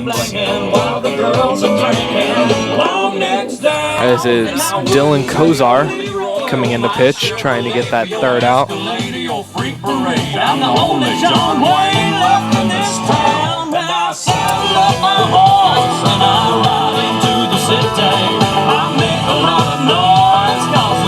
And if you think we feel deflated on the... It looks like Kozar switched his number. I think he started the year 44 and got the number 17. Interesting mark there. We have seen Dylan Kozar before. Perhaps this roster is outdated. He's listed as 44. But Kozar, we've seen him before, and he's certainly capable of getting this last out. Yeah, he is certainly capable of getting this last out. I mean, it just takes one good pitch to get out of it. It's only 3 runs, and your offense has been scoring at 3-run rates in innings when they do score, so you got to keep it right here. Well, he's going to face off against a pinch hitter, number 1 for the Solano College team. This is Sawyer Sheldon, a freshman from Petaluma High School, standing at 5'9" and 160 pounds. He's going to get his first at bat here in the 8th.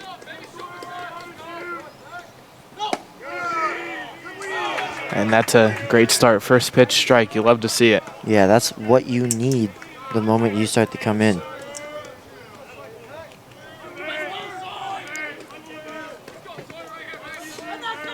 Yeah, that dugout over there on the first base side's really loud. He's going to show bunt and pull it back. 1 ball, 1 strike. I don't think he really even... He just wanted to get a better look at the pitch. Not many plays you can do with 2 outs. And the base is loaded. If they're going to score, it's going to have to be through a hit, or it could be given to them through a free base. But that is not what Kozar came in to do. He's going to attack the zone. He does it right there. There's a bunt. Kozar has it. The throw to first. Safe! Okay, so Sheldon beats it out. He was sent to the box to use his speed. And he has an infield single and an RBI. Impressive. You do not see that every day. With 2 outs, nonetheless. Yeah, it's pretty impressive. Get a bunt down with 2 outs. And he just put it perfectly down that third base line. It was going to be a tough play for Kozar any way he went. I mean, and Kozar did everything he could. It's just... He fielded it cleanly and made a good throw, but Sheldon was already there by the time you looked up. 13-9. First pitch to Daniel Wells. And Marin has done all of this with 2 outs. Everything. I mean, that is very impressive. They've gone through the whole lineup. Daniel Wells is in his second at-bat of the 8th inning, but the entire lineup from 1 to 9 has seen a pitch at least once this inning. Daniel Wells is the 5th batsman in this lineup to bat twice in the 8th. I do not want to see a third time through. 8 unanswered runs in this inning. Line drive, foul. You know what? You're one good fastball up and in from getting out of it. See if you can execute right here, Dylan Kozar.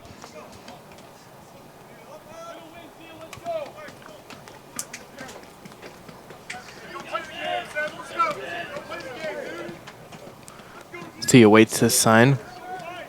Coach Stover trying anything he can in that dugout, no matter where he's standing, sitting. Yeah, 8 runs here in the 8th. In the dirt, 2-2. I mean, those breaking pitches are just not even competitive at all this inning. No. Marin's, I mean, it just shows you how great of a team they are at hitting because they're not swinging at anything outside the zone. They've taken basically everything that has not been in the zone, they're taking it. They're not swinging. So it just makes it that much harder if you're a staff and a pitcher, especially trying to get hitters out. Center field. Coming in is Ramos, and there it is, the elusive out number 3 here in the 8th.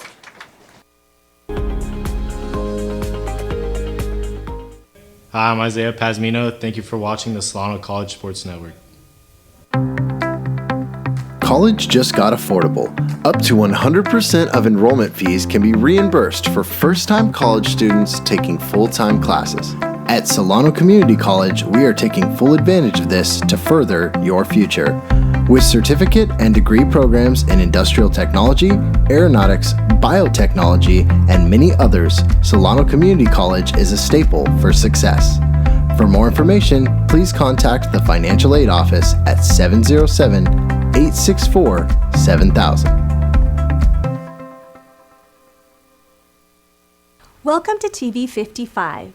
In this hands-on class at Solano Community College, you will learn all aspects of television production, how to use high-end cameras, lighting, and audio equipment in the field and right here in the studio. Whether you are looking at making better YouTube videos, educational or promotional segments, or finding your creative passion, enroll today. Get an art school education at the fraction of the cost. Visit us online at solano.edu. Hi, I'm Ken Hill. Thank you for watching the Solano College Sports Network.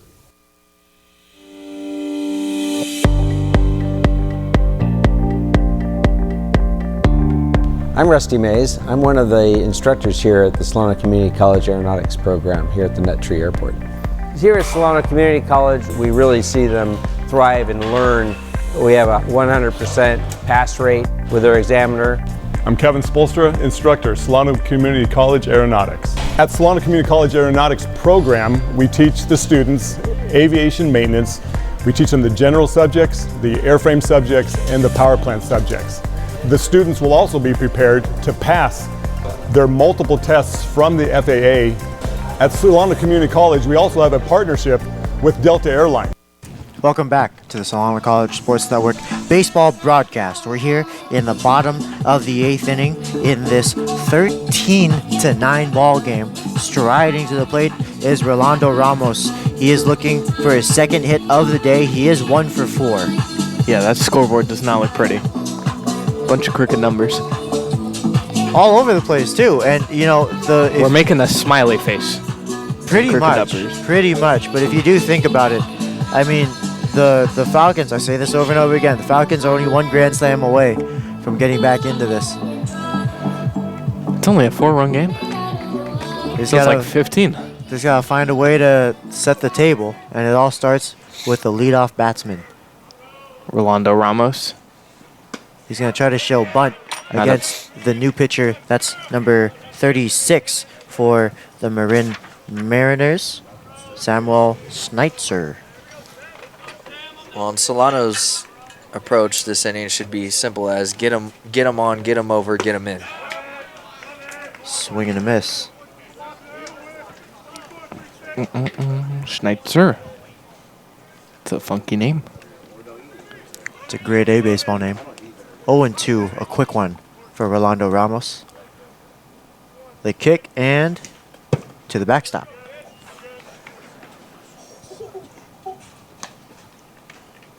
Could hear that loud thud.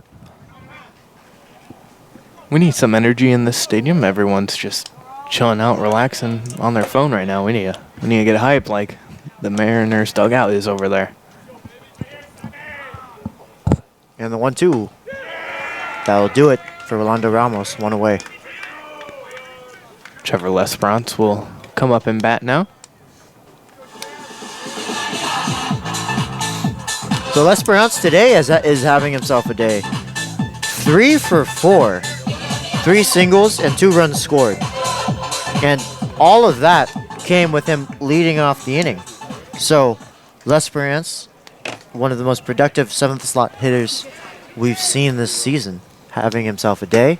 He's going to take strike 1 at the letters. Yeah, 316 average on the year and 31 games played, 16 RBIs, and a homer, so, and 1 stolen base. It's as real as it gets. Inside. 1 ball and 1 strike. Well, the game's not over. No. That's for sure. Being 4 runs with 2 sets of at-bats. And the way this series has gone, it's definitely not over, so.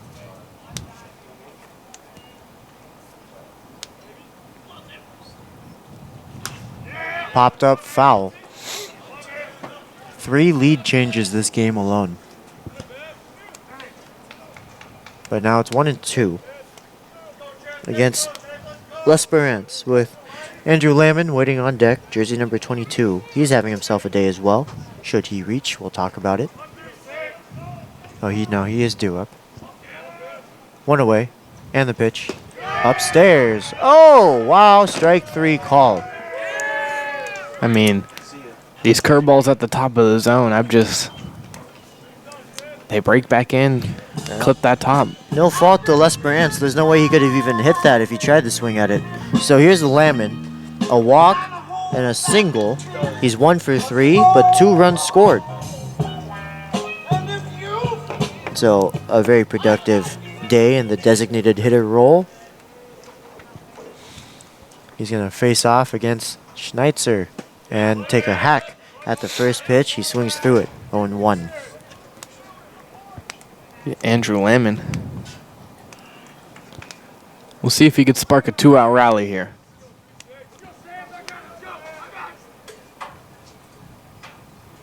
Way outside, an easy take to make it 1-1.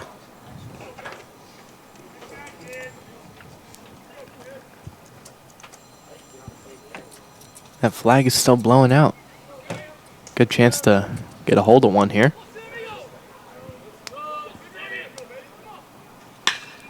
A good drive to right center field. Going back is Davis and Bartram, and it's Davis. Wow, who secures out number 3. The score stays 13-9 as we head to the top of the 9th. Due up is Davis, Ruiz, and Bartram. Through Delta Tech Ops, students that complete the program, they will be considered for employment as an aviation maintenance technician.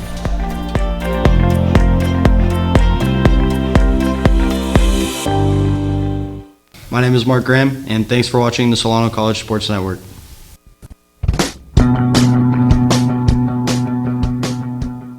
If you are interested in a career in sports broadcasting, whether you're commentating a live game, or hosting your own TV show, or working behind the scenes, then this is the class for you. For more information, contact Greg Poff, that's me, at solano.edu. We hope to see you here next semester, and remember, it's more than just sports, it's an education.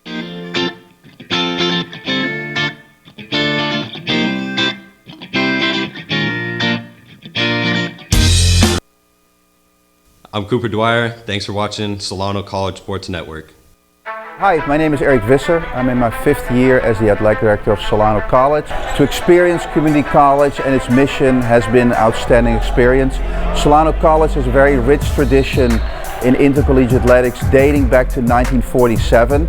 I'm very proud to communicate that that rich tradition is still being continued with fine young men and women that represent Solano College on and off the court. In the fall we have the volleyball program. We have a very successful women's soccer program.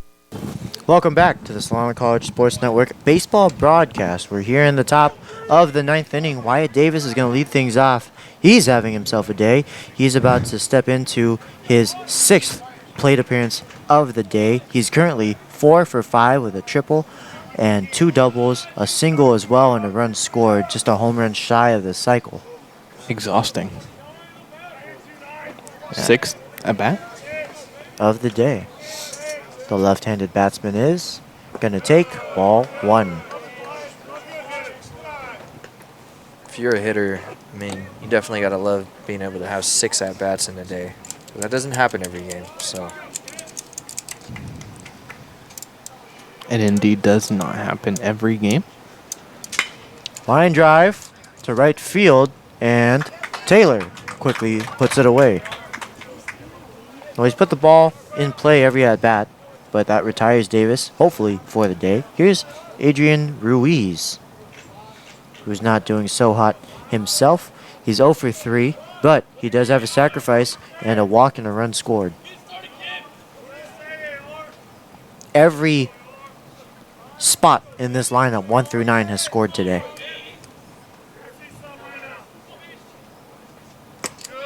First pitch is outside for ball 1.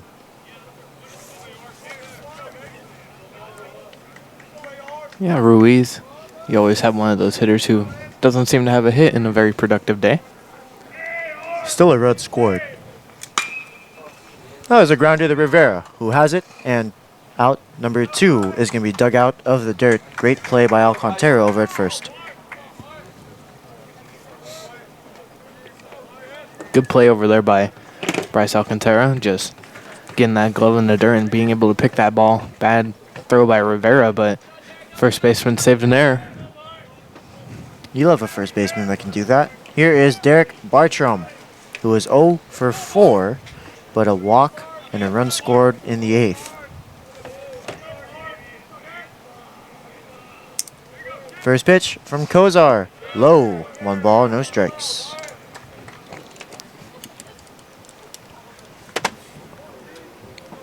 This game has just reached exactly 3 hours and 40 minutes.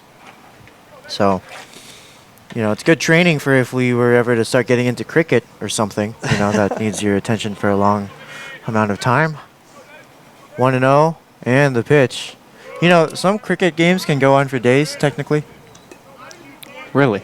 Now, theoretically, a baseball game could go on infinitely, you know, but let's not jinx it. It could. 1 ball, 1 strike. I say let's go to 8 o'clock tonight. Really get our reps in. Swing and a tapper to Rios, but that's foul. Like how he just let that one go. Didn't even touch it. Yeah, I mean, this is like baseball of old, you know, before they had the pitch clock. And Well, we still have one, and it's... Well, yeah, that is true. Yeah, that's just been the offensive onslaught that's been displayed here. On both sides, not just one. It's both sides. Oh, absolutely. It just shows you that the pitch clock really doesn't always do its job, because still, if you are scoring a lot of runs, I mean, a game can go on forever. Here's the 1-2. Little tapper up the middle. That's going to squeak through for a single. Derek Bartram's first hit of the day comes in his 6th try. And the dugout's giving him some golf claps after that one. First hit of the day for their big-time power hitter. When you're going all day searching for a hit, those are usually the kind of hits that you end up getting. Off the handle, little just jam shot up the middle, but He'll take it. Absolutely, he will. A hit's a hit. Yeah. Here's 31, Caden Maria. 2 hits in 5 trips. Well, 1 strikeout, but 2 runs scored and 2 RBIs. He had that really big hit where they're rallying in the midst of that 8-run inning, and he got the dugout to explode. Ball 1 off the outside. 1 pitch away from getting out of this inning. Maybe I should stop saying that. Yeah, we know what happened last time we were saying that. Yeah, I remember what happened. It was a pop-up to Mateo Kopp to end the threat. Hey. Now that ball is going to be popped up and way out. Stop, stare, and say goodbye to that one off of the bat of Caden Maria. Yeah, and that might be the icing on the cake in this one. Score is now going to be 15-9. Maria, back-to-back clutch hits. One gave them the lead in this one, putting the nail in the coffin.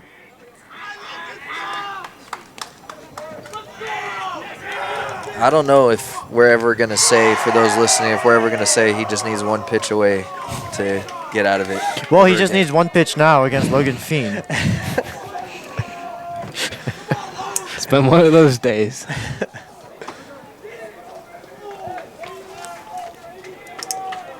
That was a well-hit ball, though. We just have to say that was just a stroke Yeah, of beauty.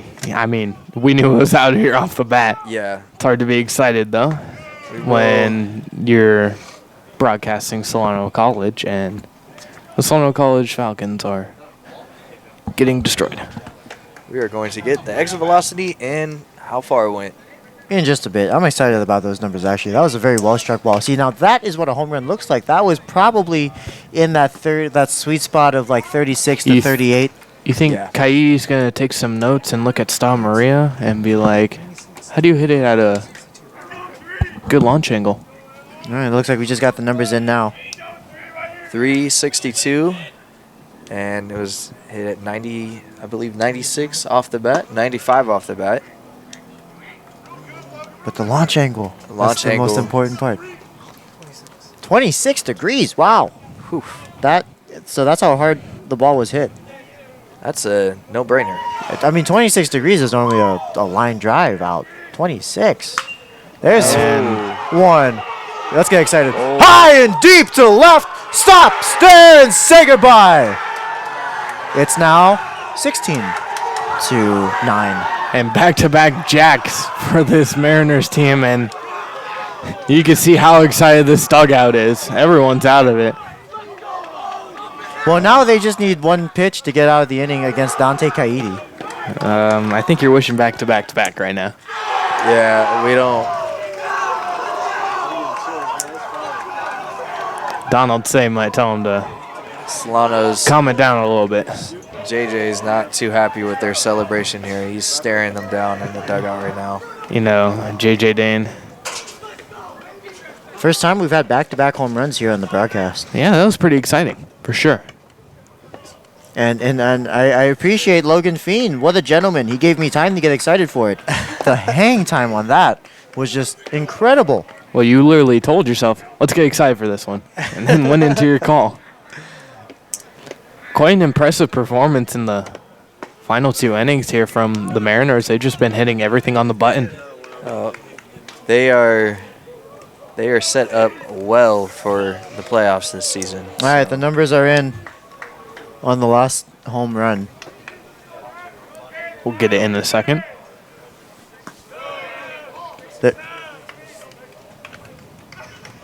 So 363 is the projected distance.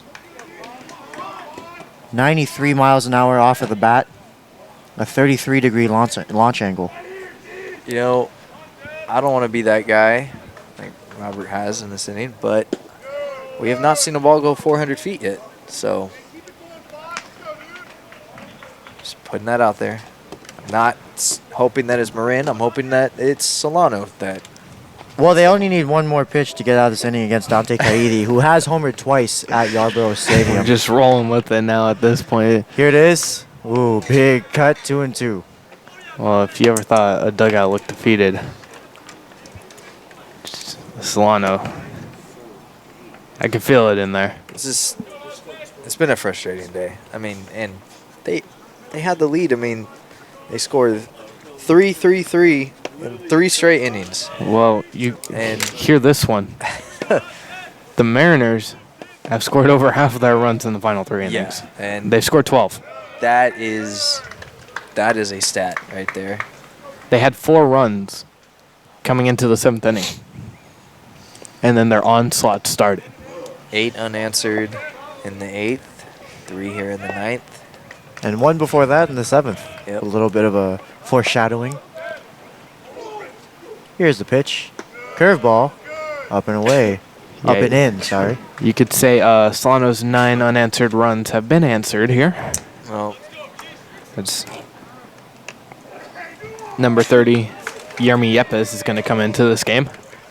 All right, well, we haven't seen Yepes pitch yet on this broadcast, so it's going to be a little bit of an exciting showing. like in basketball, they are dumping their bullpen right now, emptying their benches. This is where you just start the pitch left-handed at this point.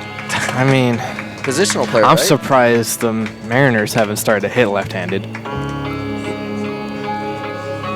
It's been one of those games. They seem like give all credit to them. They're a good team, cocky team. I mean, and they're allowed that cockiness when you're scoring runs like this. Yeah, at that point, I mean, the amount of yellow I'm seeing on your score sheet right now is quite amazing. Yeah, how is that going over I mean, we literally let me look at this. Let me look at this. We had 1, 2, 3, 4, 5 in a row score in the 8th. That's when nearly everyone had 2 at-bats. This is where I'm most This is all that is on the score sheet. Nathaniel Thomas. It's very detailed, very eye-catching. He uses a bunch of colors. He uses the 3 colors that are mainly used in life: red, green, and blue. Green signifies a hit. There's a lot of green. There's a lot of red. What do you use blue for again? Blue are the infield hits. Blue is an infield hit. This is the blue one that squeaked by down the line. Gotcha. So dribblers. Yeah. That impresses me so much. I think it should go in the Louvre out in Paris. That's one of the highest compliments I'd ever received. Thank you, Ryan. You know, the way I see it, you know, with the direction I want to head, I'm hoping that. I mean, look at the spreadsheet of Solano compared to Marin Mariners. Basically, I've told this story before. John Miller, a Hall of Fame broadcaster for the Giants, he keeps a very detailed score sheet, and after every single game, it's somebody's job to collect it and archive it. Why? Because that's the work of a Hall of Famer. That's the work of an immortal. Yep. And in the direction that I'm trying to head, I'm basically focused on every stroke of the pen. You know, funny story, my mom asked me how these broadcasts go. I always tell her good. Think I'm going to tell her the same thing today. Yeah, I mean, we never lose. We get to call a ball game for 4 hours almost. Literally. We're 6 minutes away from being here for I could 4 tell my hours. grandparents, too. They're in town. So, I'll be like, we saw 12 runs in the final 3 innings by the top team in the conference. Well, we got to see back-to-back home runs. That was exciting. That one's in play, possibly, giving chase as the first baseman and the catcher as they both watch it sail behind the dugout. Almost hit Greg Poff. He's on the main camera today. I wonder if he got that shot. Oh. He's talking to Mitchell right now.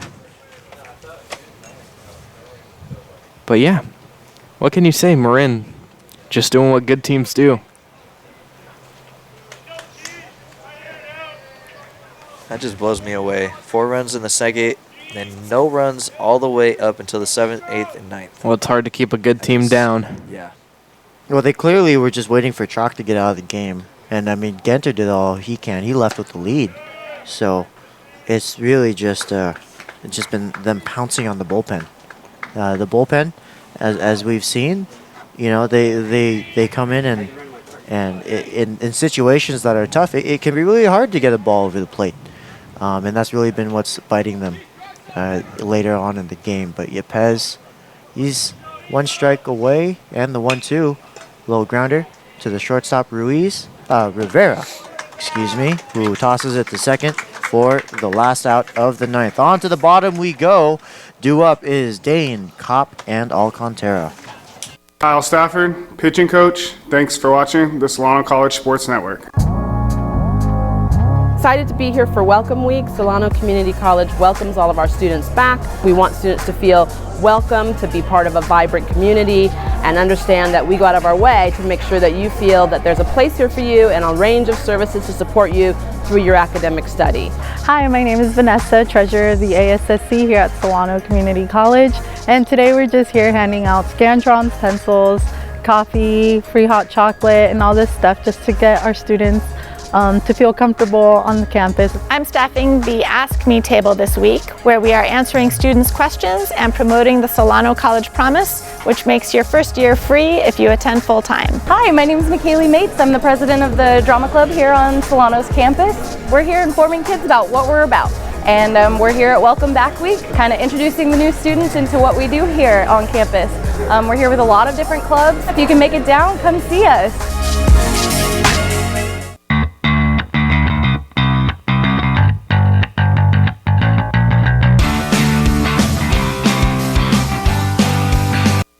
Welcome back to the Solano College Sports Network baseball broadcast, where the Solano Falcons are going to take the last 3 at-bats last 3 outs of the day, possibly. We're in the bottom of the 9th in this 16-9 ball game.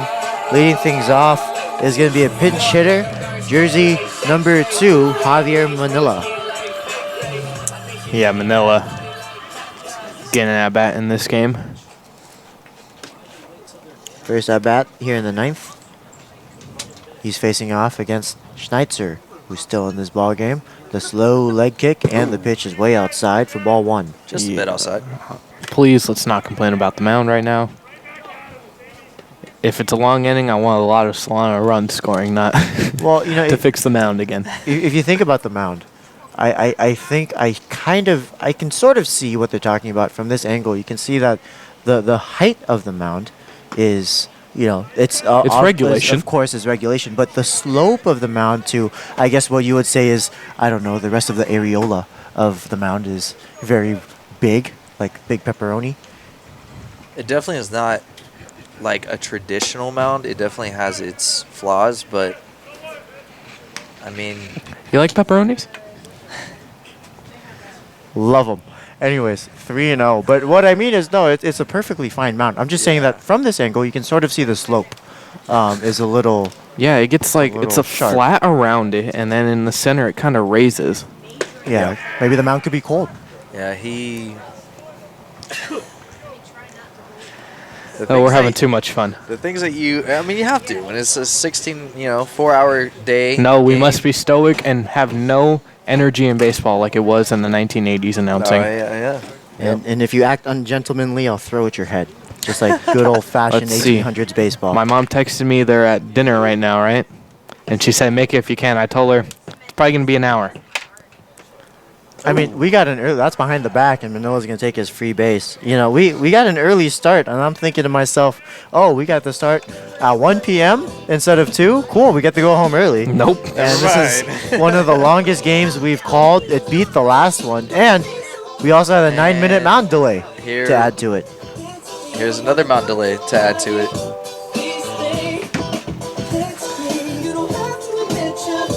Walk away. You show him.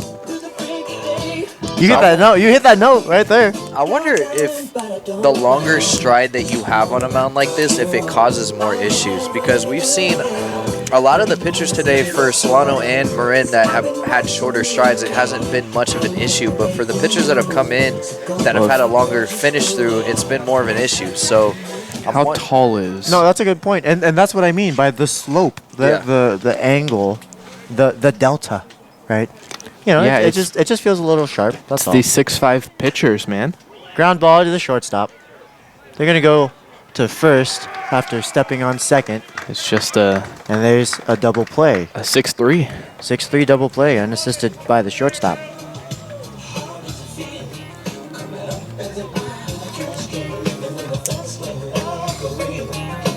You measure anything else on this? No, it's too short. Too short? It's too long for me. I digress. Yeah, Robert's holding a 2-inch ruler right now. So here is the left-handed batsman. Well, you know what they say in baseball, millimeters are defeaters. Down to the last out, Bryce Alcantara is. And it's not about how straight, it's about the motion in the pitchers. In his third plate appearance since the 5th inning, he walked and scored the 9th run. Jesus. It is the about 5th. Yeah, his first at-bat was in the 5th. And then he was up in the 7th where he lined out to the first baseman on a very loud out. And we're in the 9th. Yeah, Bryce, he's got a good swing, Alcantara. I'm looking at the wrong roster. I was like, that's the wrong name with the number I was looking at. And that's still the wrong paper. There he is. He is a freshman. He'll be back next year, ladies and gentlemen.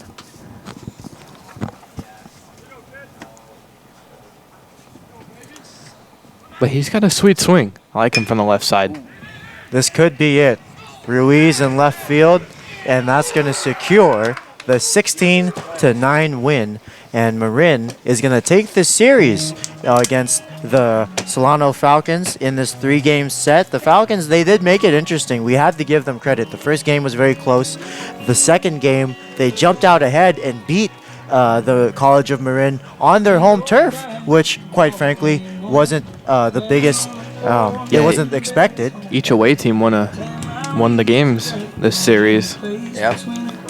But overall, my thoughts are that Marin, they did what they were supposed to do. Good teams win baseball games, and they got a chance at locking up that #1 seed next series versus Los Medanos. And when you win like that in big fashion, when you score 12 runs in the final 3 innings, it's quite exciting. Yeah. Even though it doesn't sound like we are, it is still exciting to watch and see a good baseball game turn out. It's always fun to see a powerhouse team come in, and you get to see all the big home run leaders and the hard hitters. And I mean, I can't remember a game this year that we've seen multiple home runs in a game. I don't think that's happened. And back-to-back, no less. Back-to-back, so, yeah. I mean, this was just a very impressive outing from the Marin Mariners. They've proven why they're not only one of the best schools in the conference, they're one of the best schools in California. Yep. I didn't get to mention this in the broadcast, but of the former players who have donned the Marin Mariners uniform, 42 overall have gone on to play professional baseball. And starting in the year 2000 with Anthony Ferrari, 12 have been drafted since 2000 alone. Yep. So this is a very historically well-proven program. But we will see you on the next broadcast. Robert will tell you when that is. Yeah, the next broadcast will be Thursday the 24th at 2 o'clock on Greg Poff's YouTube channel. Thank you for letting me do this, Nathaniel Thomas. It's been an honor to commentate alongside you here on the Solano College Sports Network. Alongside me was also Ryan Irwin, Holden Beers, and Mason Flores in the booth. And we'll do it till the next time. We'll see ya.